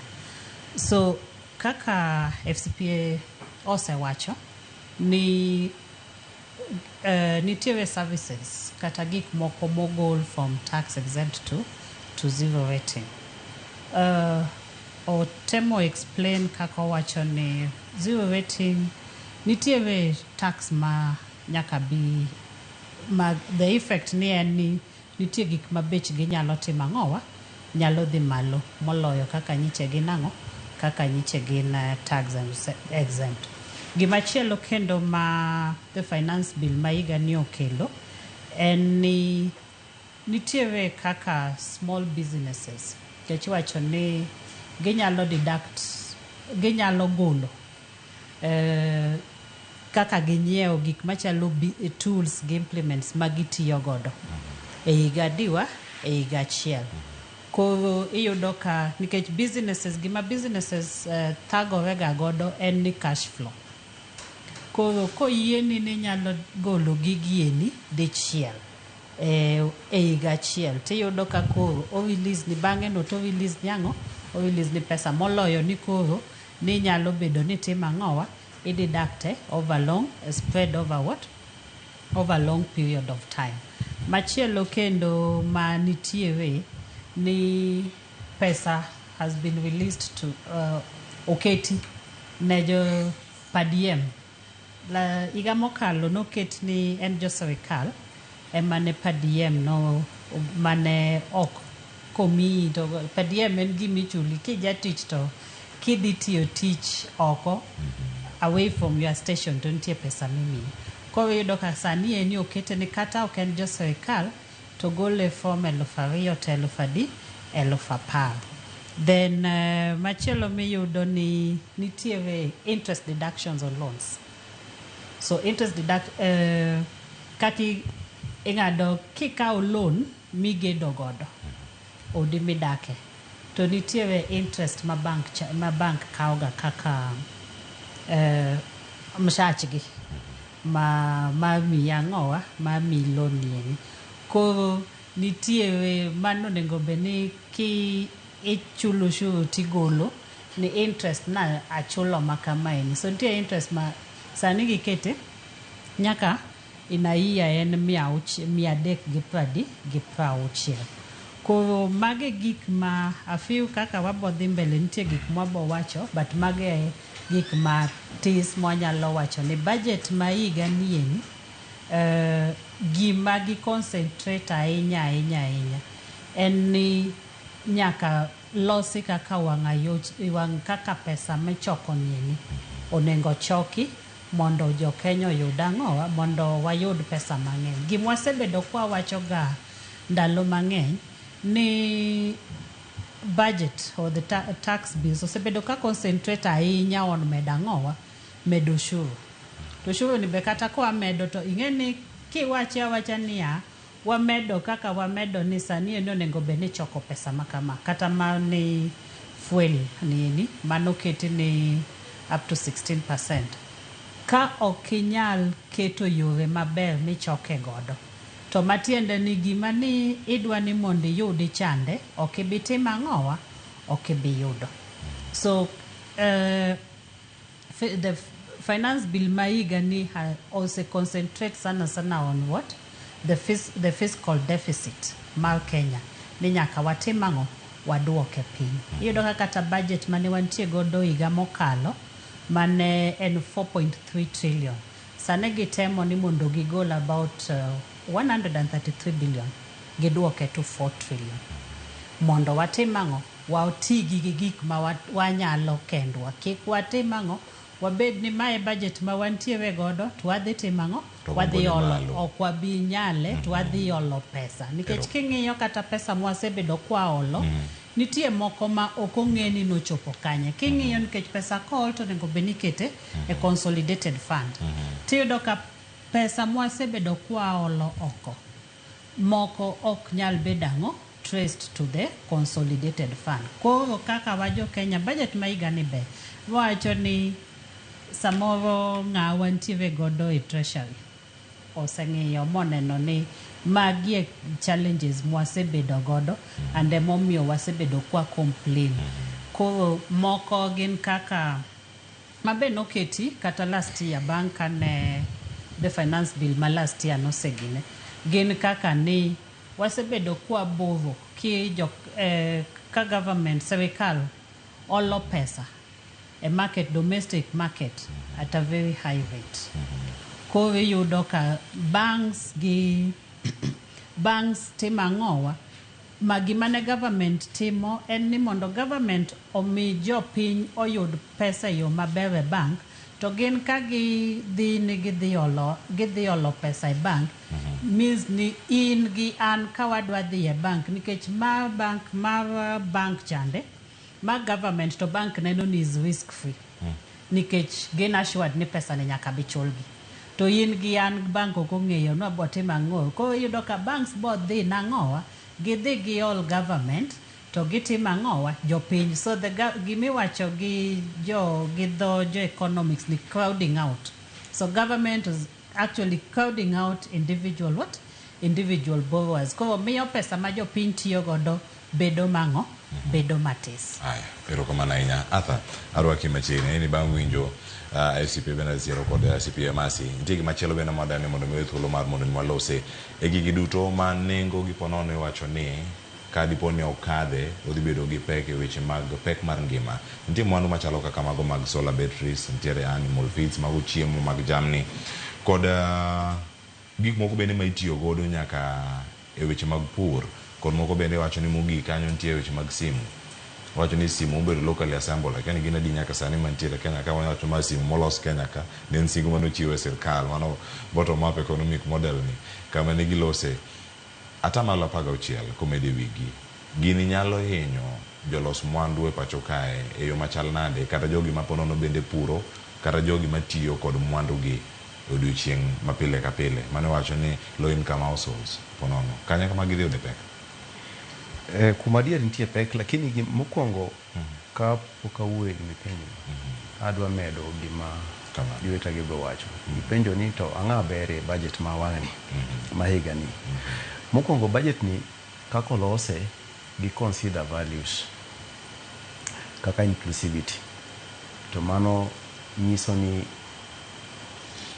mbele kanyo kwedi bede nikech views mag ji obedo considered miyo ni public participation timre yo moro makare ok otimre kaka moro cha mano buogo ji kini wang'ineno ka public participation timre yo moro makare kaduoke penjo mi wacho no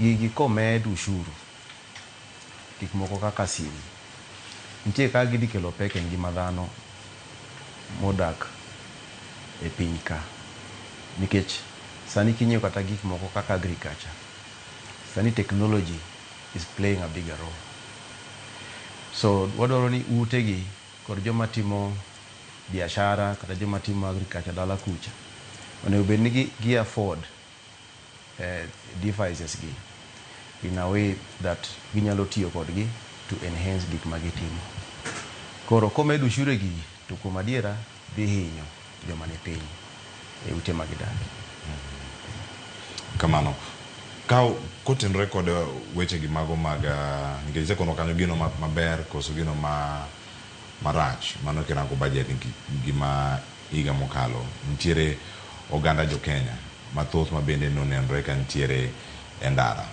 bineno gimoro amora mantiere ei manyien manyalo miyo ng'ato o reject kapok ochopo kata kare nikech wacho ni gigi to thoth to gima wacho ka en tax osuru ma imedo e iye ka Kenya waka dibet no pogore matin nikech Kenya waka wang'iyo gik moko sache moko kulingana kod mrengo ma siasa ma intie sache moko ibo ng'ie kikabila tuno ka koro kwaseng'iyo gik moko through lenses ailago tuno ka koro gimiluongo no objectivity cha koro duogo lal koro kata gima ber pod wacho mana ni rach kata finance bill moro mane ji opingo cha nitie gik mathoth mane beyo lakini ji nopingo lakini kaka na chake cha wang'ni kati neno sani sama kama last year ninono ka ng'anyo ne nitie ji ne pingo kila mahali king'iyo social media koko ne ng'eny sani king'iyo kuom adier no ka koko dipo ni piny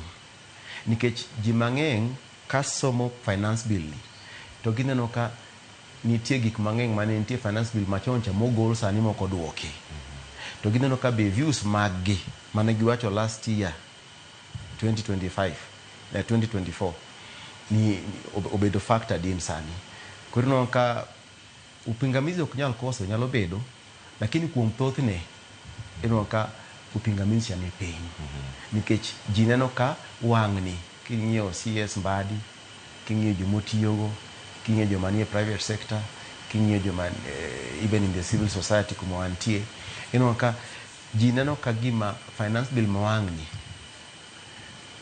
maoni mar ji obedo factor dino kwa bedo ignored pero kama na nyapa ese bena disiero wantiere karaka ni loso mutana kod VAT refund etelo mokongo karaka mokongo kai iwacho ni e paro mar chik mar omenda kata finance bill 2025 ni ka entiere kaka timo processing iwacho ni samoro osebedo gi delay maka kata samoro dweche 20 kod 4 sani iwacho ni duoke piny nyaka dweche 10 kod 2 ma bende ni gimoro minyawacho ni improvement adier kata bero chenro ni to bende ni gimoro ma inyalo wacho ni inyalo keto bed mapiyo ahinya mondo mi orang nikech nitiere ohala matindo ma chandore kata kale midhiero kalure kod deko mano mara timo refunds machalo kamagi to kangi duoko mano bende mede kar kae wach mag claims ma samoro ichiwo to wacho ni gin kwan mamalo ahinya kata mukuot gino medga meda makoro githoth ma kono kanyo sirkal bende osebedo ka wito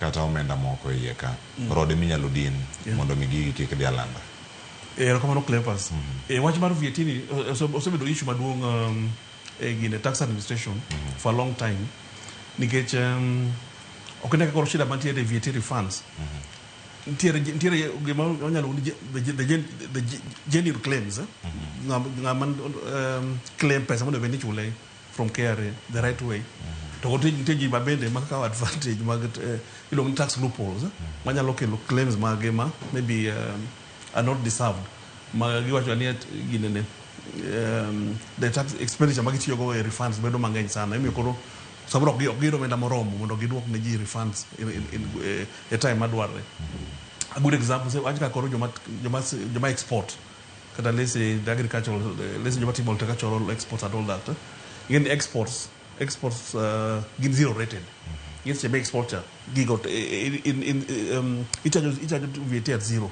kachien gin mo uso ogo to input ante mang'eny ma input tax mang'eny ni chulo ye kai koro itimo claim mari ka KRA to koro kana mago could be genuine claims to tinyo kwa bende can take advantage kaka nyanyo joka CS wacho ni one of the reasons we gigolo watch mar transport mar sugar cane yen before then zero rated sadi get exempt kechikana zero rated ji danyiso na ngono jomande transport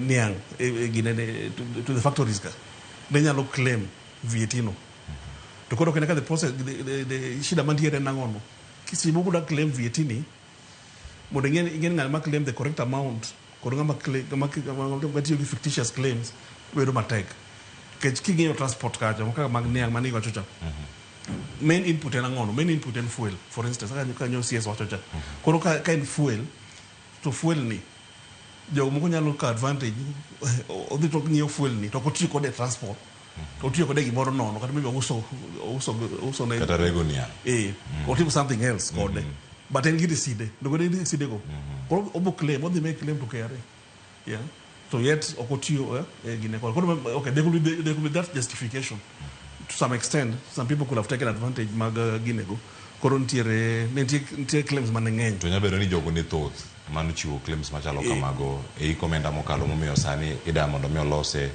manyien koro magigolo gigo mondo from zero rating to gikito gi exempt nitie koro jogo kunyal claim koro kitiyo gi pesa mitiyo gono mano ok inyal claim the input koro input ibedo the final the final pair mar tax no kech ideally kaka VAT tiyo ga en VAT en value added tax joala seche mitimo cha en ichulo only portion mar value mi add emibedo tax to the rest nini kech ibo uso seche uso cha i collect tax to seche me inyepo cha ibede chulo tax koro gima jogo timoga joala timoga difference cha ibo ka pesa wende i collect cha i subtract pesa ma chulo cha ebe chulo KRA that net difference only on the value that you've added koro sadi gima tipere nangono koro jogo koro ok gidhi bedo with that opportunity to deduct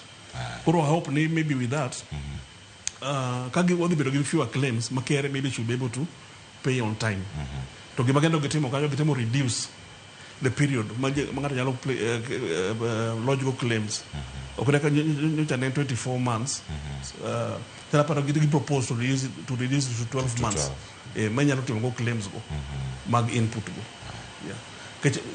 overall gitimo reduce the tax expenditure magimedo nigi chulo ji back ogidan pesa mosto donjo ogidan kendo wuogi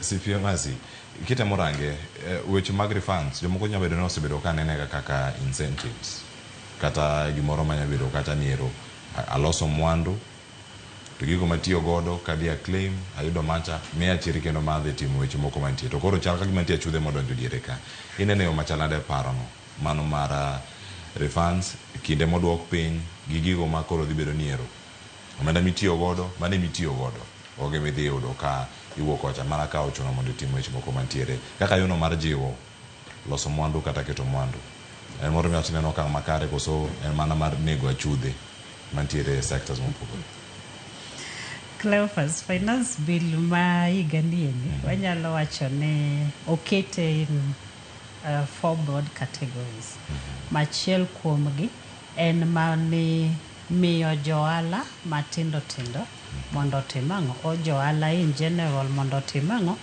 mondo otim maber ohandgi machiel kuom gik moketi en ni kaka gine VAT refunds claim moduok piny from oduok piny from higni 2 to higa 1 koro maeni gimotimo ni mokwongo en ogola chudhe nikech nitie jok moko mane iyudo ka gin ka gitimo ohala to ok ging'i ni gidhi yudo ang'o e wiye gin ging'iyo ni ohala mwatimo nieni VAT refunds gi magi ang'owa magi ema koro chalo kaka ang'o ohala mwayudo ang'o mwayudo e wiye koro maeni kaka compliance to gi effectiveness kaka inyal choko osuru ni dhi timo ang'owa e kaka oketi ni nyaka bed ni olose yore maber koro yudo ka dhi golo mago endo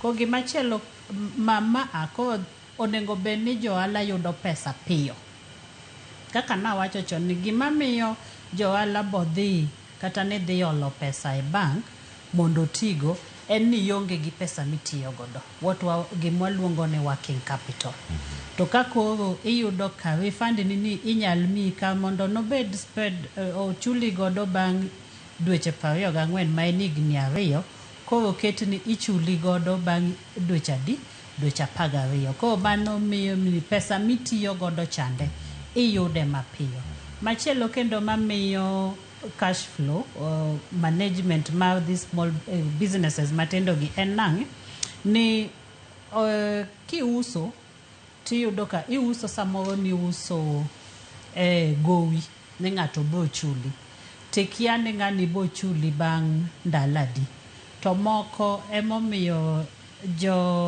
jok matimo kwan wacho ni nitie gimi wacho ni provision for bad debts ni nyaki ing'e ni nitiere kuom gowi tete michiwo oko nitiere atamalo moro manyalo bet no ok nyal timo ang'owa ok nyal chuli tiyudo ka samise uso ni ine chulo VAT ang'owa e sales invoice mane timo ang'o mane e uso ne tiyudo ka ng'acha ok odhi ochuli koro yudo ka idhi lal chiegni diriyo ok ochuli ma wichande to ma ang'owa VAT mane chulo serikal cha boko timang'o boko chuli koro mano ne onengo beni kaka joala claim manuendo ni maeni ma en VAT mana chulo uso mana uso gowi to uso ni otamang'owa aselo alowa ng'ani nyiso nyaki ibe inyisi ni aselo alowa ng'ani ni otamang'owa otamore chula koro nengo beni claim koro manendo chon nyichi yudo ka claim ni ne dhi nyaka dwe igni adek koro sani eni odwoke piny to igni ariyo mano VAT refunds on bad debts matiende ni serikal ni finance bill masani dwa ni mondo joalo oyud pesa gi piyo kiki chaki dhiye nitie gik mwaluongo ni cost of capital kidhi ni idhi kwayo pesa mitiyo godo nitiere pesa manyaka itimang'o manyaka ichul gimachielo mane gine ni nitiere kendo machielo magichak giwacho ni mondo joala o register for VAT ni kakijo chon nyicho kete ni turnover ni onengo beni en $1,500,000 sani oketi omede malo ni mondi bed registered for VAT nyaki bed ni annual turnover ni en 8 million ko matiende ni joala matindo tindo ma pesa magiyudo e higa okochopo $1,800,000 okochuno ne okogine unless ni covid dwaro to okochuno ni nyaka register ni inang'oa VAT machielo kendo mamiyo jo ohala matindo tindo bedo gi pesa ni nitiere atamalo 30 ma odwok piny ni ka in gi turnover ma nitie gima waluongo ni turnover tax ma ni choko chak higa ni i project ni an atimoga ohala maromo kama tadhi achula ang'owa adhi chulo kichulo negacho ni kichulo license ka ichule e chak higa then koro kichulo ushuru moko gie ni titimang'o tigolo koro sani ni mano gidwoko by atamalo 30 ka in ja ohala ma turnover ni en tis ni ang'owa ne $1,000,000 koro mar ariyo kendo magi gine ni gimwasebedo kwa wacho ga mang'eny ahinya ni ushuru ni ichoke to serikal tiyo kode kaka okwatimo ang'owa e yo ma serikal tiyogo kinyalo paro higa mokalo ne jatend piny owuok kawacho ni nitiere austerity measures monengo beni timo ang'owa magi keto in place monengo beni serikal onengo beni ng'iyo kaka pesa magisechokoni itiyo kode nang'o matiende ni onengo beni i-balance ni to pesa mwayudo nitiere revenue ma iyudo ma serikal yudo to what we say is expenditure cuts koro mateni kati med mana ni kamae kakwadhi to ka okinyal manage kakitiyo gi pesa ni to pod ibo yudo kionge aonga pesa mitimo ang'owa idhi bo chuni ni idhi nyaka idhi kwa kendo yes erokamano ahinya pod ang' odogo mondo orang kaka budget kata omenda bende manya bedo ka nitiere e budget mano ma omenda mar 2025 2026 kaachiel koda ka finance bill mabedo dhi konyo chopo budget no mondo mi ochopo e yo makare like osekalo adek tok saa 4 ata ang' ne aduogo mondo mi achak kodi bang' yo makawo sani kato bang'e awadhi nyime kod chenro nyakora moge jwang' kik idhi mabor.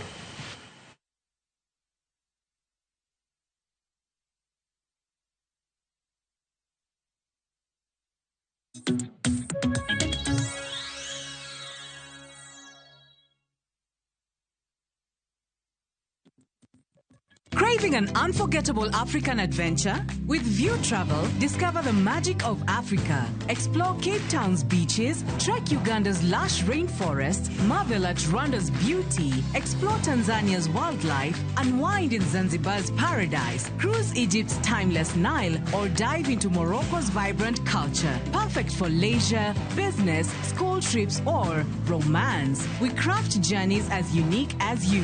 Tembea Africa na View Travel. Visit viewtravel.com or call and WhatsApp 0703-254-254. View Travel. Dream, explore, discover. You wanna feel the vibe. Ngeso ka ngeso, wakelo ni gik mamit makelo mor.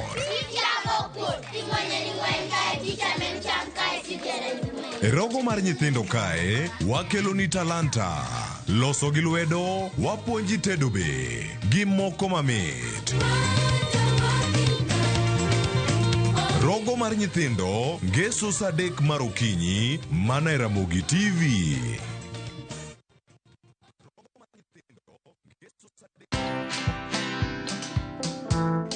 Hammering people is not necessarily going to give you the best result.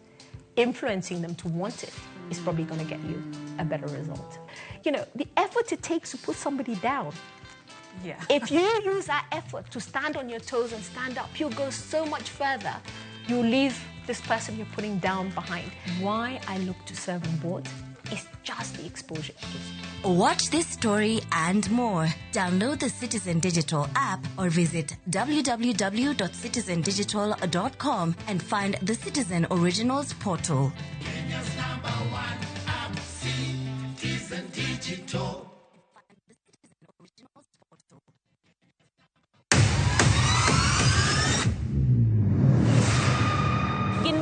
Makelo dongruok mopogore opogore. Don't speak on our issues as women. Let us be the one to speak. Kaka gikete ratil, familia koda tijegi. People's power! People's power! Magitimo gisiso kod lony. As the woman representative of Homa Bay County, this nation is hungry and there is no question about it. Minegi nietelo. Gijiwo kendo gikelo lony mopogore opogore. Mentorship en gimoro ma important kabisa. Mano konyo ji kendo miyo ji bet gi positive attitude. Gimiyo lony margi kanyakla kod yudo duoko ne chandruoge duto magikale. We want leaders to be fair to the nation. To emine wacho sigand miyo kamiyo ogen. Mine wacho ngeso ka ngeso kod jailieta.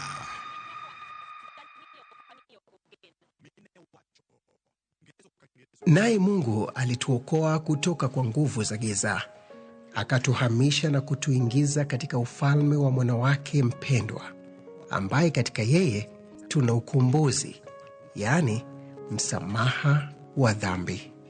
Amina. Dial *811*414# to get msamaha wa dhambi as your skiza tune.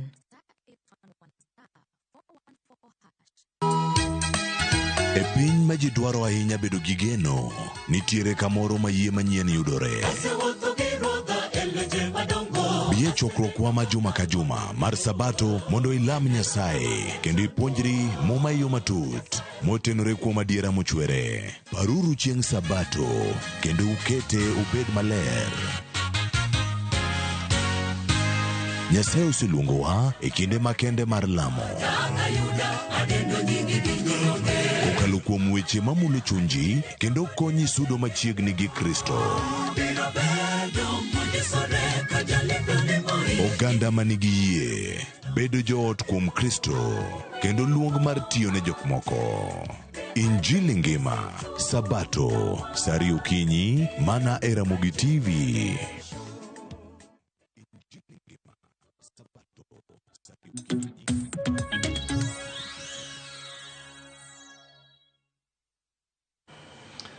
Nyakora moge jwang' machiegni kendo cheno mar mbako romo dhi nyime kendo sane ka wadarango achiel kachiel gik ma ntiere kar kae mar mondo warangi ni kae to oganda tiyo kod chenro gi machal nade. Nyakora moge jwang' nyaka sani ntiere mago manya wacho ni maliekore ni dhi bedo kacha budget mago mantiere achiel kachiel kaka sirkal dhi bedo ka tiyo kod omenda. Mano kirango sirkal mane apis jatend piny Kenya, od bura, doho ma pacho ka, sirkande mag county mopogore opogore, sectors mopogore opogore, mano moting'o nyaka migepe, sector mar somo, mano mar thieth, kin mamoko kama gintiere. Omenda gi osebedo kata kirango yo machal nade. An kae koda Arthur Oyange mabiro dhi nyime go kod twak achiel kachiel. Arthur, ka warango weche mag budget ma higa ni, jatelo mar ariyo maduoge ni, jatend migawo mochung' ne weche mag omenda John Mbadi e twak mare bende mane nitiere godo achiel kachiel e wang' jowi ma wadwa ka, mano ma Citizen. Kod gik mathoth ma bende osebedo kiwacho e kinde machon mare chung' mare osebedo aro bedo jatend migawo mag weche mag omenda ni budget dhi bedo macha miluongo ni zero based budget. Migawo ka migawo ka chiwo dwaro mare mar budget obed kata ni entiere kod zero. Ok ne ochako kuom mane ma higa mokalo ne ochope. Okang' ma kamae ma bende jatend migawo kawo kod telo mangima mar migawo mar omenda. En mano ma dhi konyo. Kosen moro ma achiel kuom yorego mag dino rode. Nikech owacho ni budget ni kata ka entiere ka nyaka many rode mag dino midino mondo mi omenda kik ti godo marach mag austerity measures ma bende waloso kinde mokalo. Kamano apan king'iyo kata higni mosekalo e budget moselosi kata ma last year. Bero ni gima ji ywago kabisa osebedo ni mibadhi. To kizungu wacho ni budget corruption. Koro aparo ni reform mosebede kod kaka koro moluor Mbadi time sector mar omenda ni budget mwang' is based on needs. To it means ni kaka needs bedo e kaka budget be iloso. It means ni bedo ni matek kabisa mondo ng'ato oket wach ma mibadhi e budget mwang'. So aneno ka en lokruok maber manyalo kelo pogruok kendo gima ber ne jopiny. Mano kwacho kanyo kitiyo kod mbui no mano mar IFMIS. Tiyo kod mbui e sirkal. En gimoro ma iparo ni ka okete tich yo makare, ni gimoro madhi konyo nikech wacho ni mokwongo nitie weche mag e-procurement ma bende wacho ni thoth migepe mag sirkal ok ti godo. To ka achiel kuom rot ma koko din poro na dheno ka nitiere omenda ma ok pod dhi ket mok dhi ti godo to dhi lwet ji giwegi. Apani gik mineno kata kaka IFMIS go mago pod iloso na gi dhano. To gima duong' kabisa ok en kata ni IFMIS ndio no ber, lakini gima duong' kabisa en integrity ma joma tiyo kode. Mano gima nyalo konyo kabisa. Erokamano ahinya. FCP Bernard Siero, antiere iri zero based budgeting to wacho ni kata ne nitiere budgeted corruption. Yes. Wacho sani en mibadhi ma bende ochana ching' wacho ni waketo omenda ni ka wamedo migawo mar somo no mi bilion 621 iko omenda ni watere bilion 700 kata bilion 800 to onge justification kata gima nyiso ni gima omiyo nego bed ni mede kata ji ochaka piny kama gintiere. Erokamano Cleopas. Kwang'iyo the concept mar zero based budget is en gima ber. So kitiyo kata in the private sector. Wang'iyo ni kabla kuchako budget on an item, I assume ni ichako gi zero. Then I build up. Ang'o mabodwarre to gigo dhi cost how much. Then I come up with budget mari. Is a good concept kaka giwache no. But what matters is the implementation. Kichokele ka ingine serikali duong' sana. In the actual breakdown of the budgets. The budget according to the team, we have the multi-sectoral groups called the various departments. Maybe go to their budgets, maybe added up to the top.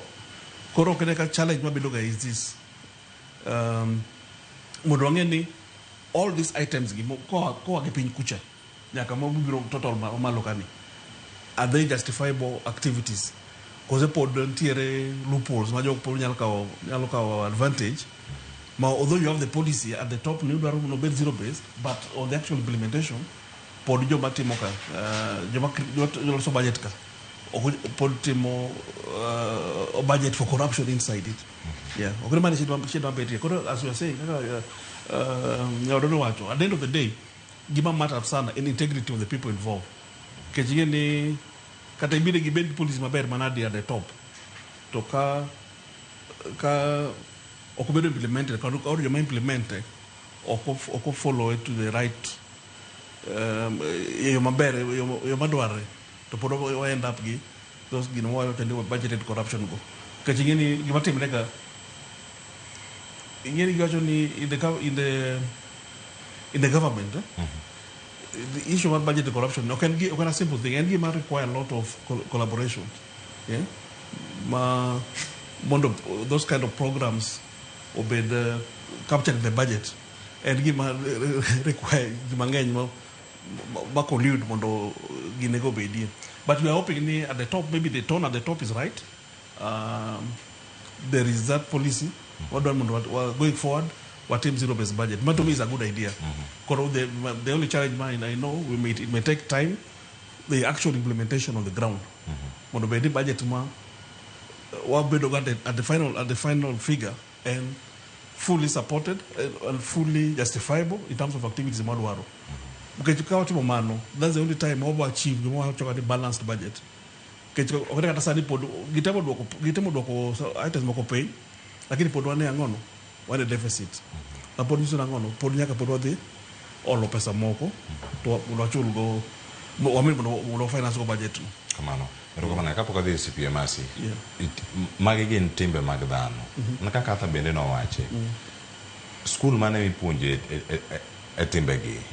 Ntie jaod bura ma Suba South, Karoli, no wacho ni nodwa introduce subject moro ma pono nyalo mede sikunde. Mano mag puonjo ji hero pinygi. Hero Kenya. Jotelo mantiere manyaka sani bede collaboration kata tudruok mar mondo mi okwal pes jopiny. Jebilagi nyaka golgi ok serikale koka rwak jok mane gitim makare koso tim makare nya puonji e puonja ka gintiere karka. Koso kanyo bende gidhi medo gi budget ma iket per diem. Manyaka sanya bedo ni omedne gi kata osuru ok bedo kata ka ingado e wiye ka mondo gidhi seminar mondo mi opuonji bedo gi tim makare. Ng'ato wacho ni seminar moro amora mi puonji integrity ng'ato kik dhiye. Gimoro bila no inyuolo go ng'ato koso inya puonji ng'ato sani malokre.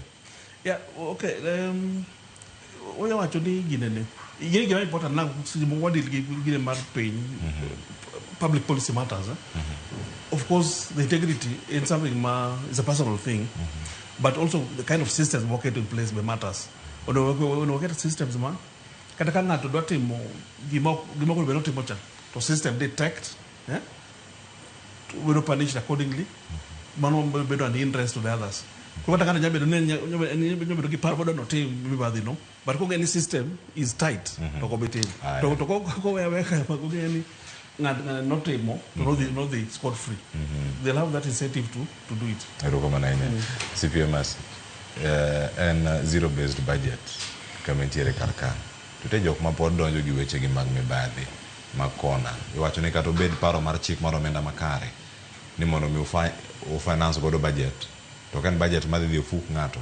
Ochal kanono japiny pod dhi penjere ni piny Kenya uchumi idho to pesa onge ofuko. Nikiji matin makawe kama gintiere karka. Yan okang makare manager temiga okaw. Cleophas, zero-based budget nito sebed ka en gime wacho mandalo mogwawa. Keching'iyo ni budget, king'iyo kaka budget ma finance bill miyo wa kaki idhi chok pesa. Ni mae budget wadwa ni mondo watim gima kama. To kamae kaka wadhi choko pesa mwatimo ang'o, mwadhi tiyo godo gimwatimo nini.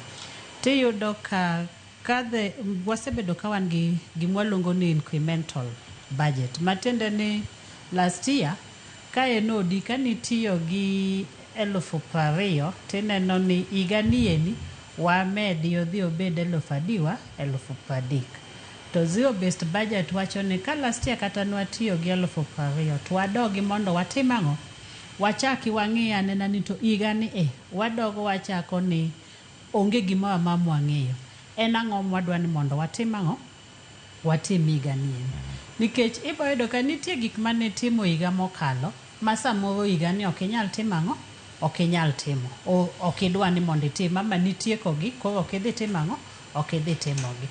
Matende gimosebedo ka timore gi incremental budgeting ni nyaka kata pesa ni no bivo mang'eny to nyaka yud kumitimo ang'owa kumisoye. Koro iyudo ka pesa moko imanyo mana ni pesa ni no miwa ni en mar loso migawo makama kama.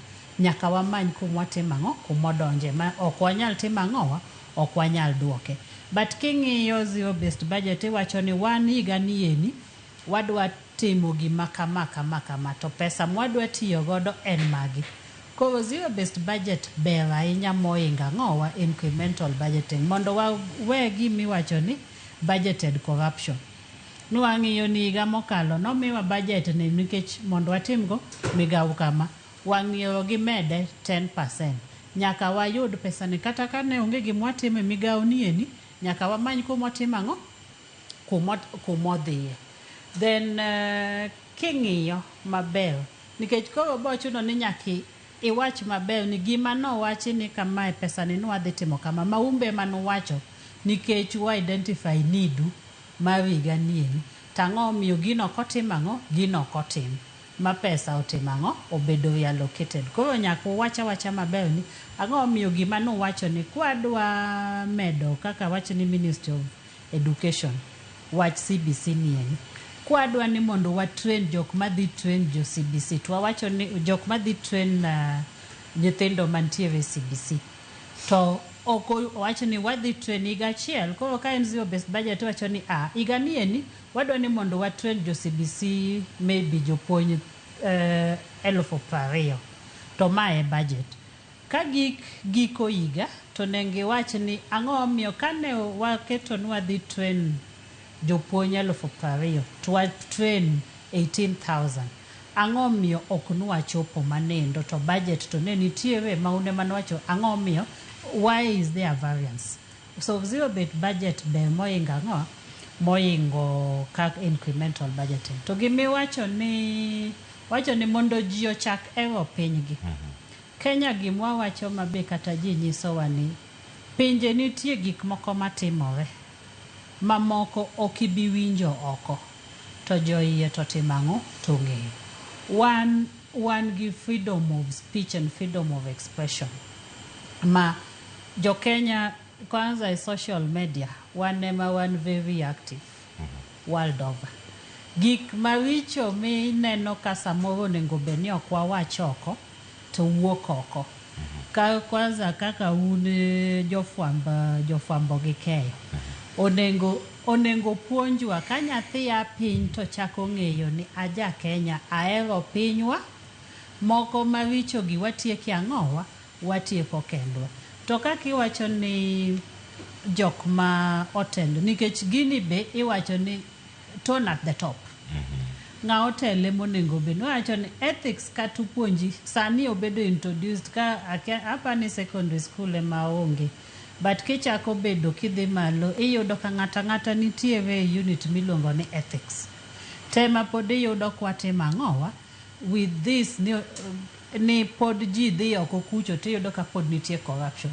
Nikech gini okoa eiwa opuonja to koa eiya no ang'eyo ni gir ng'ato ka en mar ng'ato ka en mar sirkal ok wach ni mali ya umma. Ka en mar sirkal to en mar sirkal onengo ti kode ang'o onengo ti kode yo maber. Akaka ja Kenya onengo bene ka piny tang'e ni nyaka tim ang'o nyaka chul ushuru nikech adwaro wang'ayo ma pesa mochoke ni dhi timo. Aneno ga ka gimoro nitie miketo ni ka nyathi pod tis to kimiye epo tichako ikawo epo ni titimo ang'o tikayo mondo inyise nang'owa gir ng'ato chande nitiere part moro ma nyaka ang' gol bathe mondo ng'e ni mane kaka itimo ang'o ichulo ushuru. Koro gigi machalo kaka integrity en gik mamoko kaka wa jonyuol ipuonje ot. To skul bonengo be ni timo ang'o puonjo ni ng'ato ka ng'ato nengo ng'e ni gir ng'ato kata en mana mar sirkal titiyo kode kaka oketno nengo be ni timo ang'o itiyo kode. Onengo be ni wan patriotic enough mang'e ni aonge gi piny moro Kenya wanie ni ema kata ang'a timore to nengo be ni watimo ang'o waloso. To jotendwa bonengo nyiswa example mang'o maber. ok ni ka weche moko wuok ni gine mo sani ni ko yudo ni otimang'o omedo mshach gi omedi ko imedo mshahara tiyudo ka pesa momedi e mshahara ni wacho ni zero based budget ogole kanye ni matiende ni nyaka be ni pesa ni nitie kumitimo ang'owa kumidhi gole. Koro jotendwa be nyaka nyiswa example maber ni an kadwa timang'o kadwa bedo ja Kenya maber to jatenda cha otimang'owa. Nitie gimomiyo wacho ni apa ni jo Kenya nikech gimowacho ni laws chike oketi mokwongo ni mondo orit piny to gi mondo ogeng' gik maricho kik determent gik maricho mondo kik ji timang'o ji tim. But kang'e ni an ka jatelo to nitie gima katimo to kang' ne timang'o onge kumibotera ng'at ma piny bang'a be wacho ni onge kumibotera kata timang'o nikech jatelo notimo marach oyud gi mibadhi onge kumotere ambe donge kata katimo to onge kumibotimang'o kumibotera. Koro kaka wan jopiny nyaka waen sure ni gimoro amora mwatimo wachak mondo wapuonjwe wae pinjwa wamen sure ni gimitimo ming'e ni ambe gimatimo ni kato penji bang' higni 3 kama nang'o ni kano nengo benitimo kaka sana wacho ni procurement ko penji ni bang' ndalo moko ni be nyalo timo gini kadine no miyi chance mondo ichak itim gini kendo inyalo wacho confidently ni anyalo time the same way kaka natimo ang'owa kaka natime nikech in kaka japiny ing'eyo ni in ang'owa in confident ni gima nitimo e yo maber ma kaka ne nyalo timo inyalo timo in iwuon. Pero kamana ahinya ang'e ni thuolo mar dakika modong' kar ka kapok akawiyo mas 4:30 ada winjo pach ata bende kotenore kod piny kod tembe mag oganda loko paro mano mar dhano kata ka gigi duto bende nitiere kar ka iwacho ni gin mwandu ma jopiny nitiere godo kaka sani kuom ranyisi kirango ni ero nitiere budget ma bende ibo chwal e od bura ka en budget mantiere kod omenda mathoth ahinya moket e sekta mar somo kiluwe kanyo gi mag thieth kod mago mag loso apeyni kod weche mamoko wapo nitiere kaka moting'o nyaka weche mag teko kod mago mag udi. Omenda gi gin omenda moko mathoth dhano kokoloko timne kachako gi jotelo en gimoro madhi chalo e machal nade kata ka austerity measures gi oketi kata ka okanda gi already machal nade to ng'ato okoloko tim mare pod e iko omenda mabiro wadhi neno ka nitiere gik machal kamano nigi system mabecho to temo koloki omenda pod lal. Mano to adier iwacho ni tim maber ma kawuono ema loso kiny to ranyisi maber ne jomotelo ema rieyo nyithindo. King'iyo Kenya ka sani ka en wach miloso e otas kaka koro finance bill ni ober ndi lakini koro tabu wuok e implementation nikech joma time timbegi ok osebedo mabeyo. Kwa wacho ni king'iyo 2024 Gen Z uprising cha kaka nobedo ni wach budget cha king'iyo most of the issues manegi raise ne largely to do with timbeji.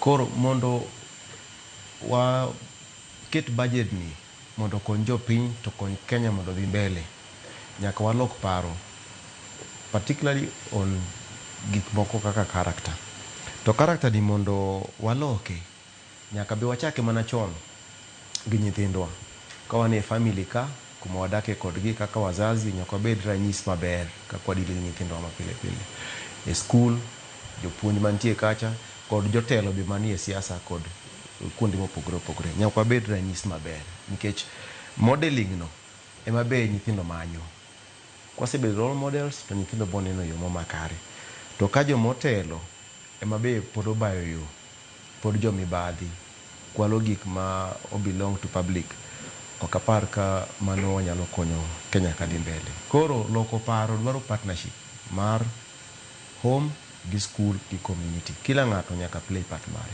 ta yie gi gima jalony no wacho kama okuongo ni integrity and personal issue en gima in iwuon e chunyi nyaka decide ni adwa bedo maber tadwa timo gini ka ng'iyo makiny lakini koro shida en ni kila ng'ato ng'iyo masani wasebedo materialistic koro kila ng'ato dwa kwalo from the public mane tabu ma wan go sani Koro deber ko waloko paro mondo wabed joma beyo mondo ka budget ni ochwale mbele bokalo joma implemente gitem gitim ne jopiny tich kar kawo gima bilong ne jopiny ni koro kiny kodhi hospital to onge yath kidhi school onge classes to king'iye budget no gino no bedo factor din. Koro tim maber ni en gima nyaka wawuoye kabisa to mostly nyaka ochak mana e family, ochak mana kuma wadake baba gi mama gi nyithindo. Kaka jo wazungu wacho ni charity begins at home, wachake mana e ot kanyo. Yes, mondo nyithindo nyaka nene, nyithindo koko nene kuom mzazi okagibitime oko kucha. To kama demando be also kuom jotendwa okay like the constitution one called the rule of law kwa jalo follow the rule of law kaka dwarre to shida okbi neno. The constitution ma Kenya not chiwo the roles very clearly kaka wacho issue malo so budget no me parliament, yeah, among it's other work, the main work ma ni parliament wangene no betimo representation maji legislation to called oversight. But okresha masani mantima duong parliament be dwano gibed implementers of this budget. Gida gi lost budget do implement. To kata ka chick the wacho kata ka okay at the top we don't follow the law. Ka chick wacho ni constitution wacho ni the judiciary has the power to interpret the law. To kata ka organ wacho ni kata ka judiciary interpret this way to get law this other way. Usually there are when a set of people more above the law. To once that attitude persists, so we can never achieve this. The other people who represent can only follow the judiciary or watch like issue of CDF. You actually as parliament on the menu concentrate on what? On the oversight. How you oversight yourself? You see. Koroma things sends wrong signal. Kaji wacho now, the common man wacho ni, people at the top who don't follow the law, genya no bend the law. Kaji don't know the opportunity to get bend, to get law kekoro. How about now the common man on the street? Yeah, now has an opportunity to bend the law and change it. Yeah. Nyakoro mojuang gino ma FCPA be na chiro tamwacho kanyo jotelo mane no chendo kinyi maka wuona ng'eyo ntiere gweng' mopogore nitie mantiere Karen sani chani jinge yueyo man Lang'ata man Kaluo man Kure kone mopogore jotelo we timbe maricho mane gimo tamwacho kanyo bedu joma beyo jotelo kama untiere Ruth adhi chieng' penjo kama wono rito no kaka budget no chalo to kleo penjo na jolony ni bende nitiere ga alternative budget ponono ne mano okupuodhi aloto akano moja inako adugo kode achiel kachiel achaka no kod CPA Masi ka ntiere ka kod ata kod FCPA bena siero kod ye chenro en sangweno sekadai ka pradai kod achiel nyakora mojuang wakawiyo masani.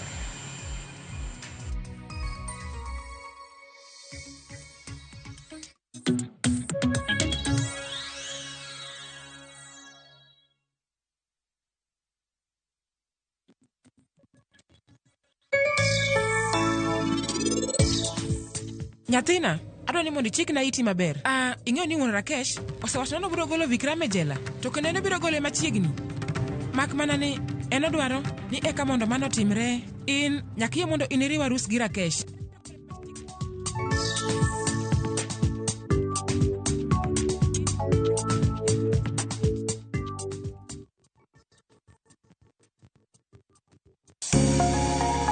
Lwedo chweyo. Koro ka sana watiyo gi lwetwa. Rom gi joma oseloko kit ngimagi kendo giseloko pok margi obedo ohala.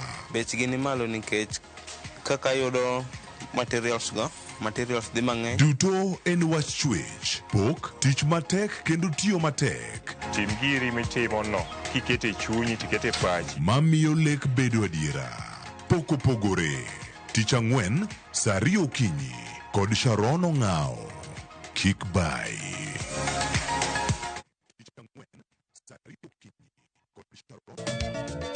Machiegni nyakoro monga joang'e chenro mar Ngoma Owake. Wuok tich akelo ni mix mokwe. Kaito tich ariyo Reggae Owake, yani tunaongea na Majar Rastafara. alafu Tich Adek Nyakwar Mwakajwang akelo ni mana yani ngeni mbaka gi wasani Tich Ang'wen is kama nene, yani kitambo zama za kale.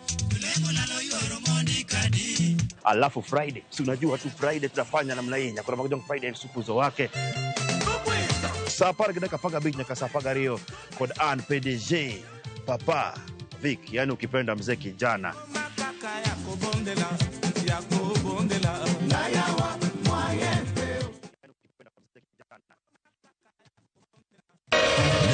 Ramogi. Regulation okodhi through gimiluongo ni public participation.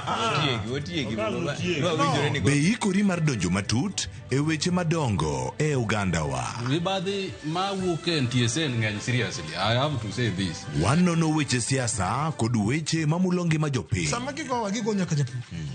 Nikech japur ni obro puro kande ni otere kare. Buch jopiny en kama wamiyo pek paro kachiel kod nonro ma intiere godo. Wan gi chike mabeyo matayo gigi waduto te. Ok diang' wachnya every time ka ng'ato dwaro to waloko chike. Nyinga Trevor Ombija jandingo panga jonyakach dendo nombija taya nyakwar guoko cha pesa. Wanere kendo. Tich Adek ka Tich Adek, sa adek otieno, mana Ramogi TV.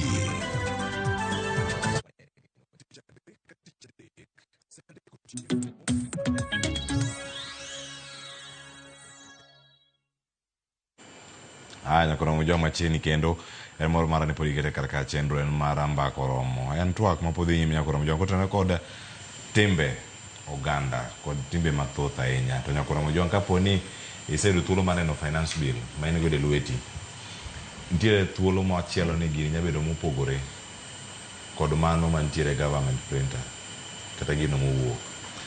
Kamara na chake karkae gin mwandu mago ma igole pinje maoko. Iwacho ni gin imported onions, nyabedo mago muting'o kitungu, nitiere tong', nitiere machielo bende mantiere kama iwacho ni gin plastic ma bende donjo pacho kae, mago mawuok oko, polymers gi kama gintiere giduto gidhi bedo kacha gi excess duty maromo 25%. En achiel kuom yorego mag bero alwora, mag thiro golo mwandu e pinje maoko. E kinde mokalo nitie mano manokel kotenore kod mwandu ma iloso godo taulo mag ria kata sanitary towels, ma bende ne oyudo kwet maduong' nyaka hukum nyaka jod bura mag mwandu mawuok e pinje maoko. Okang' ma sirkal keto excess duty ni maromo 25% masi e mwandu gi mawuok oko. Nitie kata imported onions, nitiere imported eggs, nitie jok magolo tong' ka wuok e pinje maoko. Wata machini ka piny Uganda ka Uganda moko gole tong' ka kelo pacho ka to giuso to giyudo mano mag mathoth. To iye ka nitie jok ma bende nigi gwen makelo tong'. Okang' ma kamae irange gwang' machal nade? Cleophas ka excess duty keto ni mondo otema nena mondo oduok piny gik nikech onengo beni ka en tong' ma oko to koket excess duty to medo beche odhi malo mondo bed ni beche tek moingo matima ng'owa mwaloso piny kaini. Konen ka government timo kamanendo to gimonengo beni onengo gichaki ni giketo an enabling environment mondo gik ma ilose piny kagi eni olose bei mang'o mayot mondo ma ng'a oko chako biro to kimedo ushuru ma ichulo nikech oa oko iyudo ka beche bedo mang'o, beche bedo matek moingo ma koro wanyiewo mang'o, wanyiewo ma olose piny kaini moingo ma mobiro godo. En ni onengo beni gi encourage gimiyo jopiny loso mwandu gi giwegi. King'iyo sani en Kenya ka wan a net importer matiende ni nyaka toothpick iyudo ka kidhi ng'iyo inyiew toothpick tiyudo kondik ni olos pinje ang'owa, piny China. Gik matindo tindo olos gi bamboo, toothpick olos gi bamboo to a China. Bamboo gin gik ma wantiere godo kaini.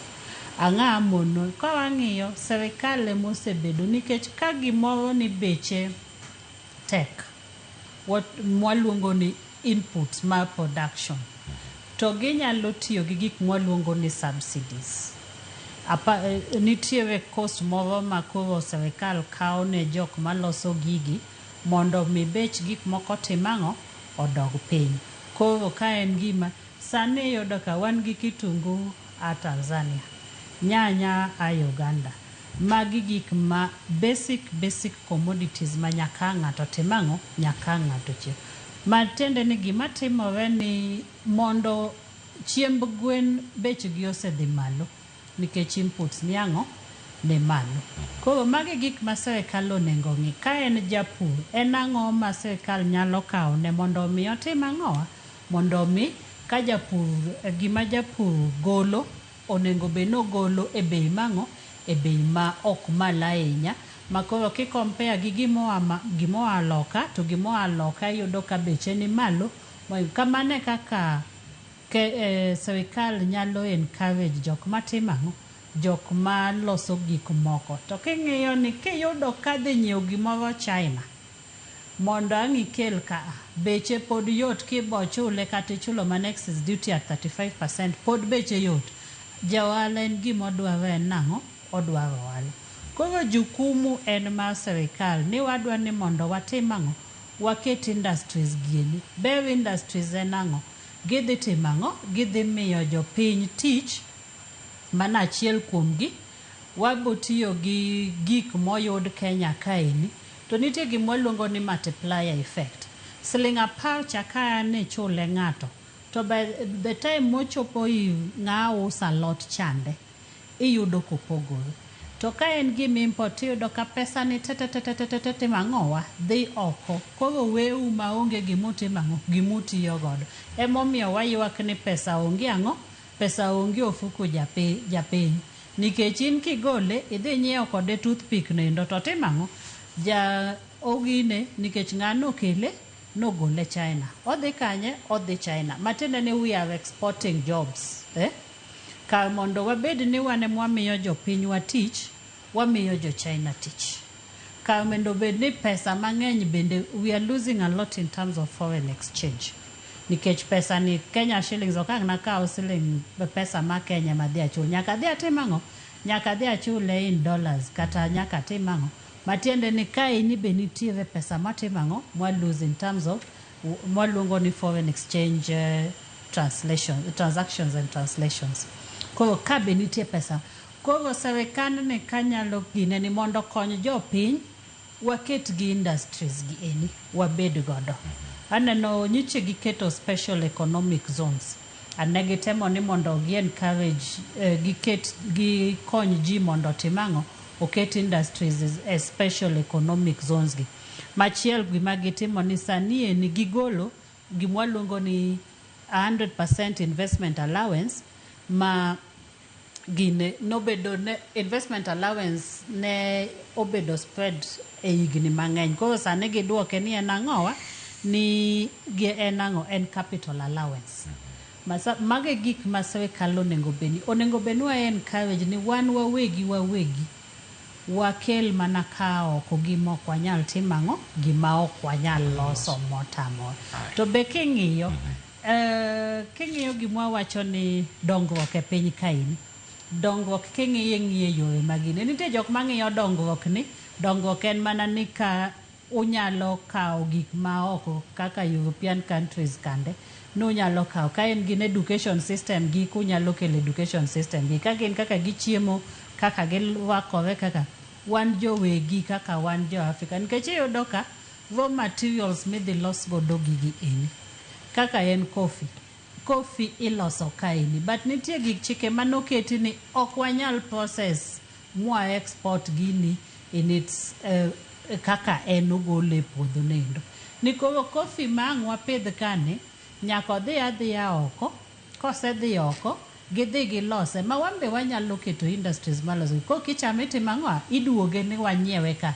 To king'iyo kaka wanyiewe, inyiewe bei ma kata in ka ina japiny ma ok inyal timang'o? Ok inyal nyalo. Ang'a monowa mondo walos gigi, kata development wa ama dongruok wa wang'iye e wang'wa kaka wan jo Afrika. Ok ochuno ni nyaka watim ang'o?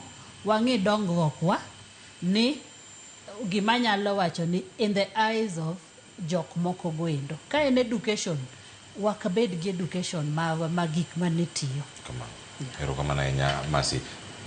Ata penjo mada penji kar kaen kotenore kod kaka ngima osebedo kae karengo itemo mondo mi othir golo mwandu e pinje maoko mondo los gi pacho ka nengo ni malo kata kodoko ni budget no nego bene adiere rango ni incentives moko ichiwo kanyo manufacturing jok mada loso mwandu e piny Kenya mondo yud thuolo matimo kamano cost ni malo inyalo range yo machalade mondo omi jogi mabene loso telo mokwongo small businesses kod manufacturers gi mondo mi oyud ane chir madhi kodgi mbele nitie gima chalo minyalo tim kata minyalo ber e kinde ma waloseni kirango mondo mi oganda kigol mwandu kaka tong' oko to piny Kenya golo tong' maromo bilion 1.5 e thuolo mar higa achiel mabi wacho ni nengo nitiere e piny pacho ka to oganda moko pod wuok oko mondo mi okel tong' miusutre siling 450 siling 600. Ineno nitie tools mitiyogo mag trade mondo omi even small businesses man go odhi malo mondo ji ofaidika. People don't ka tools ma ji tiyogo for trade ka tax gi ni malo. For example, gima kaka koro gweno miwacho ni gweno magolo tong' ka chiemb gweno bei ni malo. Kwa ka tong' nyaka koro anusa sa bei mamalo. Lakini jirani ka to use bei mapiny nikech chiemo mar gweno no be ni piny. Koro tools mitiyogo mag enhancing small businesses mwango nyaka cost gi dok piny, meaning taxation be nyaka dok piny. Gik moko kaka koro manufacturing nyaka ng'in to production be cost of production be nyaka dok piny. Gik moko kaka electricity, water and even fuel gigi te bechgi nyaka dok piny. Kodok piny tibona ka koro cost of production dhi bedo mapiny to joma ng'eny biro bedo gi interest madonjo matimo ohala kod mar manufacturing. Mano be biro create jobs ne rawere ma wan go e Kenya ka. That way biro non ka koro cost mangima dok piny to ji dhi winje maber matin molo kaka sani ji odak e Kenya waka. Erokamano ahinya. Mondo mi mwandu gi gol e pinje maoko mondo chop pacho ka lwasi kod chike monego bed ni ridogi FCPA Bernard Siero oketo yo machal nade mondo ni kata budget ni ka ikete tim kata paro mag osuru ne adieri pacho kae stima ni wacho ne achiel kuom gigo ma konyo weche mag production ka stima nengo ni malo mwandu mamoko ma bende onego konya loso mwandu nengo gi bende oidho malo ahinya orangi yo machal nade mondo mi adieri japiny oyud fungruok. Erokamano Cleopas. Kaka jote nosewacho ok ne ka mondo yidni jo ohala prefer mondo gigol gi oko as opposed to loso gi kae nyiso ni cost of production baka pod malo to one major factor me wacho no factor of production stima cost of power pod malo sana compared with other countries in the region and also the reliability. Where kasani pod ngenji joma set up factories chuno ge nyaka apart from relying on the main grid nyaka gi bed gi backup systems, but it's very expensive because you can imagine the frequency of blackouts and very very frequent. So kedwa ya chako ohala factory to every day in blackout koro chuni mondo invest so much in the other backup system mag cost you loso miyo gine magi cost of production mari bedo malo kabisa. Koro kena mago gik ma discourage gima nyalo to ni local production. Koro be por chuno wanangono ng'eny gik moko gitimango ogol loko. Yeah. Mano miyo ne ka we still pod one net importers ng'eny gik moko pod ana oko. Yeah. Capacity maro malo loso gik moko ka ni piny. But kaka gwacho no wan gi opportunity. Wanyalo ng'iyo ni angono infrastructure ni wa fix obed fixed. Kind stima obed fixed. Kind road network mamiyo distribution of goods to the market, access to the market obed fixed. Kejende gima rach basic things kaka mawacho ni kata for our own production to feed the nation. Give us things like eggs, fish. They're very, very important. We cannot produce enough locally. Yeah, we got direct sun. Why import China? Yeah, eggs. You have to import a lot from Uganda. Kunya uya kopenya ngona agoma Uganda timo makonya timo kai. Mondo bendo we produce at almost the same level. Yeah. Kora some of the things maybe our policy makers are bending you know make sure nangono make loss paying ka be attractive na investors. Kamano.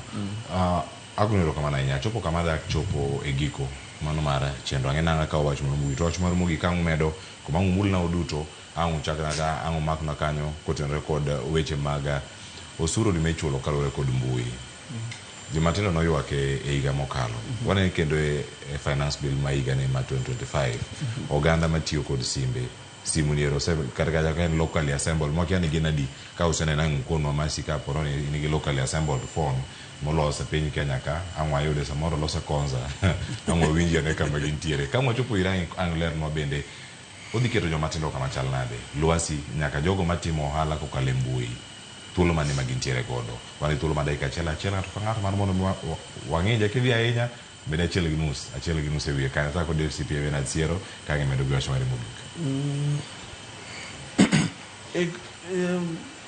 Simba manegi wacho ni bedo produce locally. I don't have the statistics of again Adimo say loss, but well, let's hope they can loss okay locally. It will also be a good move. Mondo again we create employment locally to our youth. To give that wacho sana katieko watch budget ni. Actually there's been a good attempt. Gitemo the shift mondo time move towards duoko piny gap ma deficit kech deficit emaso bedo ka kelo wach ma ni nyaka waol pesa mang'eny oko kech kade ben sani in fact budget man sani pesa ma bedo collected kade ben ok wachul pesa mang'eny ma dhi service the debt bedo koro ma budget ma gik modwaro mang'eny gi ma bedo matimo internally koro gimanya wacho ni the major thing ma realize ni this time gitemo follow gimaulo national tax policy cha mondo get tax environment be predictable majong'e ni kama get the tax rate will be enacted to ginya wegi for some time at least medium term what given like 3 years ko wegi kamano joma do invest jalo make decision very easily ngi gibong'e na ngono tax regime is stable to ko keta nen so erratic masa matino loke bedo shida kurumo gik panya wacho sani finance bill masa ni jo ala kod individuals targets ari ndi bedo sana ilo na kono revenue measures mondo gitimango gitem collect pesa koro ngiso ni compliance level nyaka dibedo malo ko joma timo ohala sana gima nyalo advice ni gi make sure ni gitimo bedo compliant in their taxes mondo kigi yudi in the wrong side of the law kisani gima sani gitimo especially through care gitimo a lot of reforms both system based to trying to consolidate especially the SMEs to other taxpayers but they feel there be loopholes.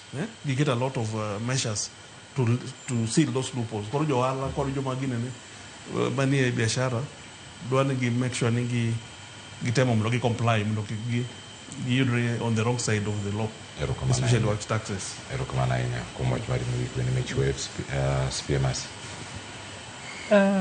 Gima nyalo wacho mokwongo anyalo chako gi ne nitie jawinjo mano penjo ni be nitie an alternative budget.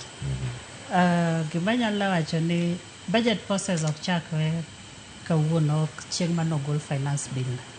Budget process chakore dwe mar 10 higa mokalo.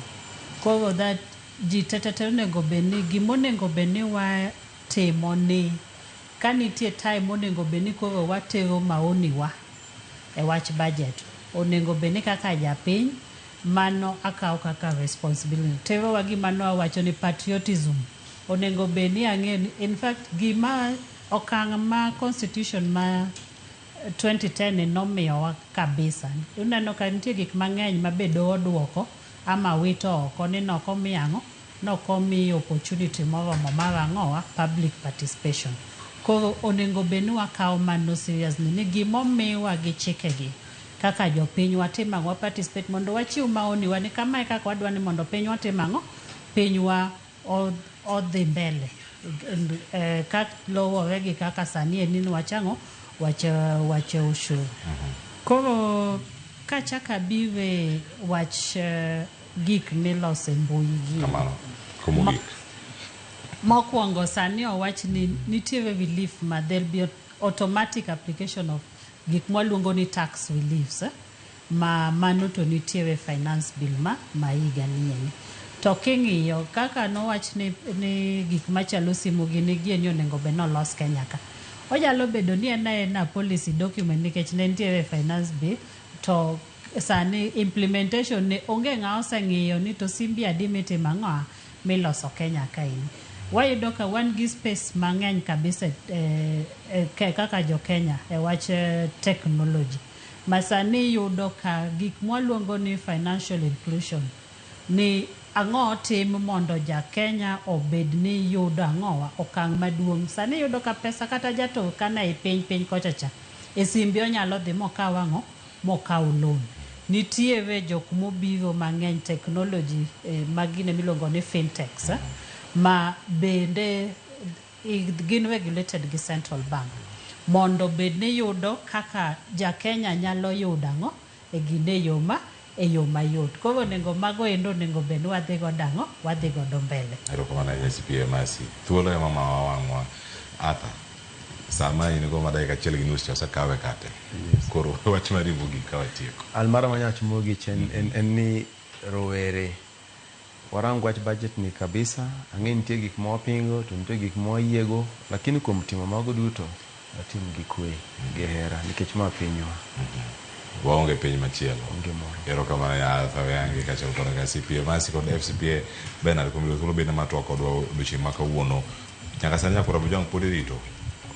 Finance bill mana utere bunge cha irito mondo ne kokete mbui pok okete mbui mar parliament kokete kar kanyo dhi bedo kanyo morangi achiel kachiel kanyo ni gik magi madhi bedo kanyo katimore kata ka iluwo gi nyakora moge jwango ni erokamano ni pobedo kod okinyi ma kawuono chak sa 12 mar okinyi kauntiere kako od Joito Sharon Ong'ao kod Joyce Oduor ogoni erokamano ahinya anyiga Cleophas Oluoch jakismo kanya kwaro mokeo nyaka sango warado odiochieng' makinyi achiel mar piny kod mbaka oromo riti masani.